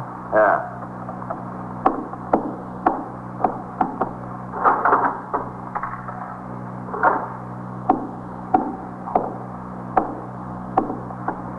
Joe McLeish. Yeah, he's a fellow about my height, about 35 years old. He's got a little bit of a little mustache. Oh, yeah, Joe McLeish. Sure, I know him. He was in here tonight. Oh, yeah? What time did he come in? Let's see. What's the matter with him? Getting a jam? No, we're just checking up on something. Oh, well, let's see. I had the basketball game on. It goes on about 9:30. I think he was in here when it began, yeah. Mm-hmm. He was having a discussion with Quinny about the starting lineups. Quinny was saying the Knicks would be better off if they started so-and-so. Joe didn't think so. How long did he stay? Well, he stood through the whole game at least. Mm-hmm. Yeah, they had a couple of bets going on between them, Joe and Quinny and one or two of the other guys. He didn't move. What time was the game over? Well, let's see. It was after 11 o'clock. Yeah, a couple of minutes after, because when the game was over, one of the fellows said, switch over to the 11 o'clock news and let's see what the Russians are doing. I switched over and the news was already on a couple of minutes, yeah. What time did he finally leave, Jerry? Oh, some babe came in here. She took him over to the booth and they sat down and talked a minute. He left with her. He came back a little while later. Came back alone. What time did she come in? Well, I couldn't say exactly. 11:30, like. Oh. How long was he gone? Oh, half hour maybe. You know this girl? Well, yeah, she comes in here once in a while. What's her name? Ellie something. Ellie what? That's on the tip of my tongue. Ellie Kurt, yeah. Ellie Kurt. Good night, Jerry. Take it easy. Look, you know where she lives? Yeah, I think so. I cashed a paycheck for her once and the bank sent it back. She didn't endorse it like it was made out exactly. I had to go over there and get her to endorse it again. I don't remember the number, but you walk around a corner and it's in the building with the shoemaker there. She lives upstairs. Okay, Jerry, thanks. Listen, Mr. DeLuca, I don't want to be anybody's friend. I hope Joe isn't in any jam. I don't like to make any trouble. Well, look, just don't worry about it. If he's got trouble, he made it for himself. You are listening to 21st Precinct, a factual account of the way police work in the world's largest city. Before leaving the bar, Detective DeLuca telephoned the 21st Squad and spoke to Lieutenant Matt King, his immediate superior.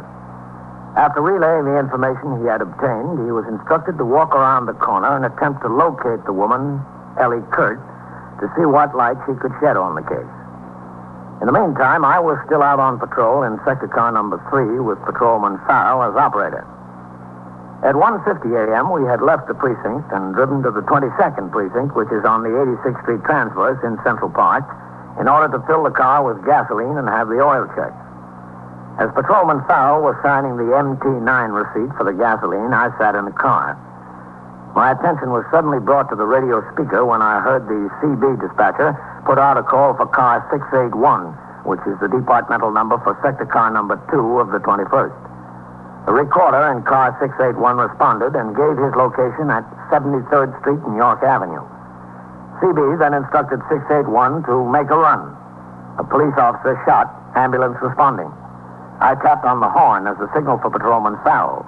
He hurried to the car, and we rolled on the call, proceeding out of the park, across 84th Street, and down 2nd Avenue with the siren wide open.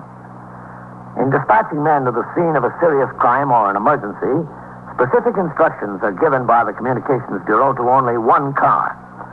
In addition, however, the sergeant's car and all other departmental vehicles within a radius of 5 blocks must respond irrespective of sector, precinct, or division boundary lines. When we neared the scene, I could see that there were already 4 cars on the job. Sector cars 1 and 2 from the 21st, a car from the Traffic Precinct C, and the sergeant's car. All right, give him a hand on the sidewalk here, Farrell. Yes, sir. Come on. Sergeant. Sergeant Waters? Oh, Captain. What is it? Who's shot? It's not a policeman, Captain. Oh? DeLuca sent a civilian to call in. He got it a little mixed up. Well, who is shot? All right, police. Keep the sidewalk clean here, will you? Get them away from that door. DeLuca went up to talk to some woman here. Guy inside the apartment started shooting at him. Second floor, Captain. Well, is the man shot? Yeah, Captain. He looks dead. All right. Folgo, get those people back inside their flats, will you? Okay, Sergeant. Okay. Did anyone notify the desk officer and CB that it wasn't a police officer shot? Yes, sir. That's where I've been. I just rang in. What about the ambulance? Down the way, Captain. The detectives? Well, the Lucas here. In the front there, Captain. And Lieutenant King. Get those people away from the door, huh? Right. Okay, Captain. Come on, move out of here. All right, Captain. Yeah. He looks like he's had it. Yes, sir, but he almost gave it to me first. Yeah? Where's Lieutenant King? He's in the bedroom there talking to the woman, this Ellie Kurt. What happened, Lud? Well, it was on the same deal with the car Meister spotted. I was checking out this Joe's story, so I went to the bar and grill. Bartender bore him out almost 100%. The only thing is, he told me a woman came into the place about 11:30 and Joe left with her. And he came back alone about a half hour later. Woman was this Ellie Kurt. She lives here. Yeah? Well, I walked on over here and came upstairs to talk to her. I knocked on the door and I could hear some whispering going on inside, so I was set. She opened up the door and let me in, and I started to talk to her about Joe. When this here fella came out of the kitchen, he had an old 32 nickel-plated Spanish make in his hand and started after me. Oh, you see in the wall there are two of the shots. Yeah. But I was ready for him, though. Well, you didn't hit any wall, Lud. No, sir. How about that ambulance, Sergeant? Down the way, Captain. I don't think the ambulance is going to do him any good, sir. He, looks about right for that stick-up, wouldn't you say?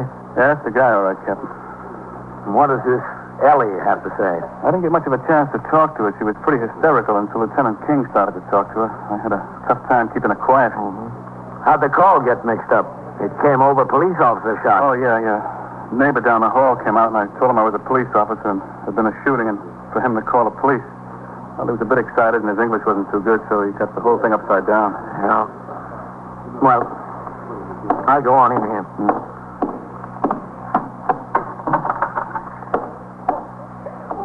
Matt? Come in, Captain. I didn't know anything about him. How can I know anything about him?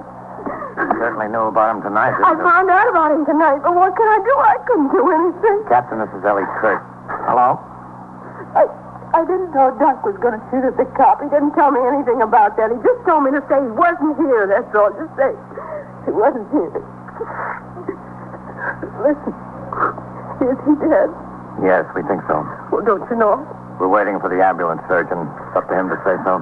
Oh. He really was not a bad fellow. I didn't think he was very bad till tonight. All right, now what happened?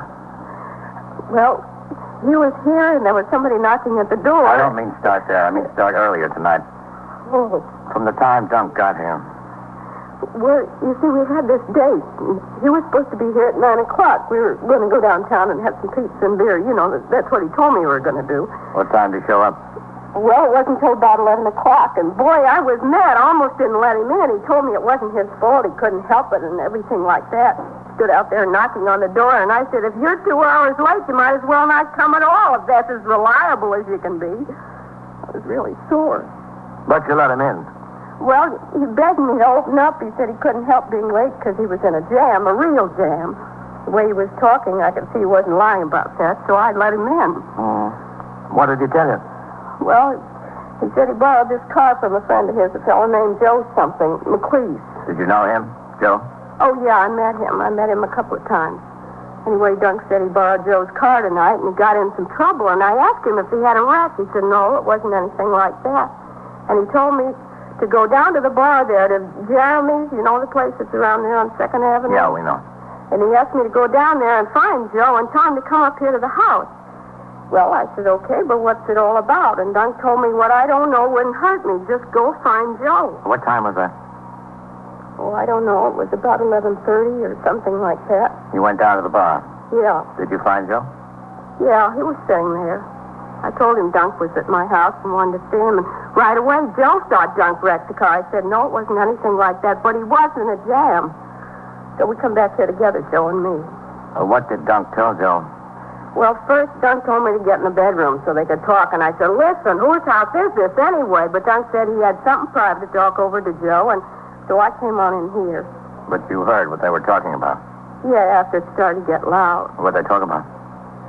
Well, you see, Dunk had told Joe he wanted to borrow the car to go pick up a vacuum cleaner or something like that he bought for his mother, and Joe lent him the car if he'd fill it up with gas. Anyway, Dunk told Joe instead of picking up the vacuum cleaner, he used the car in a stick-up, and there was some shooting and all that. Did you hear where the stick-up was? No, I didn't, but I'm telling you, my heart sunk right down to the floor. I didn't know Dunk was mixed up in anything like that.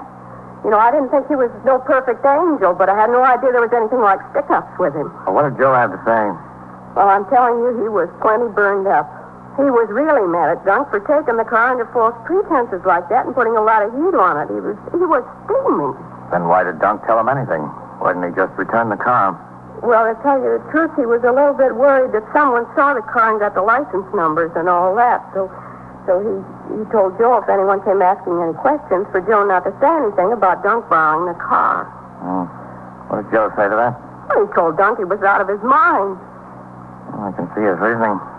Then Dunk said he didn't think anyone saw the license number, but he just wanted to make sure, and Joe said he was crazy. If the cops came in, what was he going to tell them? Well, how'd they settle it?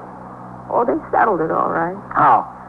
Well, they were arguing back and forth, and finally Joe says to Dunk, how much did you get? And Dunk says, how much did I get and what? And from the boosting, Joe says. So Dunk told him $180. So Joe says, all right, give me half. I won't say anything. Well, Dunk didn't want to go for that, but in the end he did. He gave him half. You overheard all of this? Well, they were screaming so loud I couldn't help it. I couldn't sit in here and twiddle my thumbs, could I? Then Joe left? Yeah. Where'd he go? I don't know. He just left. Dunk gave him back the keys to the car, and he just left. Did you say anything to Dunk about what you heard? Are you kidding? You think I wanted to get involved in something like a stick-up? Not me. Dunk stayed here?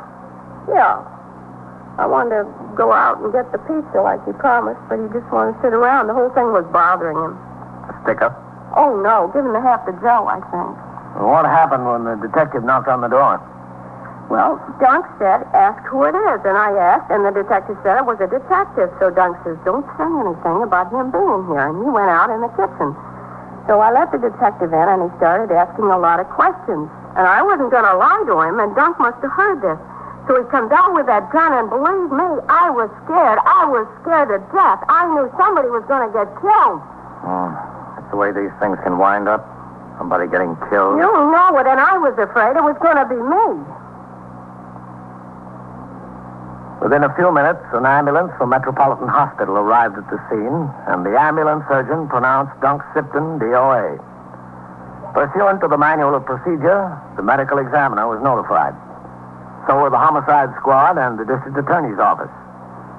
It is not the province of the police department to pass judgment, only to investigate and present the facts. The death of a human being at the hands of another is always homicide. And it's up to other authorities to say whether a homicide is justifiable, excusable, or felonious. It was not until after 3 o'clock that I was able to return to the station house. I walked around the desk to sign the blotter. Lieutenant Gorman, the desk officer, told me that detectives of the 24th Squad had arrived at the station house to talk to Joe McLeese. When they came into the muster room, he informed them of the shooting, and they drove directly to the scene. Patrolman Meister was still upstairs in the 21st Squad office with his prisoner, and I went up to talk to him. All the detectives on duty were out on the job. Patrolman Meister and Joe were alone in the room. Hello, Captain.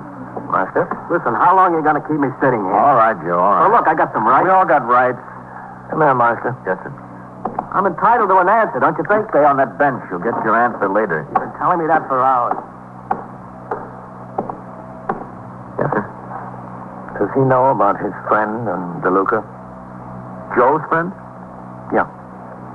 Well, no, sir, I don't guess so. I've been sitting with him. Nobody said anything to me or to him.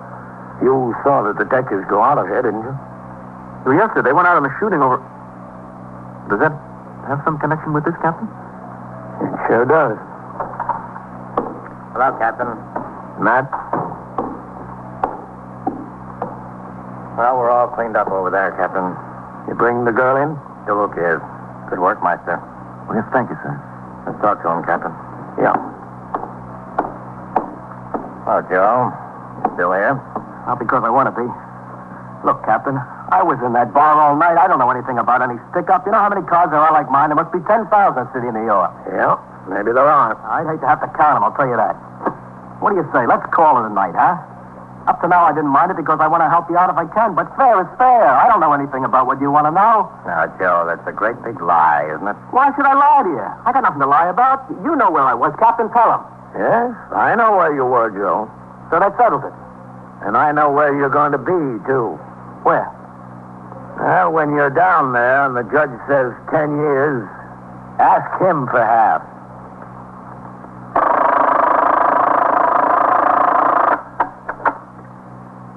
'21st Precinct, Sergeant Waters.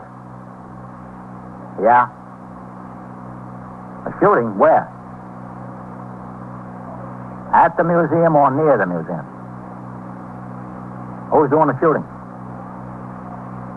Well, are the police officers there? Now, where is it exactly? Huh? And so it goes.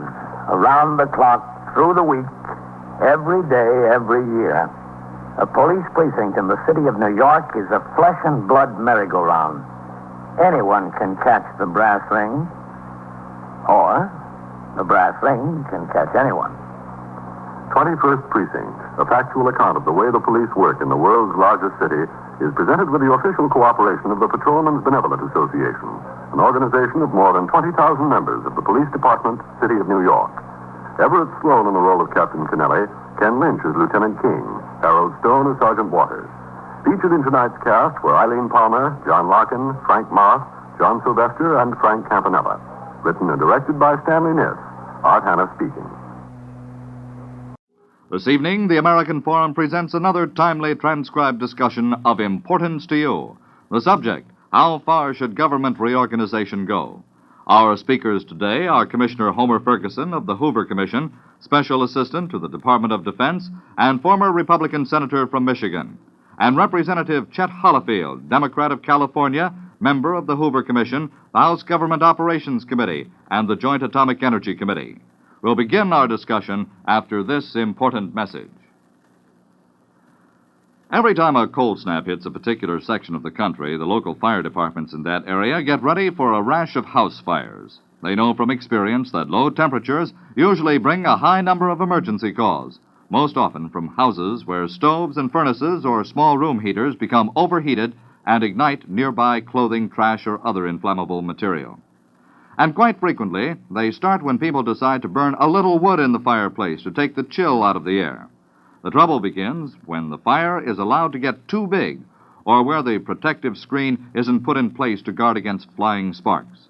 And again, many fires are caused by faulty electric heaters and by overloaded circuits. Fire and electricity are dangerous any time, but especially when the weather turns cold. So be careful. Never gamble with fire. The odds are against you. Now, ladies and gentlemen, the American Forum. And here is your moderator, Stephen McCormick. One of the campaign cries of 1952 by both parties was economy in government. In April 1953, the Second Hoover Commission was established to initiate this movement toward greater economy in the executive branch of our government. This month, the first report was released on personnel and civil service, and it will be followed by 19 additional reports, many of which promise to be controversial. Today we have two outstanding men from the Hoover Commission to discuss these reports. So let's begin now with a question from Mr. Sharon.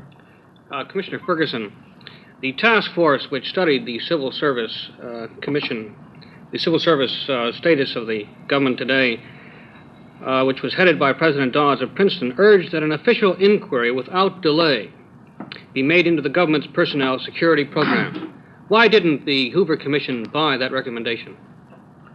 Well, I think one of the reasons, and principally the principal reason as I saw it, was that this matter had been studied by the executive branch, the previous administration as well as the present administration. It had also been studied by the various committees in Congress. When I was on the investigating committee there in the Senate, we studied this problem. Now, no one claims that it is perfect. But I think that it must be studied from the working level of those who are operating it inside and those who are familiar with it. This field of security is no place for amateurs. And therefore, I think it's essential that it receive the attention of those inside. Now, one other thing I think is important, that if you'd start another study of it by an outside commission, you would delay it from its actual work inside. That is, they would all say, well, we'll wait till this commission gets through, and then we'll go back to work. And this isn't a program that you can delay. Congressman Hollifield, is that the way you see it, sir? Well, I find myself in complete disagreement with my respected colleague.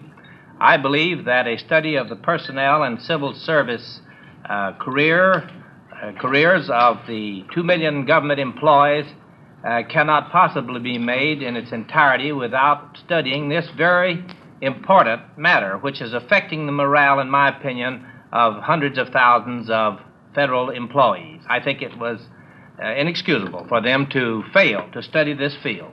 Mr. Pertain. Congressman Hollifield, I believe that the Department of Justice under Mr. Tompkins just completed a survey of the security problem within the executive department. And I was wondering whether you were familiar with that survey. I'm certainly not familiar with the results of it, but I would not set the administration up to investigate its own security program. It would not be an objective investigation, in my opinion. It should be investigated from someone outside the administration. Another committee, sir? Another committee, or this commission was instructed and had the jurisdiction to go into all facets of the personnel problem. This is an important facet which it missed. Mr. Krebs. Commissioner Ferguson, you raised, as I got them, 3 objections to another study of the security program by the Hoover Commission. Yet all of those reasons were apparently available to President Dodds and his task force when they made the recommendation that the Hoover Commission make the study. Now, does that mean that the Commission has repudiated its own task force? Well, now, I want it known, and it should be known, that the Hoover Commission, while it appointed these task force to do these jobs, and they've done splendid work on a number of occasions, the Commission does not agree and follow all of the recommendations of the task force. The task force is to try and get the facts for us and make their recommendations to the Commission, and then the Commission proceeds to make its recommendations. Well, since they, on the basis of that study, came to a conclusion in favor of the security investigation by the Commission must have had very good reasons for repudiating. It did have, and I feel they were justified. As I say, the fact that a study should be made, I think it can be made from the inside. I think, as mentioned by Mr. Burton, that a study by the man in charge in the Attorney General's office will be able to work this out and do a much better job than would be done by a commission, because it would take months of study. And if you had amateurs on it that knew nothing about the penetration of communists into government and into business, you wouldn't get a study that would be of any value. But Commissioner Markell, go ahead. I'd like to ask Congressman Hollifield, in view of the fact that you think that the Hoover Commission should have acted on this security problem, does that mean that you would do away with the boards and commissions, the congressional committees and so forth that is doing the same investigation? Oh, no, and I want to clarify my statement. I said that the task force, which was assigned to study the personnel and civil service problems, should have made the investigation and turned their recommendations over to the Hoover Commission so we could have acted upon their study. But they failed to study it. So it's a field that has not been studied by either the task force or the Hoover Commission.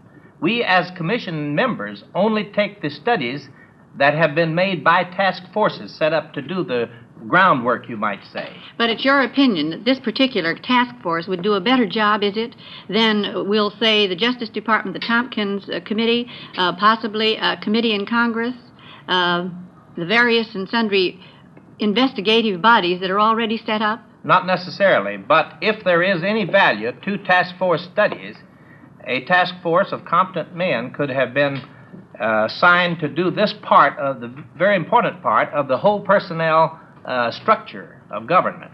Mr. Hill. Representative Hollifield, do you think that we actually achieve any goal by these series of studies through Congress, through executive order, through repeated commissions? Are we making any headway if there is a security problem in this repetitiousness and duplication of effort? Or shouldn't we, in terms of economy and efficiency in the program, be reducing it to a single report such as the Tompkins Committee should produce sometime this week? Well, as to which commission should do the job, I'm not competent to say.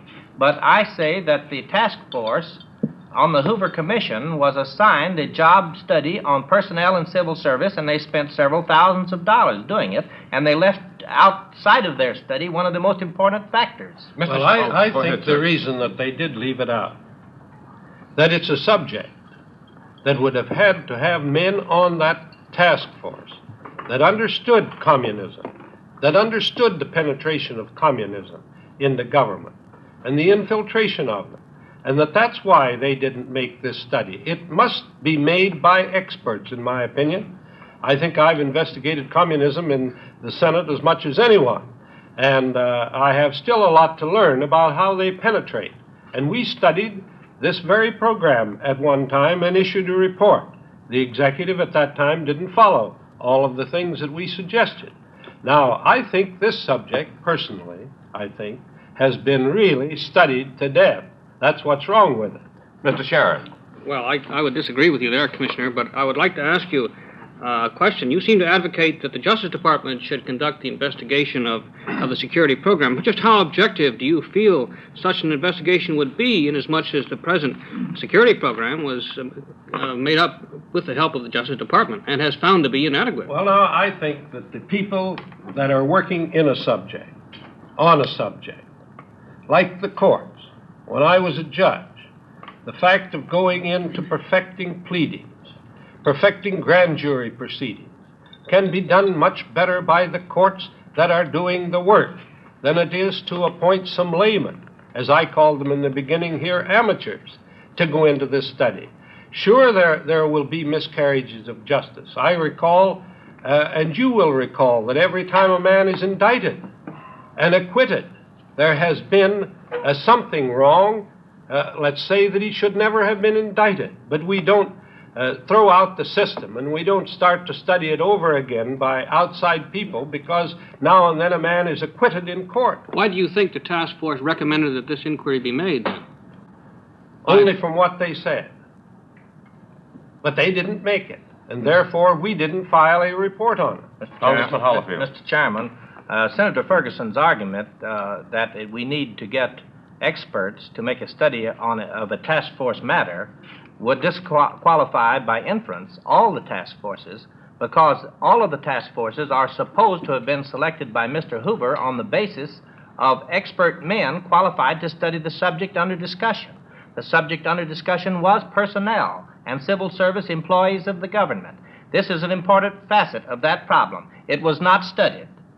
But it is a specialized part of personnel. Men who are trained in civil service and in all of the personnel problems might know nothing about this question of penetration of communism in the government. Well, there's more than just a question Hold it, Mr. Sharon. Let's go over to Mr. Bertain Why, here for for a moment. instance, Congressman Hollifield, did you dissent in regards to the task force, their recommendations for the senior civil service proposals?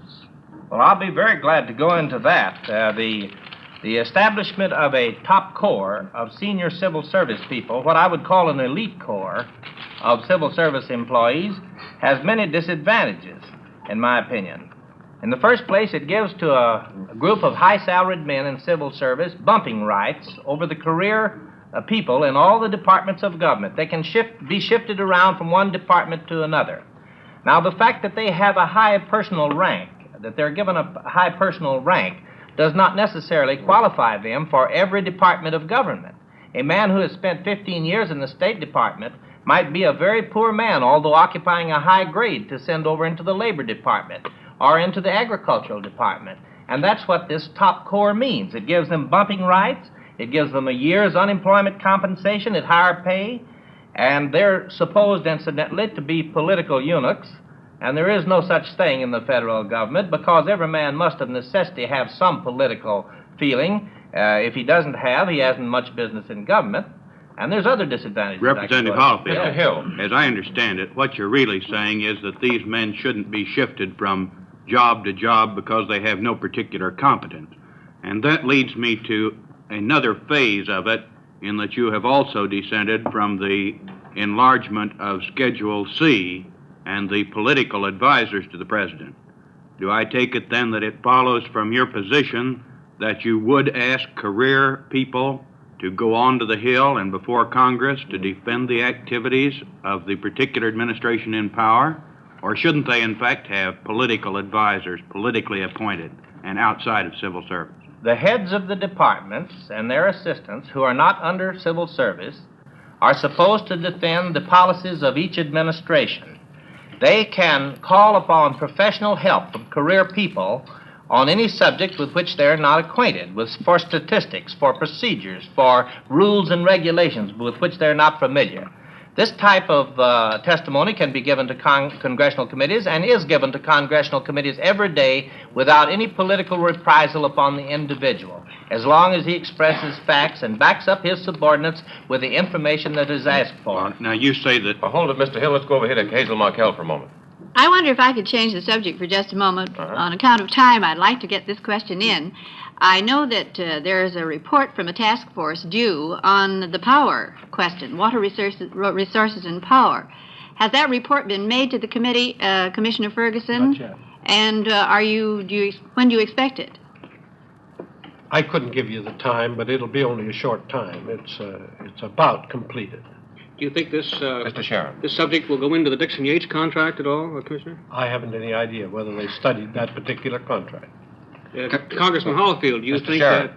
that it would be valuable to the country at large to have a more thorough investigation of the Dixon Yates contract than we've so far had? Well, it would be valuable to the country at large to find out some of the issues, which unfortunately have not been printed by the papers.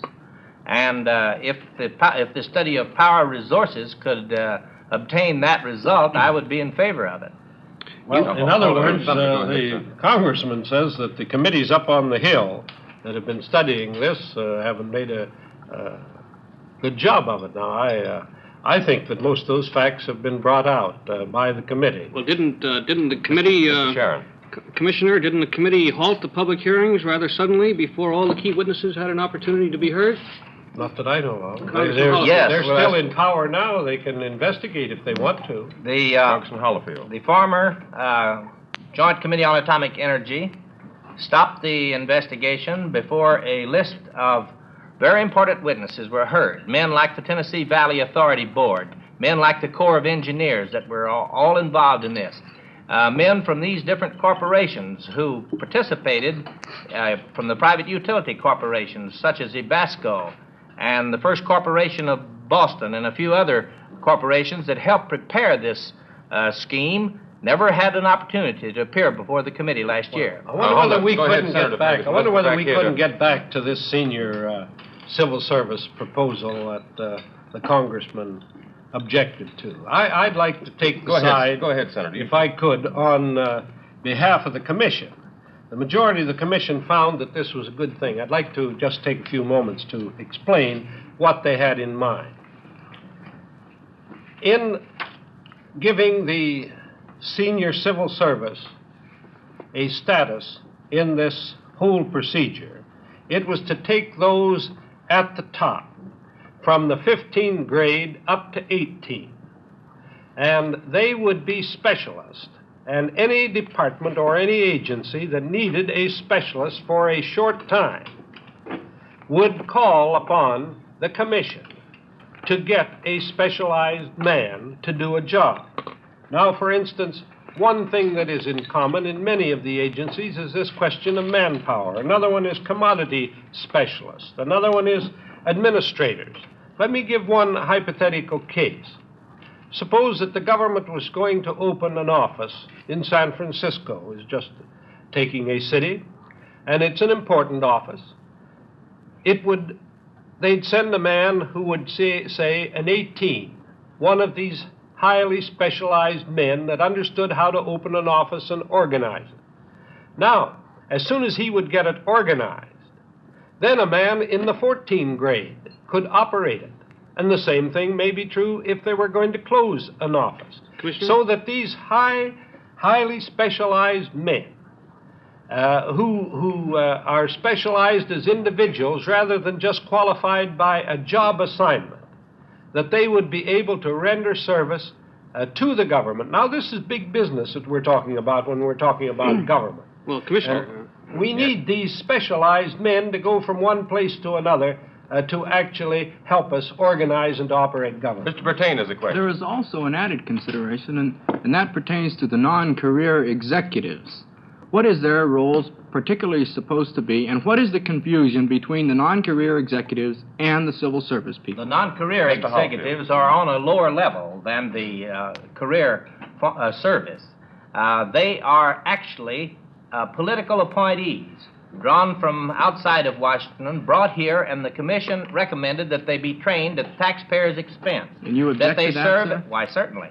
They serve as political executives. That was the first name given to them, and then they were given the name of non-career executives. And, of course, this is just a way of giving the Republican administration a great many more political jobs. Precisely. That's all it amounts to. Well, of course, you just had 20 years in which to get your political jobs, and I just want to say this now. I'd like to start at the beginning of our government. We have a two-party system.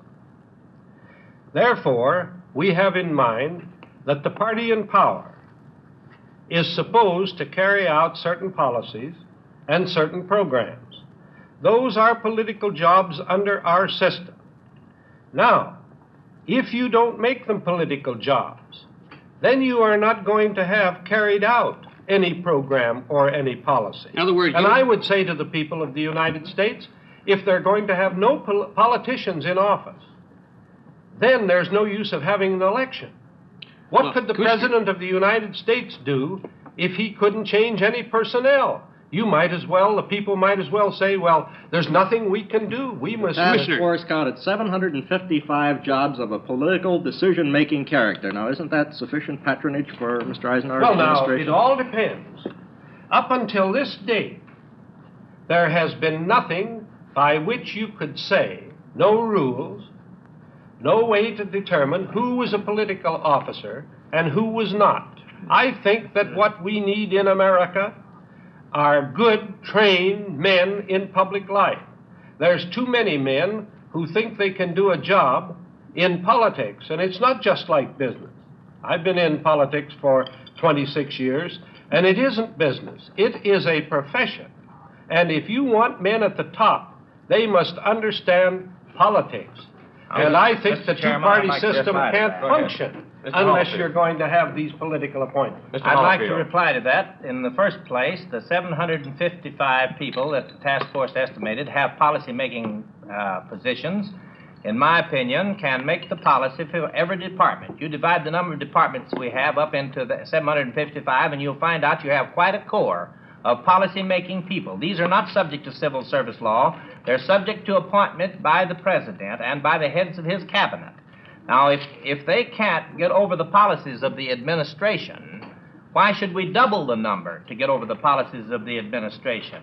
And if you can't draw the line between policy and career, how would making an additional 1,500 people help you solve the problem of dividing between policy and career service? But I think that when you have 3,347,000, I forget the last three figures, of people, that you've got to have policy-making people among those. Nobody can say that it ought to be 750,000 or it ought to be 750.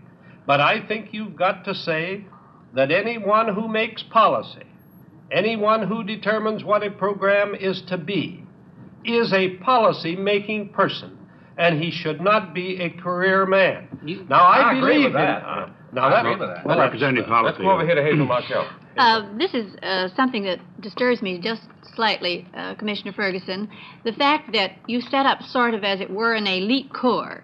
And we're hearing a great deal of talk about the morale of government workers at the time. Do you think this is going to have an effect on that? Yes, it's going to increase it. Increase the morale? Yes. In what Because way here's would- what it's going to do. Explain this. Everybody down below has an opportunity, through service to his government and his people, to work up and to be put into this senior category, which is really a good thing, and it would raise the morale.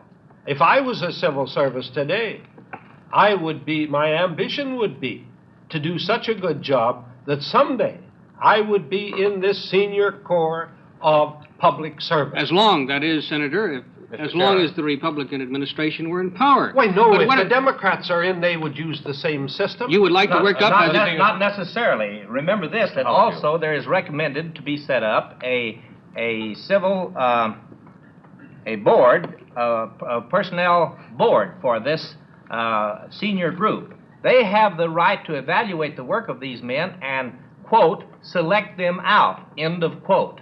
In other words, get rid of them. So getting into this particular group with a partisan board appointed by either the present president or a succeeding president would leave these men open for discharge, in my opinion. Well, now, do we say in government that no man can be discharged no matter how inefficient, or let's even say how stupid he may become?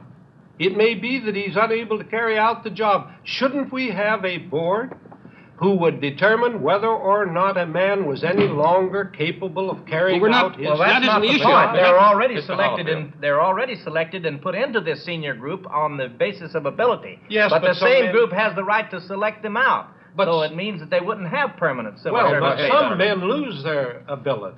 That is a known fact. Some men just simply lose their ability to do a job. And can't we get rid of them? Well, Mr. Krebs, do you have a question, sir? Well, I was just going to pass to Mr. Sharon because I know he has one. All right. Well, you flatter me, sir. I just can't help being a layman that thinking that this all is just a means of some sort to create more patronage for the Republican National Committee. And as a man in the street who reads the newspapers and listens to the arguments that you've presented, Commissioner, I can't help but think that this is a move to get greater political patronage into the civil service. Right, and I know that the American people know that.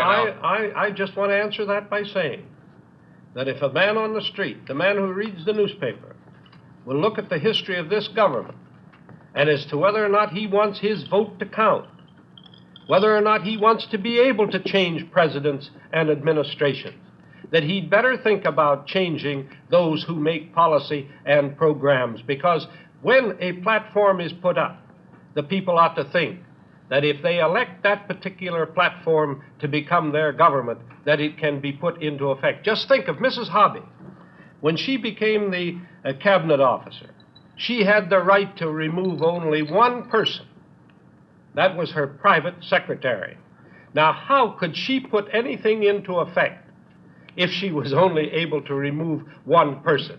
They've got to think that this is a two-party system and that it is a political government after all, and that they must operate under that, and they can, as the saying goes, kick the rascals out if they desire to. I wish we could continue, gentlemen, but I wish we could. It's time to end today's discussion. We certainly do thank you, gentlemen, Congressman Chet Hollifield, Democrat of California, and Commissioner Homer Ferguson of the Hoover Commission. Thank you very much. Thanks to Hazel Markell and you gentlemen of the panel. The nation's first discussion program, the American Forum, is now in its 26th year, founded and produced by Theodore Granick. This is Steve McCormick bidding you goodbye. In most parts of the country, cold weather will be with us for a little while yet. And for that reason, I'd like to pass along a few motoring suggestions to help bring you safely through the winter. When you first start out in your car, try your brakes before getting into traffic. You can't always see ice, you know, and if you find the road slippery, we shouldn't have to tell you to drive slowly. Then, while driving, keep your windshield clear of ice, snow, fog, and frost at all times. Be sure your taillights, headlights, windshield wipers, and defrosters are in top-notch condition. Remember, in order to avoid danger, you must be able to see it. Use tire chains on snow or ice, but don't get into a false feeling of security because you are using them. Never jam on your brakes. It can throw you into a dangerous spin. For safety's sake, be a courteous driver, and most important of all, stay within the speed limit. The life you save may be your own.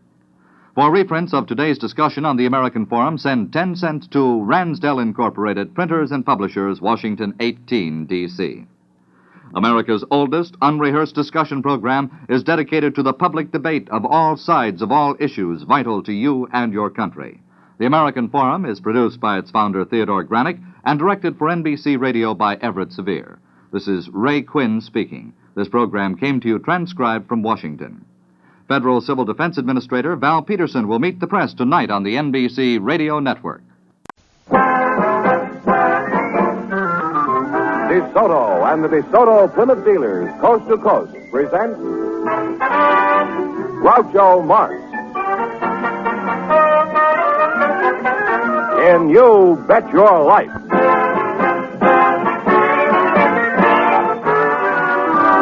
Groucho sent me to see the new DeSoto. Groucho sent me, and I love to drive this car. It's long and low and roomier, so handsome you can see. It's powerful, and I'm so glad that Groucho sent me. Listen to him when you hear Groucho say, Go drive the new DeSoto at DeSoto Plymouth dealers today. And now, here he is, the one, the only... That old fogey. Oh, that's me, Groucho Marx.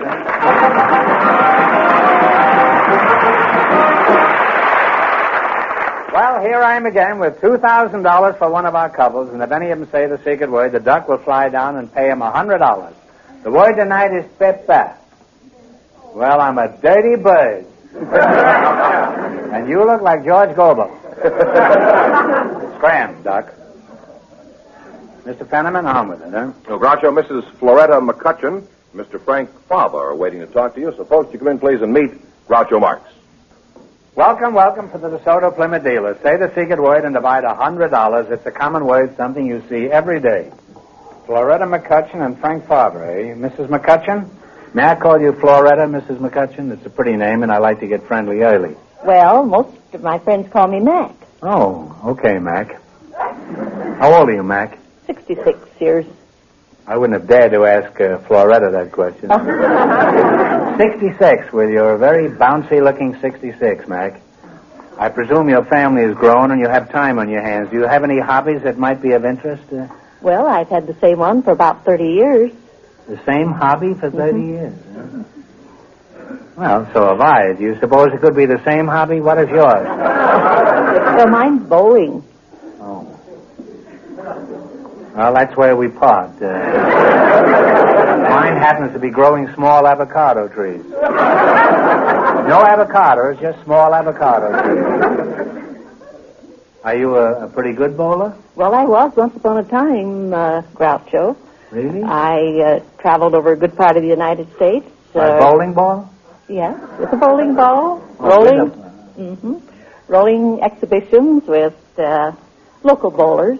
You must have been a pretty good bowler. You say you put on exhibitions? That's right. Did you ever break par? Yes. Or whatever they call it? In bowling, par is a 300 or perfect score. Uh-huh. And I rolled 10 of them in different places throughout the country. Really? And I had 11 800 three-game scores.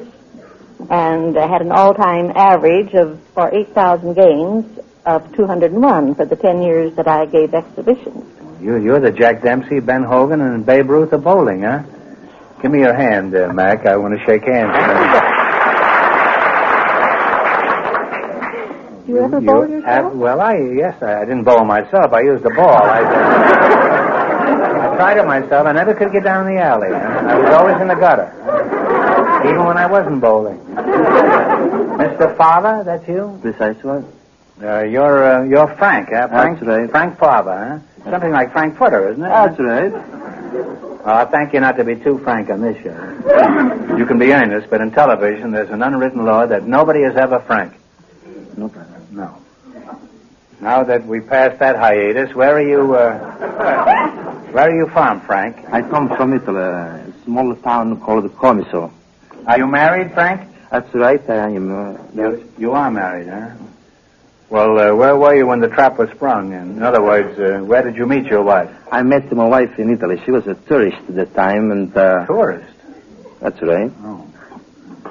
What was your reaction to this American girl the first time you saw her? Do you remember? It was love at first sight. My hat was on fire. Your hat was on fire? I thought over there they wore a beret most of the time. Why didn't you take your hat off if you were wooing a girl? So, you choose to ignore this, is that it? What sort of work do you do, Frank? I am a barber in the Knickerbocker Hotel here in Hollywood. You're a barber at the Knickerbocker? Oh, I had a close shave at the Hotel Knickerbocker one night. That's another story, which I don't care. Well, how are you getting along with your wife, Frank, after that romantic courtship? Do you ever have any arguments? Well, once in a while we do, especially when I look some other woman, she doesn't like the idea. On Sunday, we'll take a ride or someplace, and see if by accident you look someone, and then we start to fight on that. Is she driving while you're casing the sidewalk? Just a look. Now, who wins these little spats, you or your wife, when you have a... Well, Ursula, I have the last word. You have the last word? I'm sure you do. And what is the last word? Help? No. Well, she says, shut up. And I say, all right.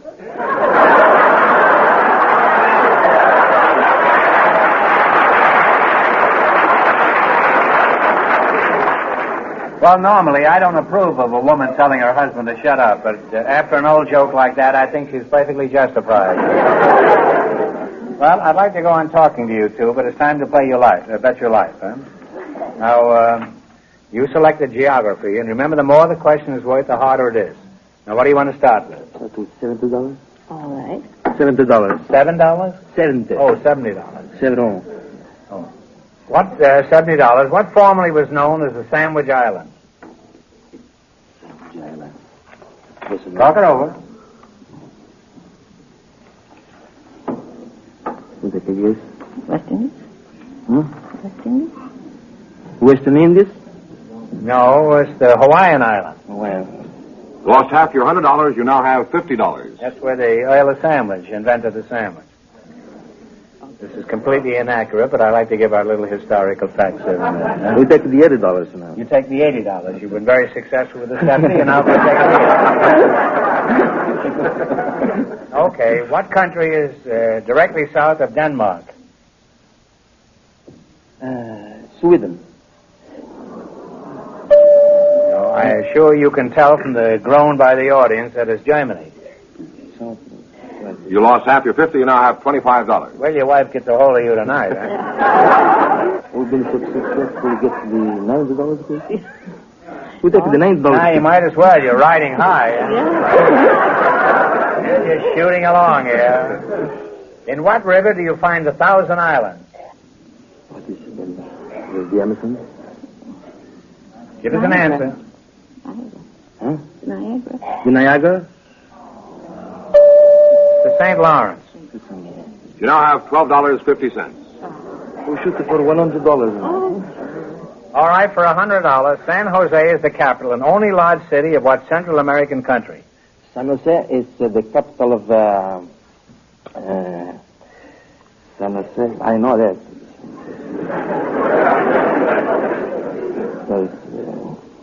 Costa Rica. I sure thought you were going to say Australia, but it's Costa Rica. And you wind up with $112.50. Well, thanks and good luck to the Soda Plymouth dealers. I'm glad you won that last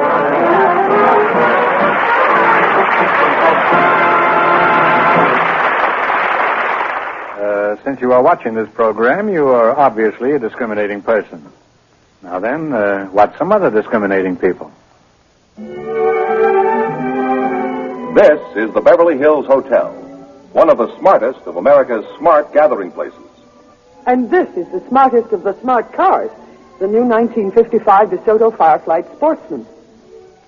DeSoto symbolizes the exciting forward look, with motion expressed in every line. And notice the dramatic color sweep that accents its beauty. The new DeSoto's beautiful inside, too. Rich matelassé, genuine leather, and luxurious nylon woven with silver metallic threads. But to really know this car, you must drive it. So flip the flight control lever and go. Then you'll really appreciate the new DeSoto. You'll love DeSoto's big wraparound full vision windshield. It gives you the best front and side visibility of any windshield. You'll like DeSoto's new Power Flight Takeoff, a smooth surge of instant power. And you'll like the way that power sweeps you over the steepest hills. The smart new DeSoto is the car you'll be proud to drive. To the smart Bel Air Country Club or anywhere. The new DeSoto, smartest of the smart cars. So be smart. See the new 1955 DeSoto at your DeSoto Plymouth dealers tomorrow. And when you do, tell them you know who sent you.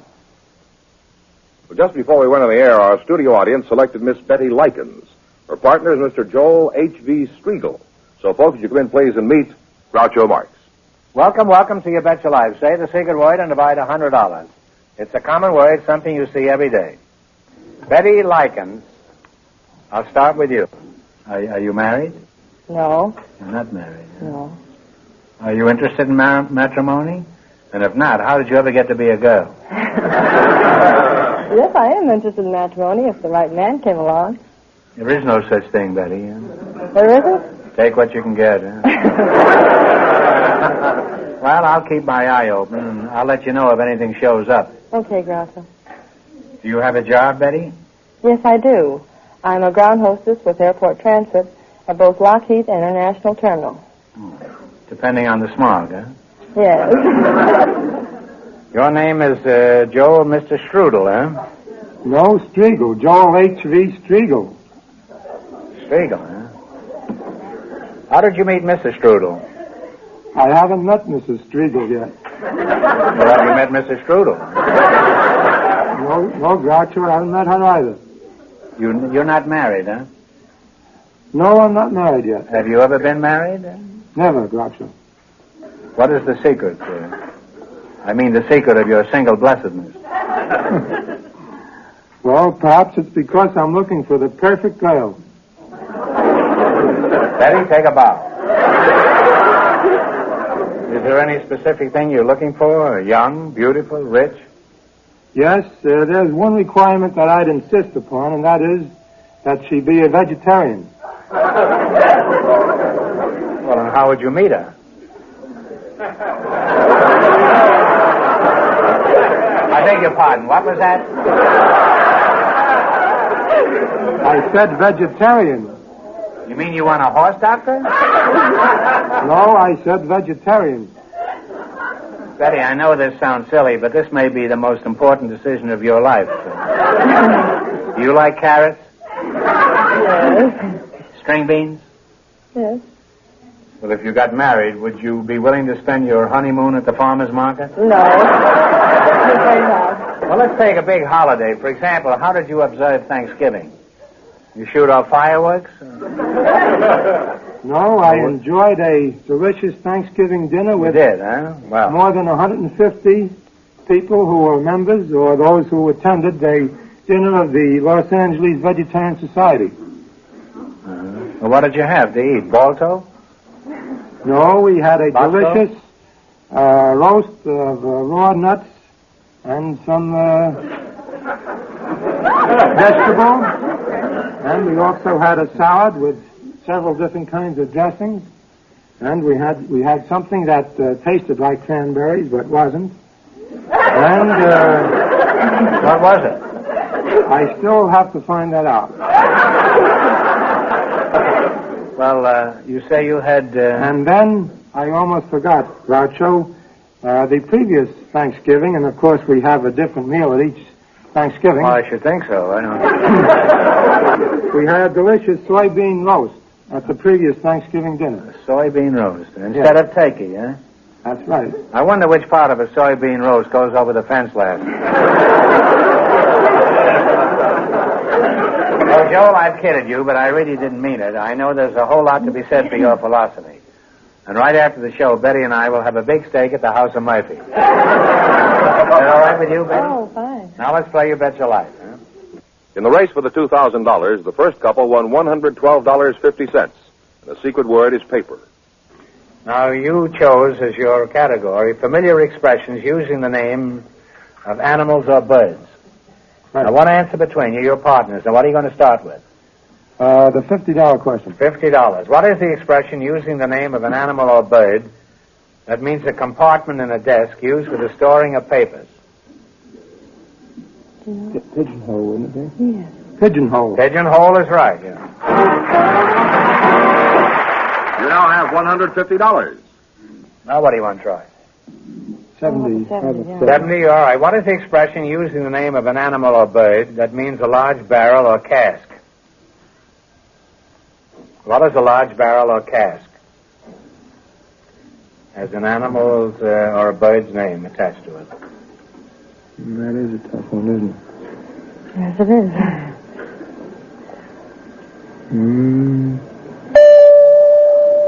Well, you'll know it when you hear it. It's Hogshead. Oh, no. You lost half your $150. You now have $75. All right, now what are you going to go for? 60? 60. What is the expression using the name of an animal or bird that means the inclined frame or bumper in the front of a locomotive? The front part of a locomotive. I did know that.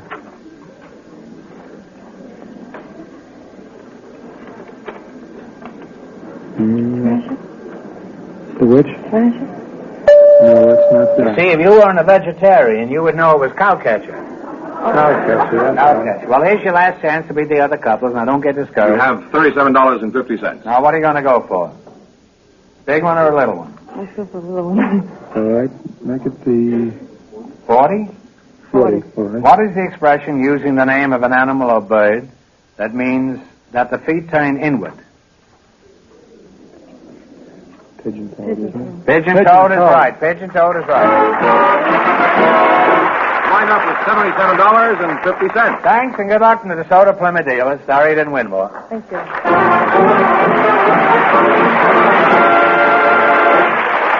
Groucho, we heard about a very unusual couple in town, so I asked them to come down to our show, and they're here tonight.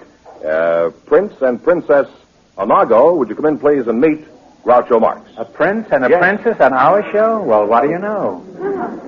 Well, welcome for the DeSoto Plymouth dealers. Welcome to the DeSoto Plymouth dealer. Say the secret word and take home an extra $100. It's a common word, something you see every day. Prince, it's a pleasure to have you here. May I reciprocate my happiness, sir? Well, you certainly may. You realize, of course, I'm just a commoner. You aren't going to jeopardize your royal standing talking to me, are you? By no means. Well, you'll go a long way to find anybody that's commoner than I am. Prince Anago, now, just where do you do your princing? Where are you a prince, principally? I mean, in what principality? I'm as unprincipled as they come. Huh? Well, in the Belgian Congo, in a little place called Tairira. Tairira? Yes. I never heard of that. It is roughly about 200 kilometers southwest of Luebo. Oh. Well, since I've never heard of that makes it pretty clear up to now. Now, how many members of this tribe are there, Prince? There are approximately 3 million. I see. Well, that's quite a tribe, huh? May I ask how old you are, Prince? I'm 30 and 5. 30 and 5. That makes you, let's see, Oxendreit, you must be 35, huh? Precisely correct, sir. You see, I'm not accustomed to conversing with princes, Prince, so if I fracture a protocol occasionally, I trust you'll understand. Yes, sir. For example, Princess, would I be beheaded if I asked your age? I'm 20 and 7. 20 and 7. Now, let's see. 23, 23, 24. Stephen, you must be 27, huh? Right, sir. Well, Prince, you say you came from the Congo. In which part of the Congo were you born? Is there any place we'd recognize, like Ava Gardner or Ernest Hemingway? The real surprise lies in this particular answer. I was born in East St. Louis, or East St. Louis, Illinois. I have... Don't go away, folks. I'm just as curious as you are. It's not often we get an African prince with a British accent who was born in East St. Louis.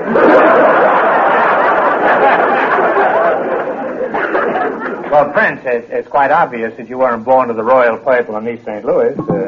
Suppose you tell us your story, huh? I should be most happy to do so, sir. I was born an undistinguished commoner. So I ran away from home. I went to New York City. I went into Horn & Hardart and applied for the job as a bus boy. About 6 months thereafter, I met a Britisher, and for 3 years he taught me Latin, Greek, and Shakespeare. This was in the automat? Yes, sir. At his home on 72nd Street. Oh. And I read quite a few books, some 200, and to arouse my interest about Africa, I may say at this particular juncture, Mr. Marks, that I sort of hitchhiked, so to speak, into Africa. That is, I was a stowaway, both of us. It's a most unusual story, but a very true one. I see. Now, Prince, what are your plans for the future? Do you and the princess intend to stay here, or do you plan to return to to Africa? Well, I propose through our native rhythm dancing to, with the help of cafes, theaters, and television, nightclubs, and possibly one of your extraordinary parties. You might one time have the need of us. We have 5 Congo drummers and orchestra. It's a most fascinating thing to see and hear. To get enough money to go back. Well, could you show us a few steps, Princess? Just enough for us to get the idea? I should be most happy to do so. However, my dignity is displaced somewhat here, and that I do not have my drum with me. Oh, you need but a drum. any tool would do to beat on, since in Africa a drum. What about a screwdriver? Would that be any good? Yes. Have we got a stool or something around here that the prince could use? Huh? Will you knock that stool pigeon off there and bring the stool out? Put it over there, George, huh? Sure. Now, do you need any music with this, Prince? No, the music comes from my hand, sir. Oh.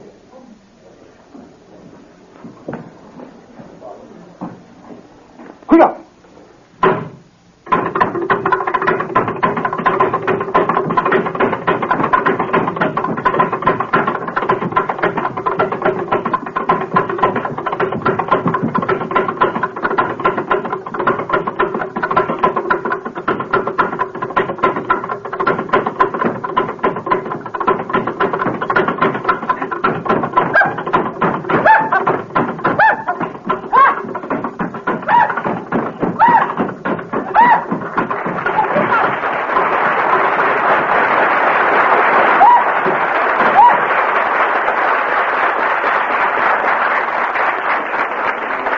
Princess, that was wonderful, and the Prince is no slouch with the flamadiddles either, huh? Well, Prince, since you're interested in raising money, perhaps we'd better get down to business. And incidentally, I hope you make it back to Africa successfully and that you can achieve your ambitions there. Thank you. Now, let's play You Bet Your Life, huh? In the race for the $2,000, the first couple is still leading with $112.50. Now, you selected the dictionary quiz, and remember, the more the question is worth, the harder it is. And remember your partners, one answer between you. Now, what are you going to start with? You can start with 10, 20, 50, all the way up to 100. Let us be circumspect, John.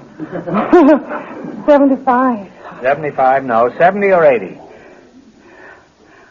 80. 80? Okay. When one state surrenders an alleged criminal to another state, what do you call this legal process? When one state surrenders an alleged criminal to another state, what do you call this legal process? Talk it over. I knew the name very well. See.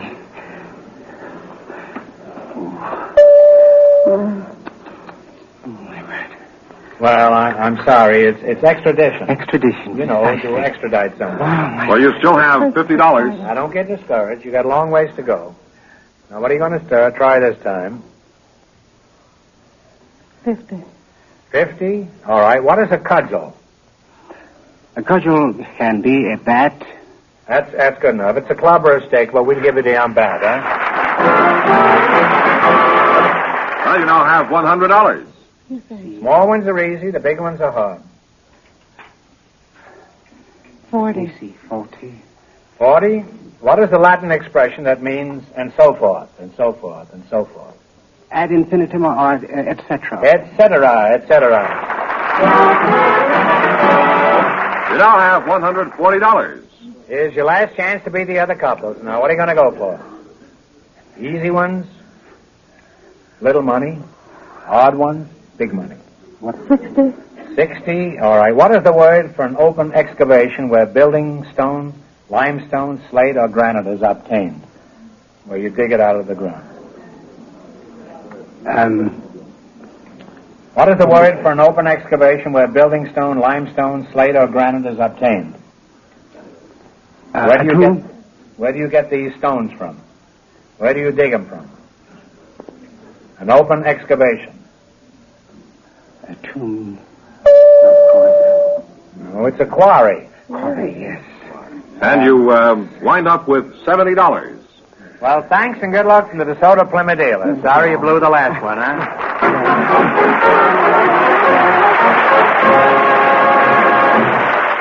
That means that Mrs. McCutcheon and Hi, Mr. Odie. Fava with $112.50 in just 1 minute get the chance at the DeSoto Plymouth $2,000 question. I want you to watch closely now, and you'll learn the best words there are to describe the new 1955 DeSoto.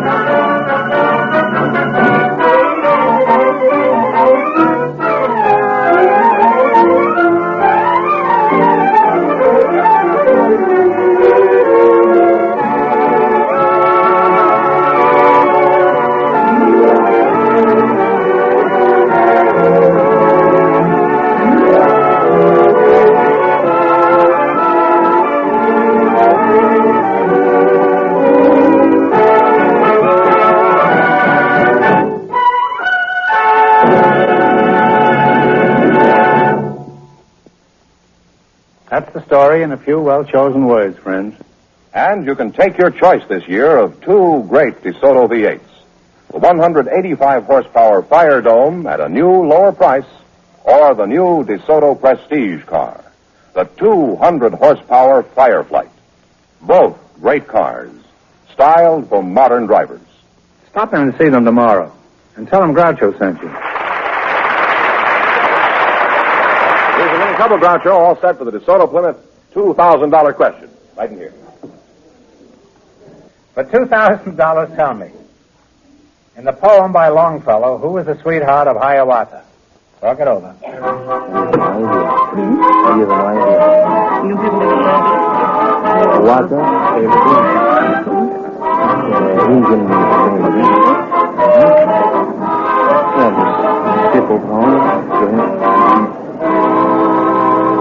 All right, what is the answer you two have decided upon? Pocahontas?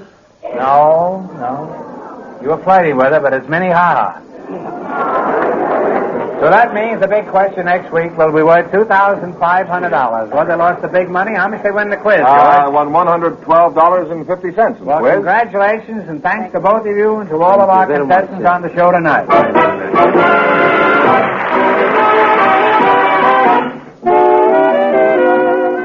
Friends, go in to see your DeSoto Plymouth dealer tomorrow. And when you do, tell him Groucho sent you.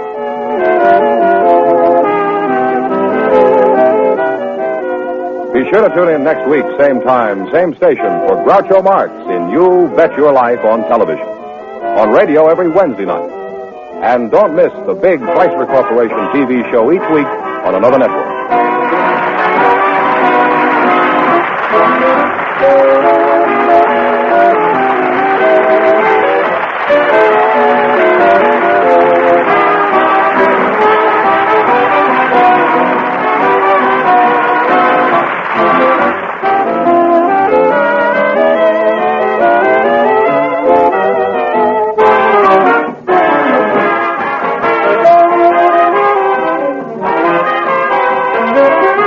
This is George Fenneman signing off with a message from the National Safety Council. Drive slow in rain, sleet, or snow.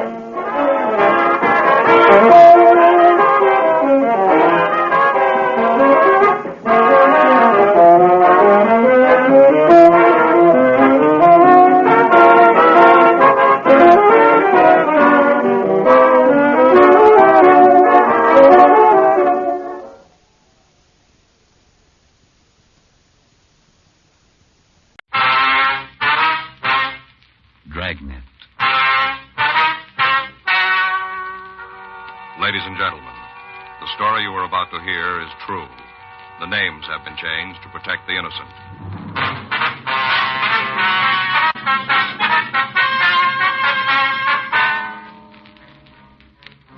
You're a detective sergeant.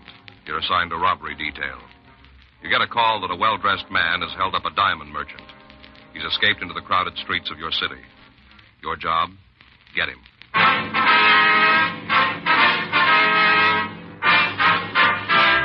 Dragnet, the documented drama of an actual crime.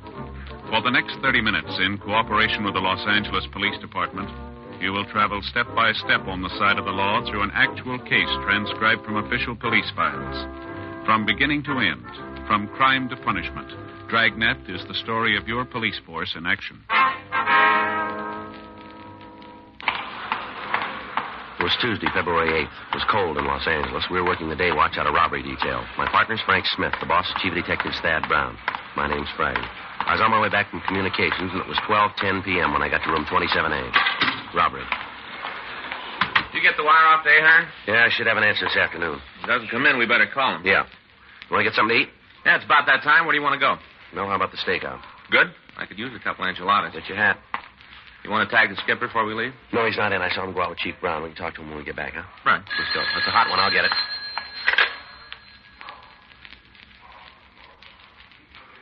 Sauce? Yeah, diamond merchant just hit for a load of unset diamonds. Big score? It'll buy a group of enchiladas. Huh? $80,000 worth.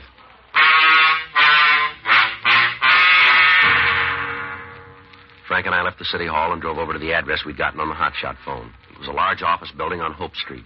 From the lobby register, we found that the victim, a Mr. George Mars, occupied suite 318. We checked with the uniformed officers who answered the call, and then we went upstairs to talk with Mars. Well, I tell you, officer, there wasn't anything about him that'd make a person think he was a hold-up man. Mm-hmm. Nothing. You want to tell us exactly what happened? Well, sure. There's not much to talk about. I was sitting here looking at the papers, checking sales. What's that? Dollar Day. Oh, I I figured see. maybe I could get a good buy on some suits. I've been needing them. Figured maybe I could pick up a couple on sale. Not for $1, you know, but on sale. Yes, sir. Go ahead.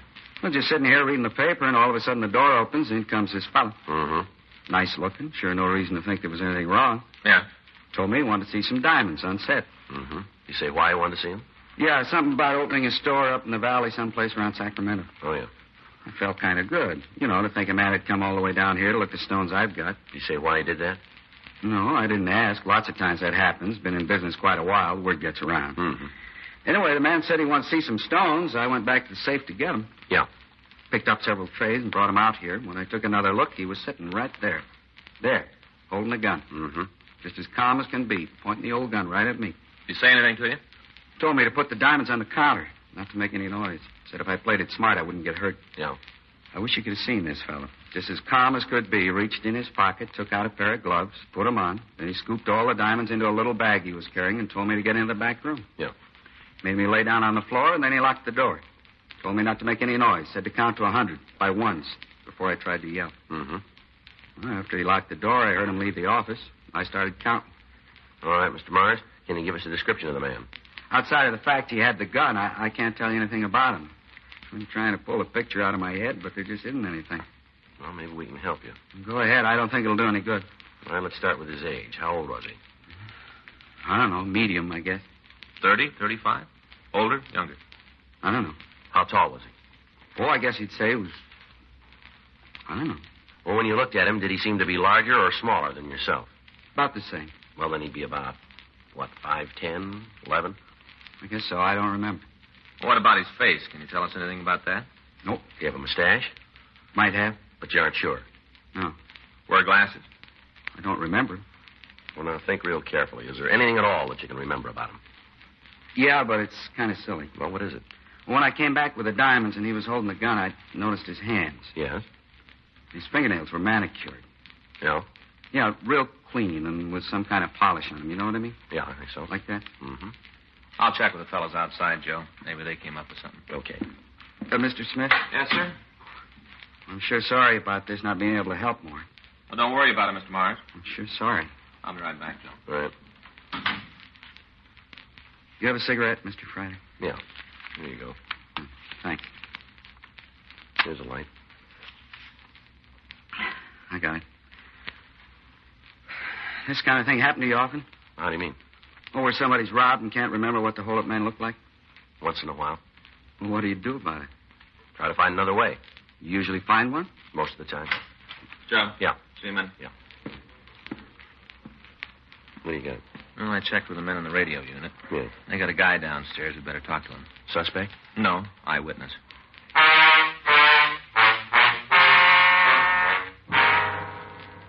Frank and I went down to the lobby of the building, and we met with the uniformed officers who'd answered the call. They introduced us to Stanley Markin. Markin said he'd seen the hold-up man. And I did. Saw him plain as anything. When was that, sir? Yeah? Must have been right after he held up old Mars. Where'd you see him? Hall right outside the office, right in front of the door, practically. Mm-hmm. On the way to my place, and this man come out of Mars. Roaring. Mm-hmm. Yeah. Threw open the door and wham, right into me, like to knock me down. Really roaring. Mm-hmm. Had this little black leash, you know, about this big. Mm-hmm. Yeah. Oh, yeah. Had a death grip on it. Well, did you get a good look at the man? Closer than I am to you, run right into me. Thought sure I was going to end up on the floor. Yeah. Can you give us a description? Sure. What do you want to know? What do you look like? Nothing special, just a run-of-the-mill crook. Seen one, seen them all. Okay. How old was he? Oh, guess about 28, maybe 30, around in there. How tall? Like you. He'd be about 6 feet. Well, that's what you are? Yes, sir, pretty close. Yeah. How was he built? Medium. Didn't seem to have a lot of beef, just average. Uh-huh. How was he dressed? Had a gray suit on, dark gray, little red pattern going through it. Single or double-breasted? Single. Uh-huh. What color shirt? White, blue tie. One of them new ones, you know, little thin kind, you know, little bitty knot. Had one of them bar things through the collar, holes in, you know. Uh-huh. Square ends. What's that? On the bar. Square ends, not round like most of them. Square, I see. Was he wearing a hat? Yeah. Blue Humber, dark. Had it kind down over one eye. Looked real rakish, like a spy. Mm-hmm. Was he clean-shaven? Yeah. How do you mean? Did he have a mustache? No, didn't. Was he wearing glasses? Not that I saw. Might have had them, but he wasn't wearing them. Did he say anything to you? Not a peep. He just wham, and then he took off. Made me real mad. Guy almost knocks you down, then doesn't even say he's sorry. Uh-huh. He took off, and when I thought about it, I went after him. Did you see if he was carrying a gun? I just told you I went after him. Yes, sir. I'm not a coward, but I ain't no fool either. I'd have seen a gun, I wouldn't have gone near him. Yes, sir. Guy didn't even wait for the elevators. Just run off of the stairs. Fire exit, you know. Yeah. Down 3 stories. All the way by stairs. Tell you, it almost got me, but I was so sore about being run into, and then no apology, just nothing. I went after him. Yes. We got to the lobby, and he went out on the street. Thought I had him sure there. Place was all crowded. A dollar day, you know. Yeah, we know. Didn't think he'd be able to run far with all them people. Mm-hmm. He didn't. What's that? He didn't run very far. Only to the curb, and he jumped in a taxi. Yeah. Cab took off. I tried to get there before it left, but didn't make it. Too many crowds. Mm-hmm. I got the number of the cab he took, got it written down in my office. Can we go up and get it? Sure. Scientifics come out yet? What's that? Scientifics, you know, fingerprints and all. They come yet? No, not yet. Well, they get here, and it'll be toodaloo to him. Them guys and their machines, just a matter of dropping a few cards in some gadget, and ping, there's the name. Yes, sir. Well, it'll be a little more than that. Yeah, that's what you think. Soon as the scientifics get here, have them come and see me, first thing. You bet. Give them something to really work on. What do you mean? Yeah, good start on who the fella is. What's that? When he bumped into me upstairs, he dropped his hat, flew right off his head. Guy didn't stop to pick it up. I got it. It's a good one. Uh-huh. Got his name in it. 12:32 p.m. The crew from the crime lab arrived and started their investigation of the office where the robbery had taken place. Frank and I got the description of the thief out, and then we started to check on the cab number. The suspect's hat was turned over to the crime lab. When Frank and I looked at it, we found the initials TR on the inner band and the name of a men's store in Las Vegas, Nevada. Lieutenant Lee Jones said they'd run a check on it for us. The stats office started a run on the M.O. and the description. Both the victim and Stanley Markin were taken to the city hall to look through the mug books for a possible identification. At 1:26 p.m., we obtained the name of the cab driver who'd picked up the suspect.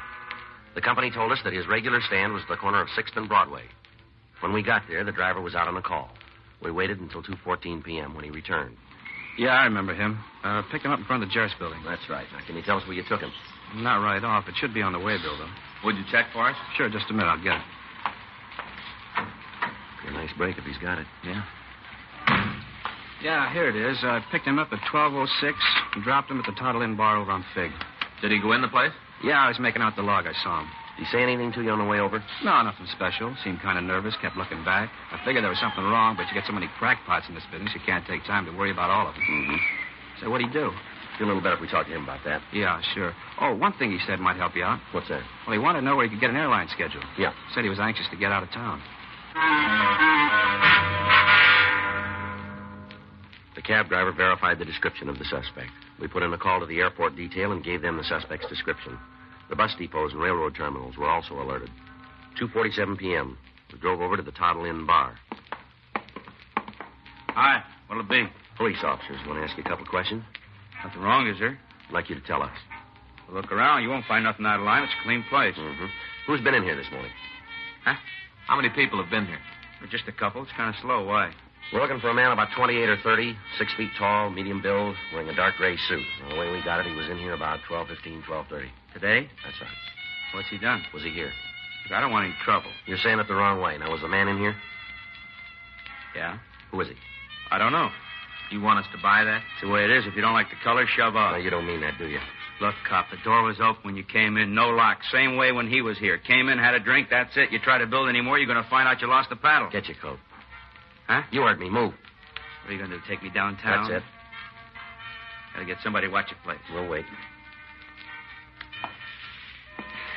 Look, it doesn't seem very fair. How do you mean that? I didn't have part of the action. Well, why don't you tell us? The guy came in, he ordered bourbon and milk. He sat there and drank it. Had a couple more and left. Doesn't mean anything to me. And why you stand in front of him? I don't know. The place is clean. I like to keep it that way. Who is he? Look, I tell you true, I can't pull up a name. Well, now, suppose you try. Tom something. Is he in here often? A couple times a week. What's the attraction? Look, why don't you tell me what it's all about? Maybe we can make a deal. We don't need you on our side. Why does he come in? To see Alice. Who's she? Waitress. What's her last name? Colbar. She go with this fella? I don't know if it's serious. They've been out a couple of times, dinner and a show. Where do we find her? I guess she's home. She don't come to work till 4:30. You got her address? It's in the book. Get it. No other way? Get it. Okay. Does Tom make a phone call while he was here? No. What do you have to say to you? He told me he just wound up a deal. He did pretty good on it. Said he was going home. You live in town? Not regular. He's from, I don't know, Nevada, I think. You say where? Well, he mentioned some small town, a Boulder City, I think. It's not a street or anything there. You want to get the girl's address? Yeah. I hope you understand about before. What do you mean? Why I wouldn't go with you from the front. Tell us. Well, it's Alice. Yeah. She'd be in real trouble if it got out she was seeing Tom. Why? I don't think her husband would go for her.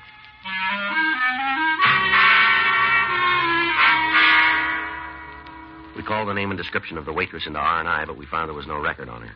Frank and I left the bar and went over to her home. It was a run-down apartment building on Court Street. We checked with the manager, and she told us that the girl's husband left about 9:30 that morning. She went on to say that Alice Colbar seldom left the place before 3:30, and that as far as she knew, she was still at home. Frank and I went up to talk to her.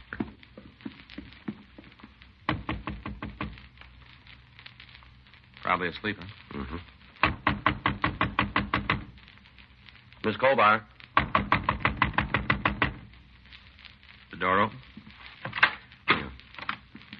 You got your flashlight? Yeah, here. Miss Colbar? Throw the light over there, Frank, in the corner near the bed.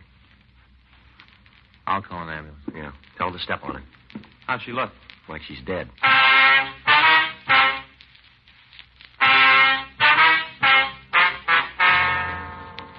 From the appearance of the room, there'd been a fight.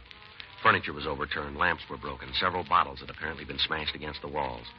The body of Alice Colbar was lying on the floor near the bed. Her face was buried in the pillows if she'd used it to ward off additional blows from her attacker. An ambulance crew arrived, and she was removed to Georgia Street Receiving Hospital for treatment.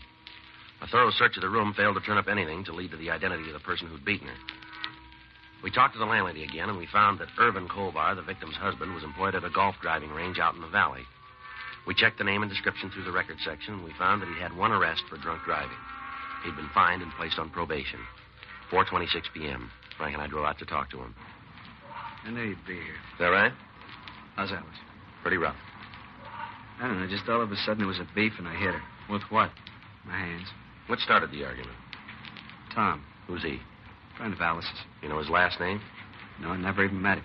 All right, tell us about it, will you? What you don't know already? Everybody else does. Go ahead.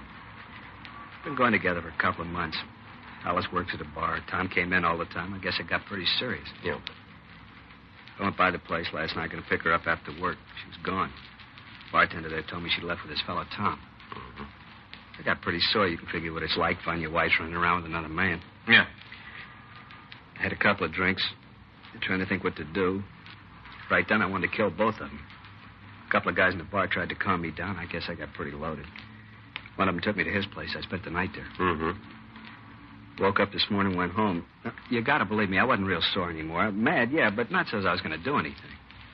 Mm-hmm. Alice was asleep when I got there. I woke her up, told her I knew all about her and Tom. Yeah. Kind of thought she'd be sorry, say she was wrong, something like that. Uh-huh. She wasn't. Told me how her and Tom were in love and that she wanted a divorce so they could get married. Tried to talk to her, tell her how I loved her. Didn't do any good. She said we were all through, for me to pack my things and get out. I guess that's when I hit her. I don't know. All of a sudden, I wanted to smash her. That's all there is. You ever met this Tom? No. How about the other guys in the bar? They know him? To talk to, I think that's about it. Any idea where he lives? No. Tried to find out last night. None of the people around the place know. But I found out I'd have killed him. All right, you better get your coat. Yeah. What are they going to do to me? That's not up to us. I didn't kill her, though, huh? She's still in critical condition. Guess it doesn't make a difference anyway. We only been married a couple of years. Won't be much without her.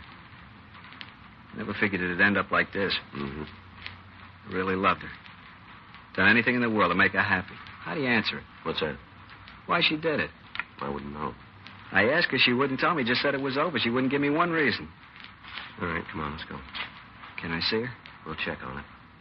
I want to ask her, find out why. Maybe she'll tell me now. Yeah, she can hear you.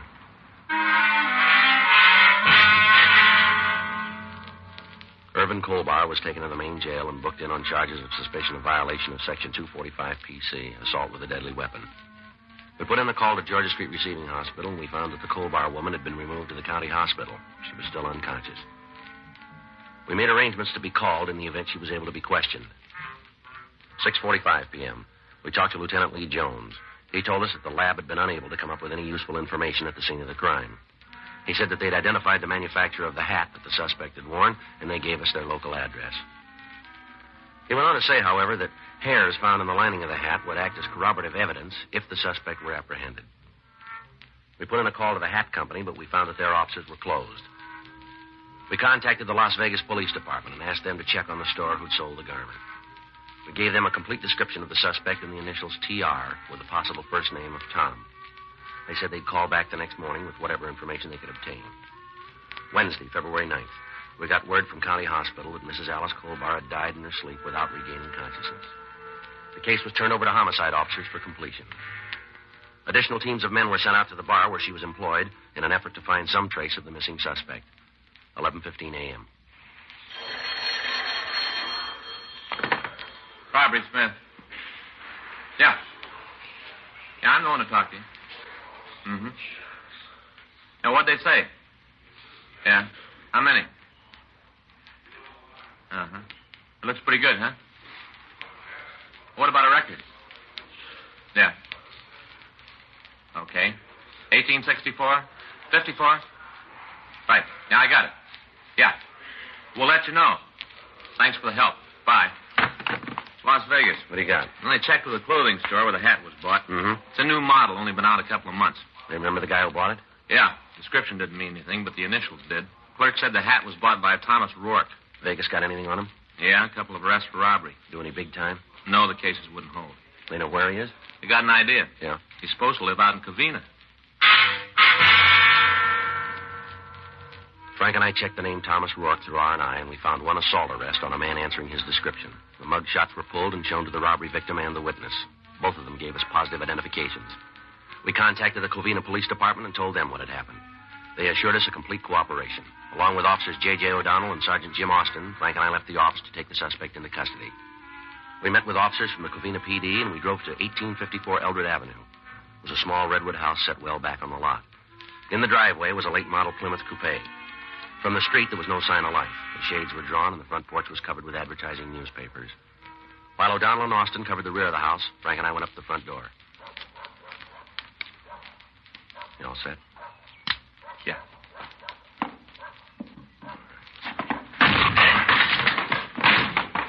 No one here. All right, take that sucker. Right. Nothing out back. How you doing? Wait a minute. Closet. I give up, don't you? Go on out there. Yes, sir. I'll do like you say. No trouble, sir. Please, no trouble. Keep those hands where I can see them. Yes, sir. Just like you say. Now, turn around. Hands on the wall. Quick. Yes, sir. Come on, move. You won't find anything. Haven't done anything wrong. You got the wrong man. Yeah, sure. I'm telling you the truth, sir. I wouldn't lie. All right, come on, let's go. Yes, sir. I get a coat. Point it out. In the closet. Great. I'll get it. What's this all about, sir? You don't need a picture. I'm afraid I do. I don't know why you're doing this. That's your car in the driveway? Yes, sir. You live here alone? No, sir. This is my sister's house. Where's she? Working, sir. Here, stick it on. Let's go. Can I get a hat? Don't bother. Huh? We got one that'll fit you.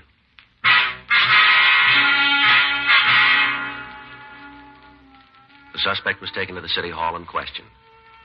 For an hour, he maintained that he didn't know anything about the diamond robbery. While Frank and I were talking to him, the other officers were making a thorough search of his sister's house and her grounds. 3:15 p.m., we got word that the diamonds had been found in the backyard of the place. When he was confronted with this information, the suspect made a full confession. 6:08 p.m., he'd just finished giving us a statement. All right. This is a true statement, is it? Yes, sir. You make it without promises of reward or immunity. There's been no force exerted on you, and you give this statement of your own free will, right? Yeah. All right. Here. Here's a pen. Sign all copies. Too bad about Alice. Yeah. Nice kid. Got too serious, though. Is that so? Yeah. Yeah, I talked all the time about how she was going to leave her husband, how we were going to get married. Sign all copies, fellow. Yeah. You missed one here. Get this one here. Right. She knew I was going back to Nevada. Wanted me to take her. Mm-hmm. Silly. Yeah. Nothing between us. A little flirtation. You know, something to kill time. She didn't mean anything to me, nothing at all. You want to give me that pen? Yeah. I wouldn't have married her on a bet. I'll tell you that for true. Mm-hmm. She didn't mean a thing to me. You ought to believe it. Look, fella, you don't have to convince us. Huh? We'll let you talk to her husband.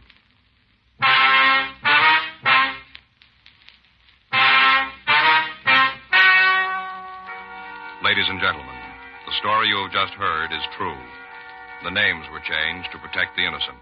On June 9th, trial was held in Department 98, Superior Court of the State of California, in and for the County of Los Angeles.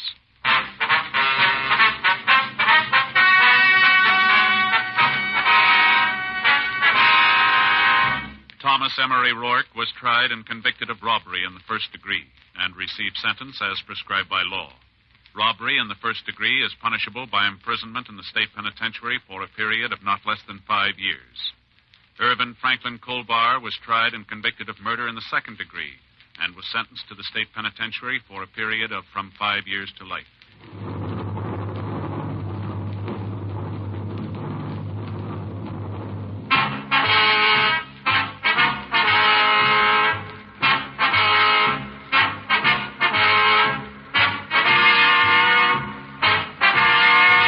You have just heard Dragnet, the authentic story of your police force in action, and starring Jack Webb, a presentation of the United States Armed Forces Radio Service.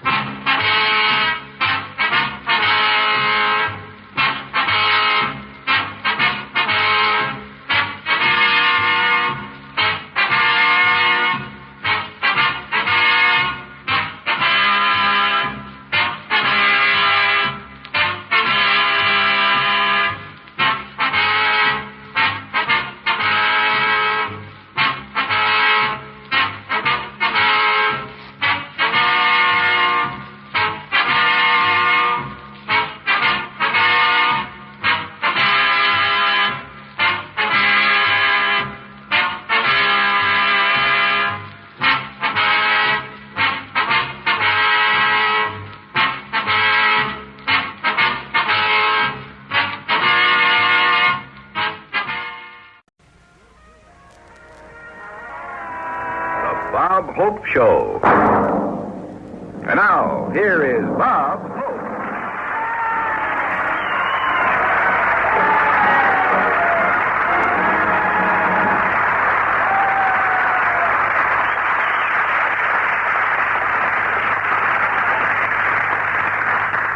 very, very much, ladies and gentlemen. Everything is no-cal. The Lifesaver Company is coming out with a new non-fattening candy. It's a hole with nothing around it. And Phil Harris finds it difficult to eat low-calorie food, so he's been doing setting-up exercises. You can find him at any bar saying, set him up.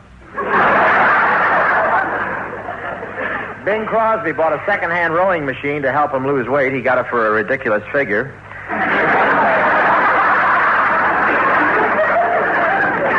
Everybody in my family is exercising. Even my brother's doing a 2-year stretch. Lots of people have asked Jack Benny why he doesn't make Don Wilson reduce, but Jack says it's Don's weight that makes him such an interesting announcer. When Don comes on, it's like a suspense program. You wonder which chin he's going to talk out of. I know 2 tailors who have been fitting Don for 3 weeks, and they still haven't met.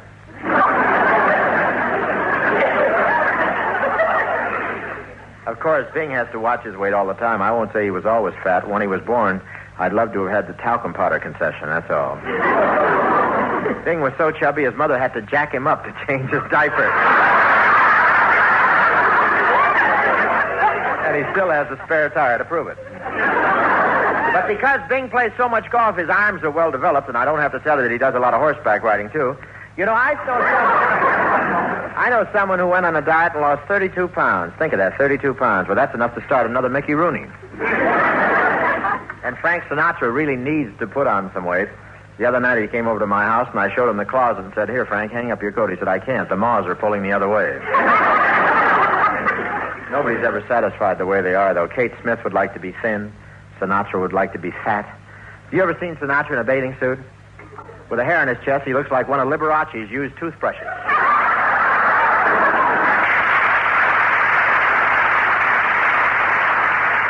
Margaret Whiting, backed up by Les Brown as gypsies, doing whatever Lola wants. Come in, Maggie.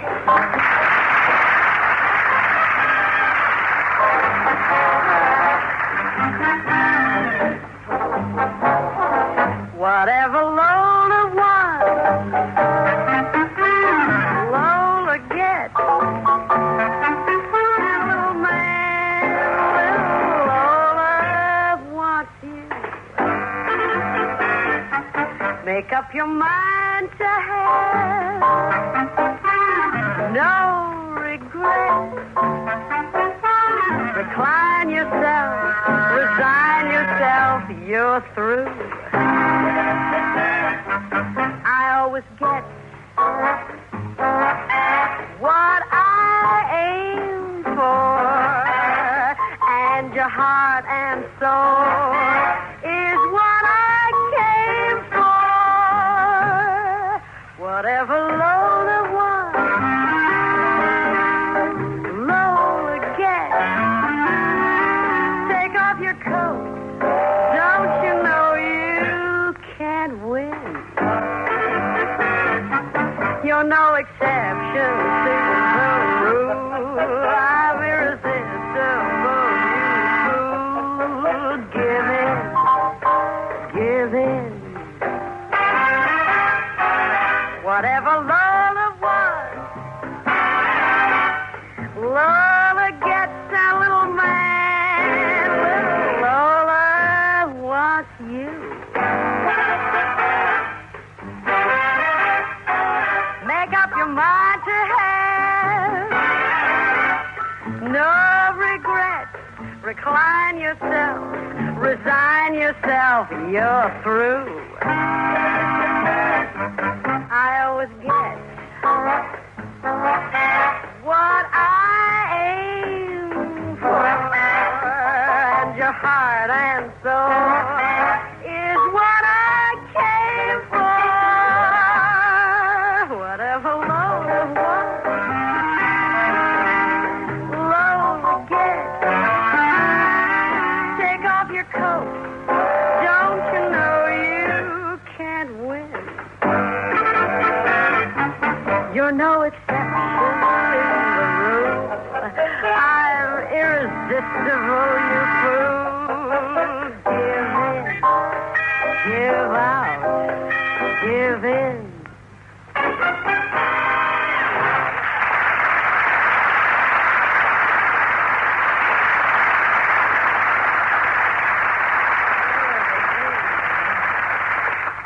Yeah, we're all set to start the show. What are we going to do tonight? Well, I just saw a terrific movie, Walt Disney's 20,000 Leagues Under the Sea. The whole thing was filmed under the ocean. Really? Yeah, they're still ringing out the cameraman. But 20,000 Leagues Under the Sea is such a great story. Tonight we're going to present our version. Wonderful, Bob. There we go. Some sea music, Les.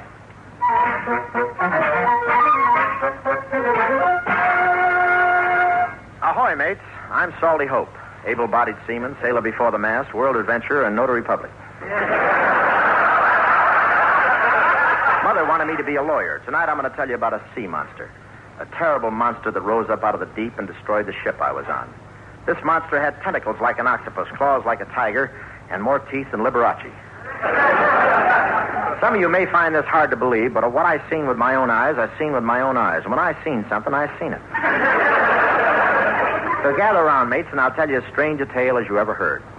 This sea story you're about to hear is true. Only the fish have been changed by the order of the Board of Health. So let's go back to when it all began.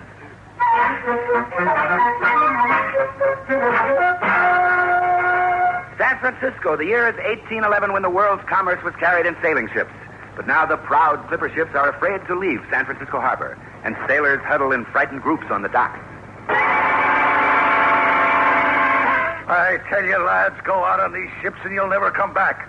The monsters dragged 50 of them to the bottom. I'm staying on land. Me too. Well, I ain't scared. I'll sail on any ship anywhere. What's the matter, you chicken? What are you all afraid of? Afraid of a sea monster 105 feet long with scaly claws and breathing fire. Oh. Throw some water on him, boys. He's fainted. Terror paralyzed San Francisco harbor. Something had to be done. The United States Navy commissioned a gunboat to search out the monster and call for volunteers. Next man, step forward. Aye, aye, sir. Name? Salty Hope. Age? 19. I love this trip. My favorite. Rating? Able-bodied seaman, a master harpooner. I see you brought your harpoon with you.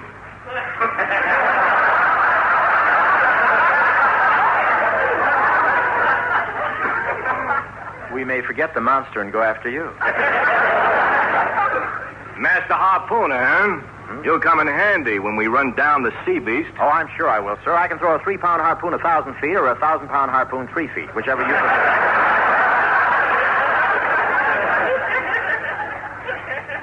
You're a good harpooner, huh? Well, I don't want to brag, but they always call me to get the last olive out of the bottle. I'm warning you. You've got your work cut out for you. The sea monster's gigantic. I can handle him, sir. I'm an expert. You are? Yes, sir. I've harpooned 500 whales, 50 walruses, a dozen sea lions, and a bosun's mate who didn't get out of the way in time. How awful. Oh, it was over so fast he didn't know what hit him.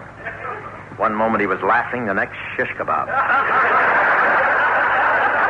Well, do I sail with you, Captain? Yes, we'll sign you on. Next man, step forward.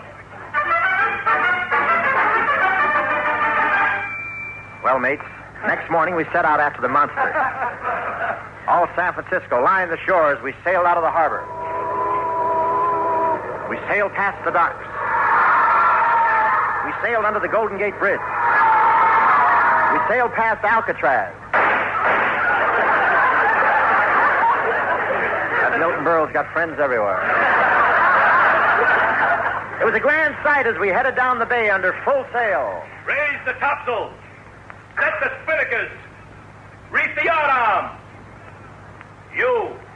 Why aren't you working? I don't have to work. I'm the harpooner. Was that all you're going to do? Just stand there picking your teeth? It's my harpoon, sir. I'll do what I want with it.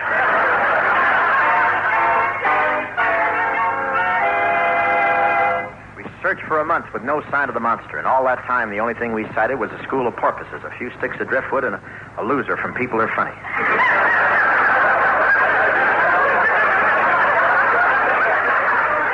Swimming back.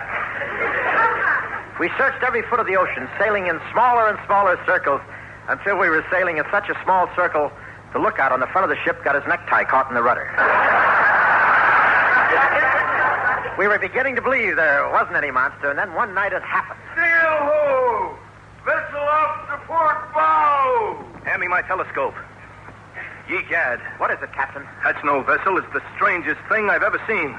It's long and slimy and has great hairy arms and glowing yellow eyes. What'll we do? There was only one thing we could do. We searched the captain's cabin and took away his bottle.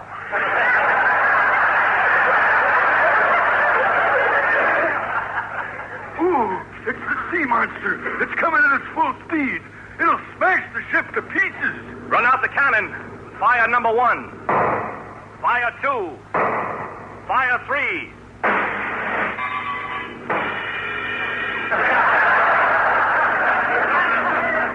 Oh, that didn't stop the monster. It's going to hit us amidship. Don't worry, I'll get it with this harpoon. The gigantic monster loomed up in front of me. With all my strength, I hurled the harpoon into its mammoth side, but it had no effect at all. It was like sticking a toothpick in Jackie Gleason. The thing roared on and smashed into our ship.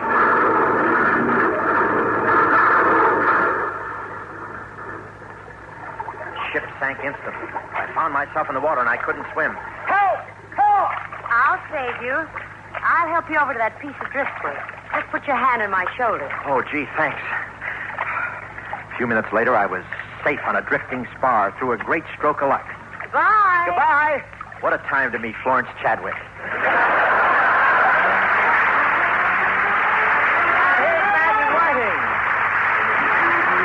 Singing That's All I Want From You, assisted by Les Brown. Come in, Maggie. Maggie Whiting, right there. A little love that slowly grows and grows, not one that comes and goes. That's all I want from you. A sunny day with hopes up to the sky, a kiss and no goodbye. That's all I want from you. Don't let me down. Oh, show me that you care. Remember, when you give, you also get your share. Don't let me down. I have no time to wait. Tomorrow may not come.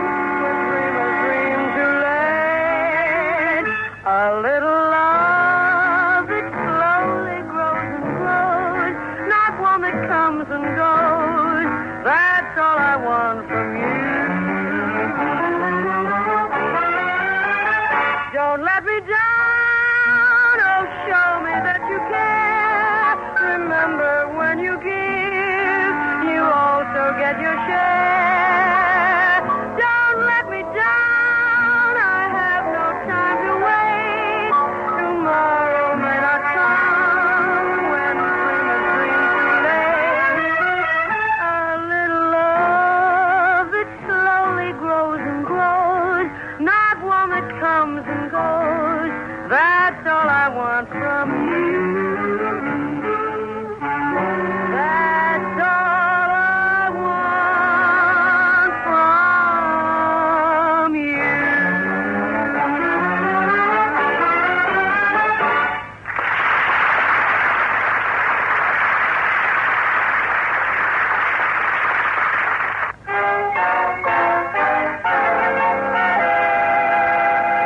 We continue our story.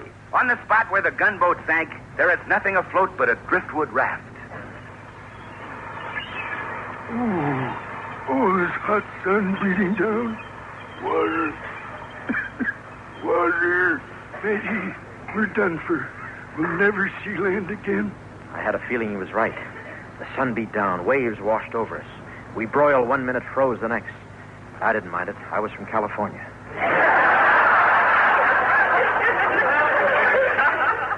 There we were. The two of us were the only survivors.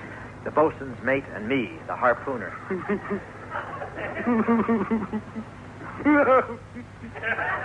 Will you quit blubbering, man? Go over there and sit down. Okay. Oh! What's the matter? Will you be careful where you leave that harpoon?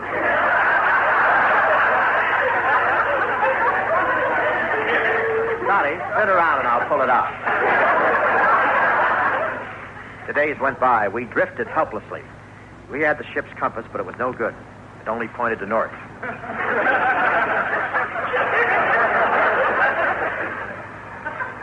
We were so desperate for something to eat, we started to look at each other. somehow I didn't trust the bosun's mate. There's nothing I could put my finger on except the way he kept walking around me with a knife and a fork and a bottle of ketchup. In our misery, the sea monster was forgotten, and suddenly it rose up out of the ocean right beside us.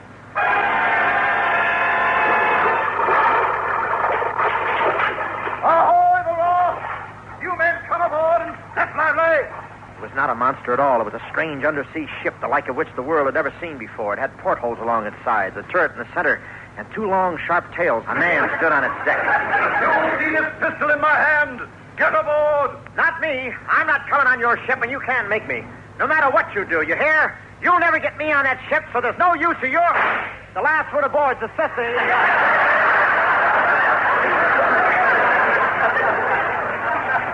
Take them below, men. Close the hatch. Aye, aye, sir. Prepare to submerge. Submerge. The weird craft plunged under the sea. Through the huge windows, we could see schools of fish swimming by. Great sea turtles, and on the ocean floor, strange coral formation, shells, and the guy who wrote Shaboom.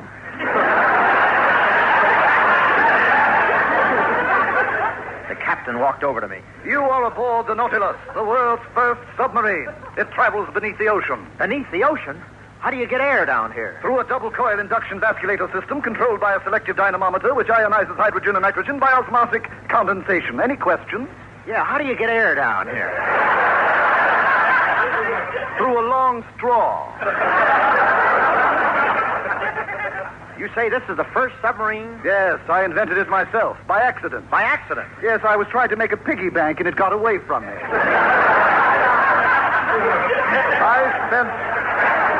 I have spent my entire fortune building this ship, and it's worth it. I live here under the sea in perfect contentment. No place has such peace and quiet. No place is so far removed from the world. Poor man, he'd never heard of Pasadena.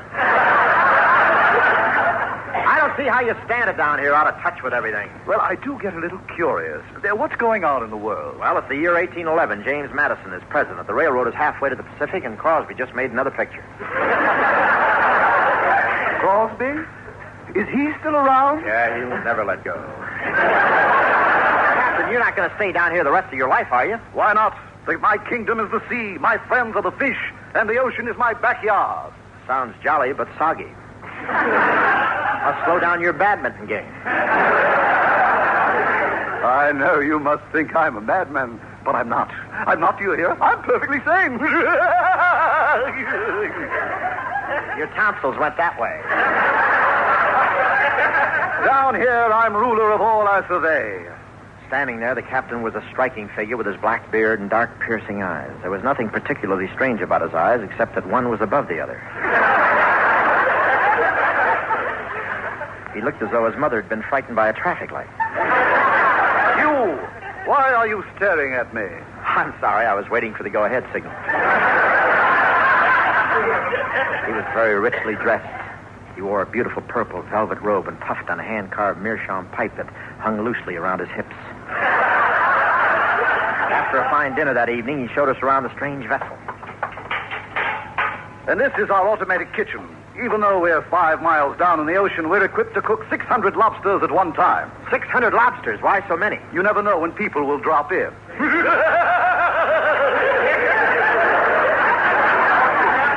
He was real gone. He had more screws loose than a dollar watch. Now then, here's my next invention. This machine washes the clothes of the entire crew in a single operation. How does it work? Well, when I press this button, hot water flows through this chromium pipe. Cold water enters from this pipe over here, and a scientifically measured amount of soap powder slides down this stainless steel tube and drops into the mixture. Yeah, but how do you actually wash the clothes? We pound them between 2 rocks.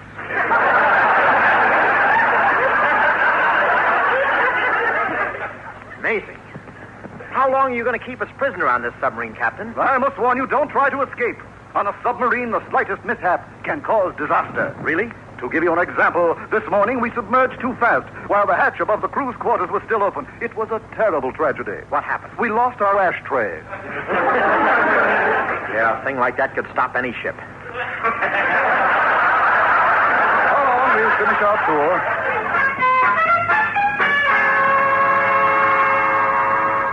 Later that night, we sat in the captain's cabin, and he told us of his mad inventions. His voice raved on and on. And I've invented new forms of communication that will stagger the world. I predict someday there will be a telegraph. I predict there will be telephones. I predict there will be radio. He was beginning to sound like Drew Pearson. How can there be radio? This is the year 1811. You doubt me. I have a set right here. I'll switch it on. Good evening, Mr. and Mrs. North America and all the ships at sea. Let's go to Prince. Gee, he started earlier than I thought. Attention, West Coast editors. Marjorie Main and Eddie Fisher have just eloped. They are now in Hong Kong. To shake off reporters, they are traveling under the name of Mr. and Mrs. Key Luke. How did he ever beat Luella to that one? And ladies and gentlemen, in case you get a call from that certain musical program, the secret song this week is Don't Go Down in the Mine Tonight, Mother. I'll bring the coal up myself. Isn't that Walter Cronkite wonderful? And in addition to radio, I have other ideas that will amaze the world. I've already invented a machine that will fly through the air. You've invented airplanes? Yes. Now I'm working on something to make them practical. What's that? Stewardesses. He was nuts, but I like the way he was thinking. But I haven't told you about all of my inventions yet. I'm working on some fantastic things. The captain raved on and on through the night. No question about it, he was wackier than Jerry Lewis, the psychiatrist. My ideas will revolutionize industry, commerce, the whole world. About 3 a.m, he began to nod. His eyes grew heavy. Escape was the only thought in my mind. Watching my chance, I leaped for the pistol in his belt. Ha-ha! Now I got you. Put your hands up over your head. You fool! Give me that pistol or I'll take it away from you. Get back. Now hand me that gun. But I shot you so many times. Why don't you fall? I forgot to tell you, I also invented bulletproof longies.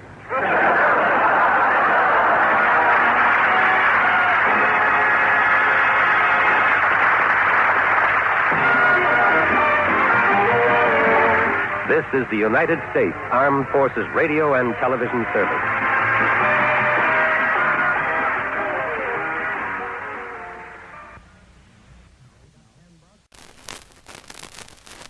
The FBI in Peace and War.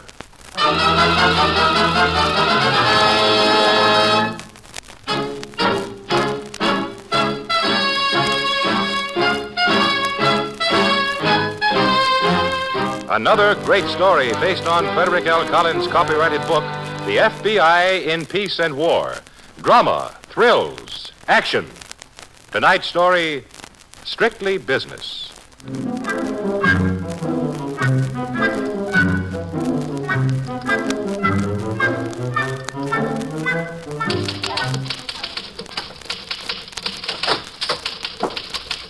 morning, sir.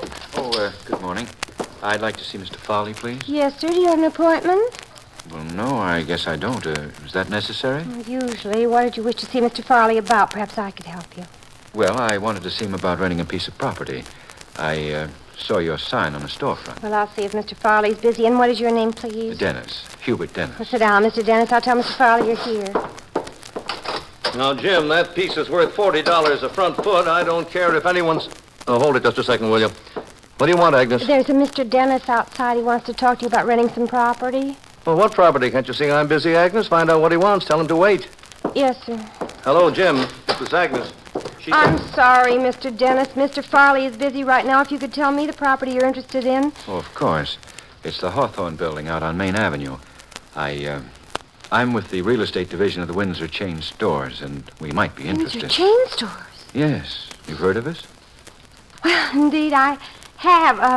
Mr. Farley ought to be through with that phone call. I'll check him again. Well, $35 a front foot, Jim. And not a penny Agnes, for the love of heaven. Mr. Farley, Mr. Dennis is with the Windsor Chain Stores, and they want to rent the Hawthorne building. Jim, I'll call you right back. Something big just came in the front door. Windsor Chain Stores, or why didn't you say so in the first place? Oh, Mr. Dennis, a pleasure to see you, sir. Come right into my office, please.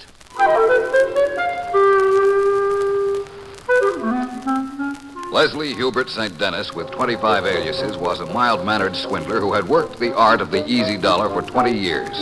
It was considered by all law enforcement agencies to be a very difficult man to catch. His face was not distinctive. He had no peculiar habits. He dressed conservatively, lived modestly, and stole an unobtrusive $8,000 to $10,000 a year. By criminal standards, Hubert Dennis was strictly business.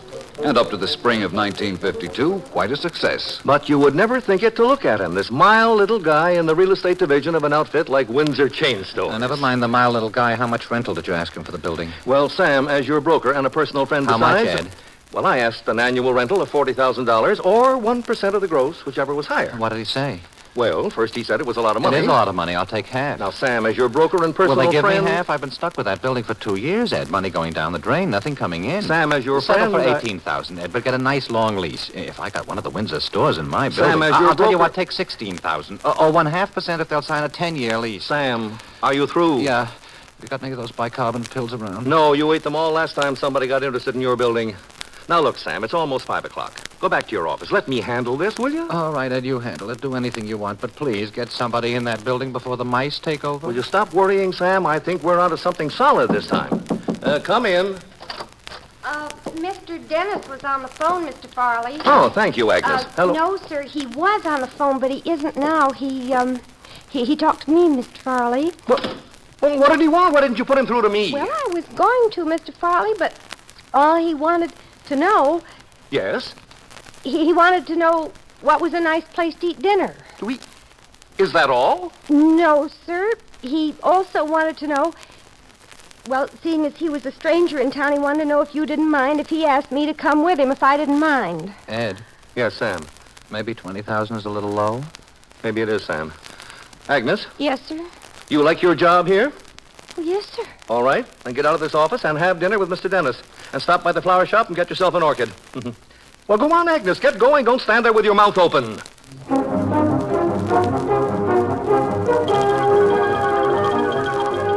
The racket employed by Leslie Hubert St. Dennis was simple and quite effective. Having established himself as a representative of some large company, usually a chain store, he then proceeded to set up a little competition to stimulate the act. Yes, I think you've got a good, solid location here, Mr. Farley. And plenty of floor space, too. Well, I'm glad you like it, Mr. Dennis. There's been some pretty keen bidding for this location, but Sam Archer doesn't want just anybody in this building. He wants an outfit with class. Yes, I imagine so. Could we sit down a minute? My feet hurt. Of course.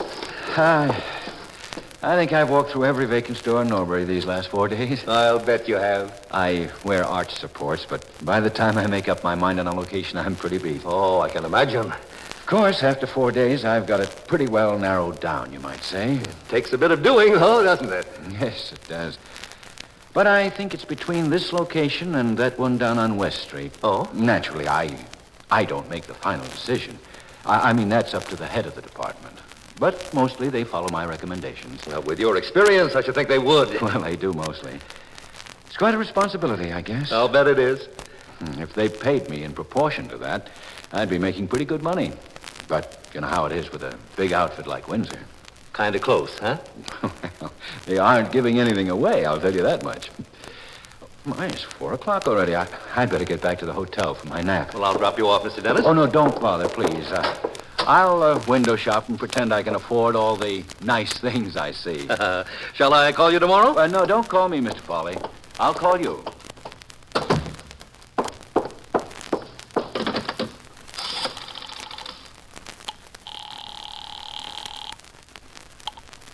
Hello?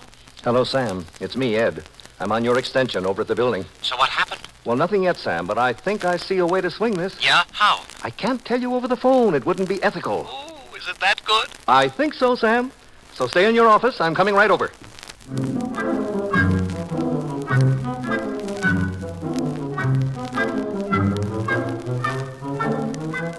Although Leslie Hubert St. Dennis was a mild-mannered man, he concealed underneath this placid exterior a rather romantic nature. His success with the ladies was revealed when Agent Reynolds and I talked with Mrs. Nora Wilkins. Mrs. Wilkins was a bookkeeper in an office where Dennis had pulled one of his swindles. So you knew, Mrs. Wilkins, that the police were looking for Dennis? Well, yes, I guess I did, in a kind of a way. And yet you didn't tell anybody that you and Mr. Dennis were quite friendly during his stay here. Well, why should I tell anybody? All we did was go to a couple of dinners, and one afternoon he took me for a ride in his car. Wasn't there some talk of marriage, Mrs. Wilkins? There was not. Whoever said such a thing? Your sister. We talked to her this morning. Well, it's not true. Or maybe he might have mentioned it in a letter or something like that. He wrote to you?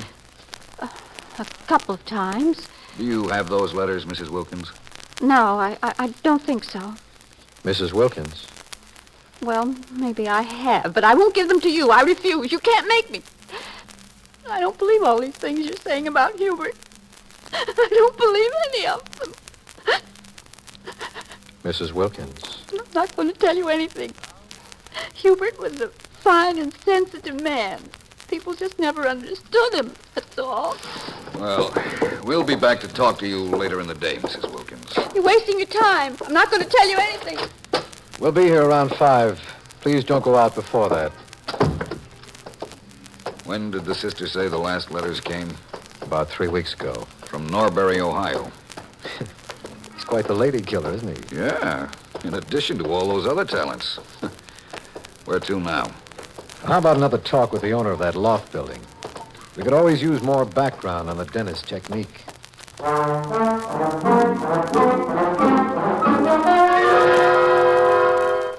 But that's the whole point, Sam. He couldn't come right out and say that he wanted money, now could he? I don't know, Ed. It's kind of risky. Now, look, he told me the Windsor people didn't pay him enough. He practically drew me a diagram, didn't he? Well, maybe so, but offering a man a bribe... What do you mean a bribe? Why, all you're going to do is give him a little tip. $4,500 is more than a little tip. All right, then. Let him recommend that location over on West Street. Go right ahead. Spend another year's upkeep on your white elephant. Ed, this is a matter of principle. I think... Okay, don't offer him $4,500. Try him with $35 and see if that's enough. Well, that isn't what I meant. I don't think you can get him for less, though, Sam. What I meant... You could try $2,500, but he might get insulted and drop the whole deal. What I meant, Ed, I think maybe you ought to pay half of this. What? You're going to get a nice commission, aren't you? Sam, I'm working for peanuts as it is. 5% of a 10-year lease at $40,000 is not peanuts. Now, Sam, if I'd thought you'd misunderstand my suggestion. I don't misunderstand at all. You want to bribe this guy to recommend my property? Okay, we bribe him. But half of this is going to be on your conscience, Ed, and half on mine. I won't take it all. All right, Sam, if that's the way you feel about it. I guess there's no use fighting. Okay, now what are we going to offer him? Well, since you've got a conscience all of a sudden, you tell me. We'll try 45, seeing as you're paying half. Thanks. Oh, don't mention it. When do you want the money? The sooner the better, I guess. We can't let this deal hang forever.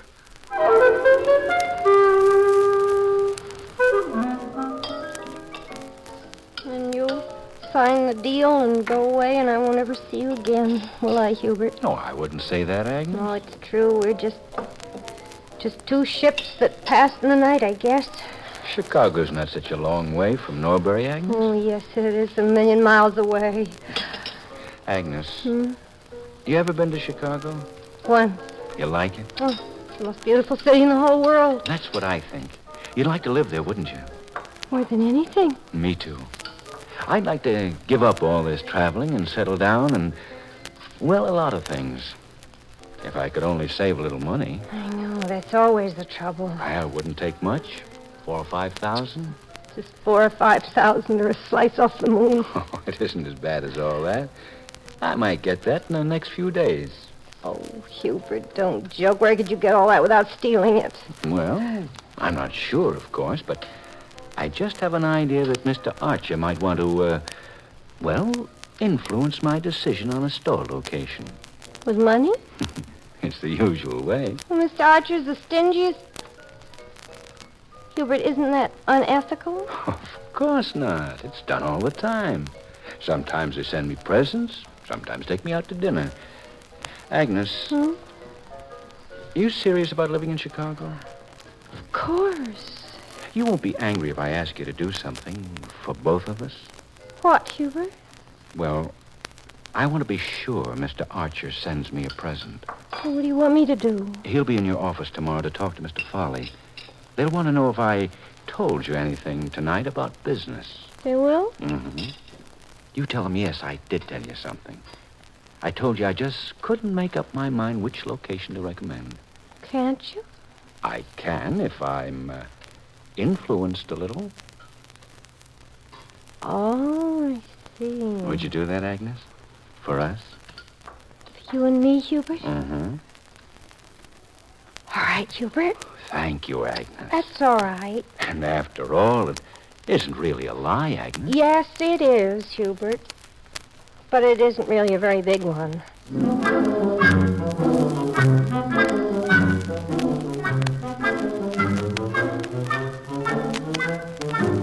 Having found that Dennis had written a letter from Norbury, Ohio, Agent Reynolds and I made this our next stop. By this time, we were familiar with the Dennis real estate swindle, so we asked the local Chamber of Commerce to give us a list of real estate offices dealing in business properties.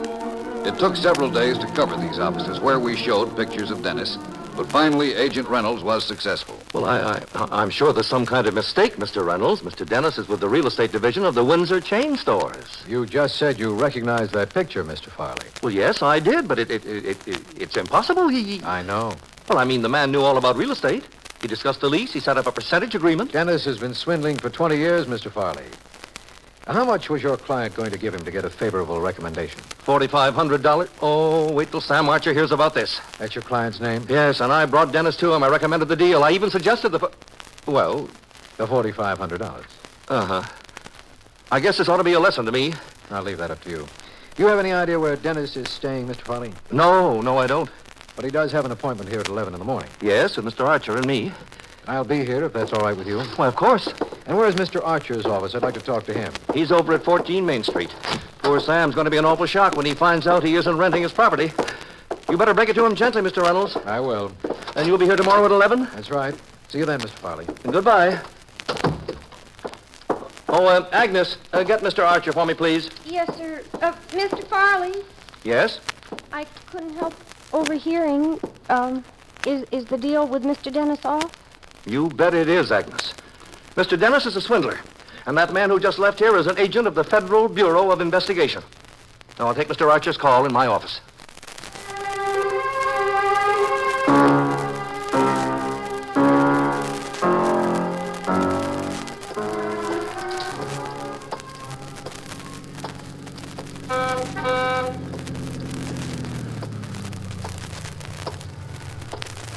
Agnes! Just a minute, Agnes. I drove by your office and saw the lights out, so I thought I'd catch you on the way home. Figured you'd walk through the park, so I've been... Agnes, wait a minute, please. Yes, Hubert. I was just coming to pick you up for a surprise dinner. Agnes, for goodness sake, what's the matter? Hubert, I think the best thing you can do is get back in your car and go on your way. I'll do no such thing. You'd better, Hubert, while there's still time. Agnes, you tell me what's the matter immediately. Hubert, how could you? How could I what? After I believed you and trusted you. Oh, Hubert. Oh, Agnes, you get in the car and I'll drive Go you home. away, please. Now, look, you can't stand here in a public park and spy like that without at least telling... Agnes, come here. Help me. Now, sit right down on this bench and tell You're me... hurting me, Hubert. Oh, I'm sorry. Sit down, please. That's better. You got a clean hanky. Here. Hey. Now, look, Agnes. Hubert, there was an agent of the FBI in the office about an hour ago, and he was looking for you. A what? An agent of the FBI. They're going to arrest you for swindling. Agnes, someone has made a very grave mistake. No, Hubert. Mr. Farley saw your picture. There's no mistake. My picture? Your criminal picture with a number under it. Mr. Farley saw it? Yes, Hubert. Agnes, you don't believe this. Yes, I do. You believe that Yes, Hubert, I do. I thought you had more faith. So did I. This morning I would have said that nothing could ever change how I felt. Agnes, if your feelings were really deep This morning and true... I would have said, Hubert, I'll go to Chicago with you. I'll go anywhere. May I say would that... have gone to China this morning.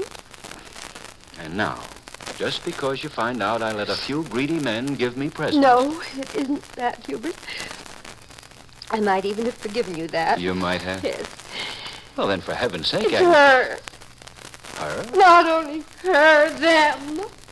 All those women, Hubert. Mr. Farley told me Mrs. Nora Wilkins, Miss Dorothy Bremer, and all the others.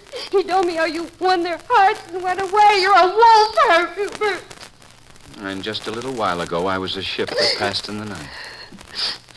Agnes, why didn't you tell the FBI man where I live? I did.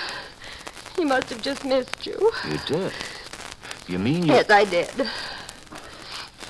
Well, I think I'll be on my way, Agnes. Goodbye, dear. Goodbye, Hubert. Goodbye, dear.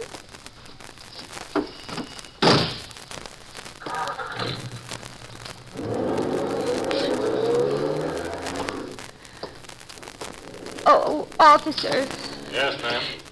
Officer, the man that just drove by in that car is wanted by the FBI. His license number is Ohio 12412.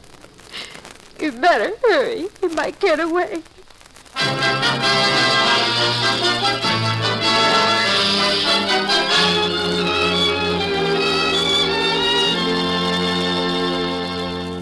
A citywide alarm caught Dennis within minutes after his car had left the park. Brought back to Ohio, he was charged with fraud and pled guilty. In view of Dennis' long record, he was given a term of 5 years in prison. Mr. Farley and Mr. Archer now conduct their affairs along lines that are strictly business.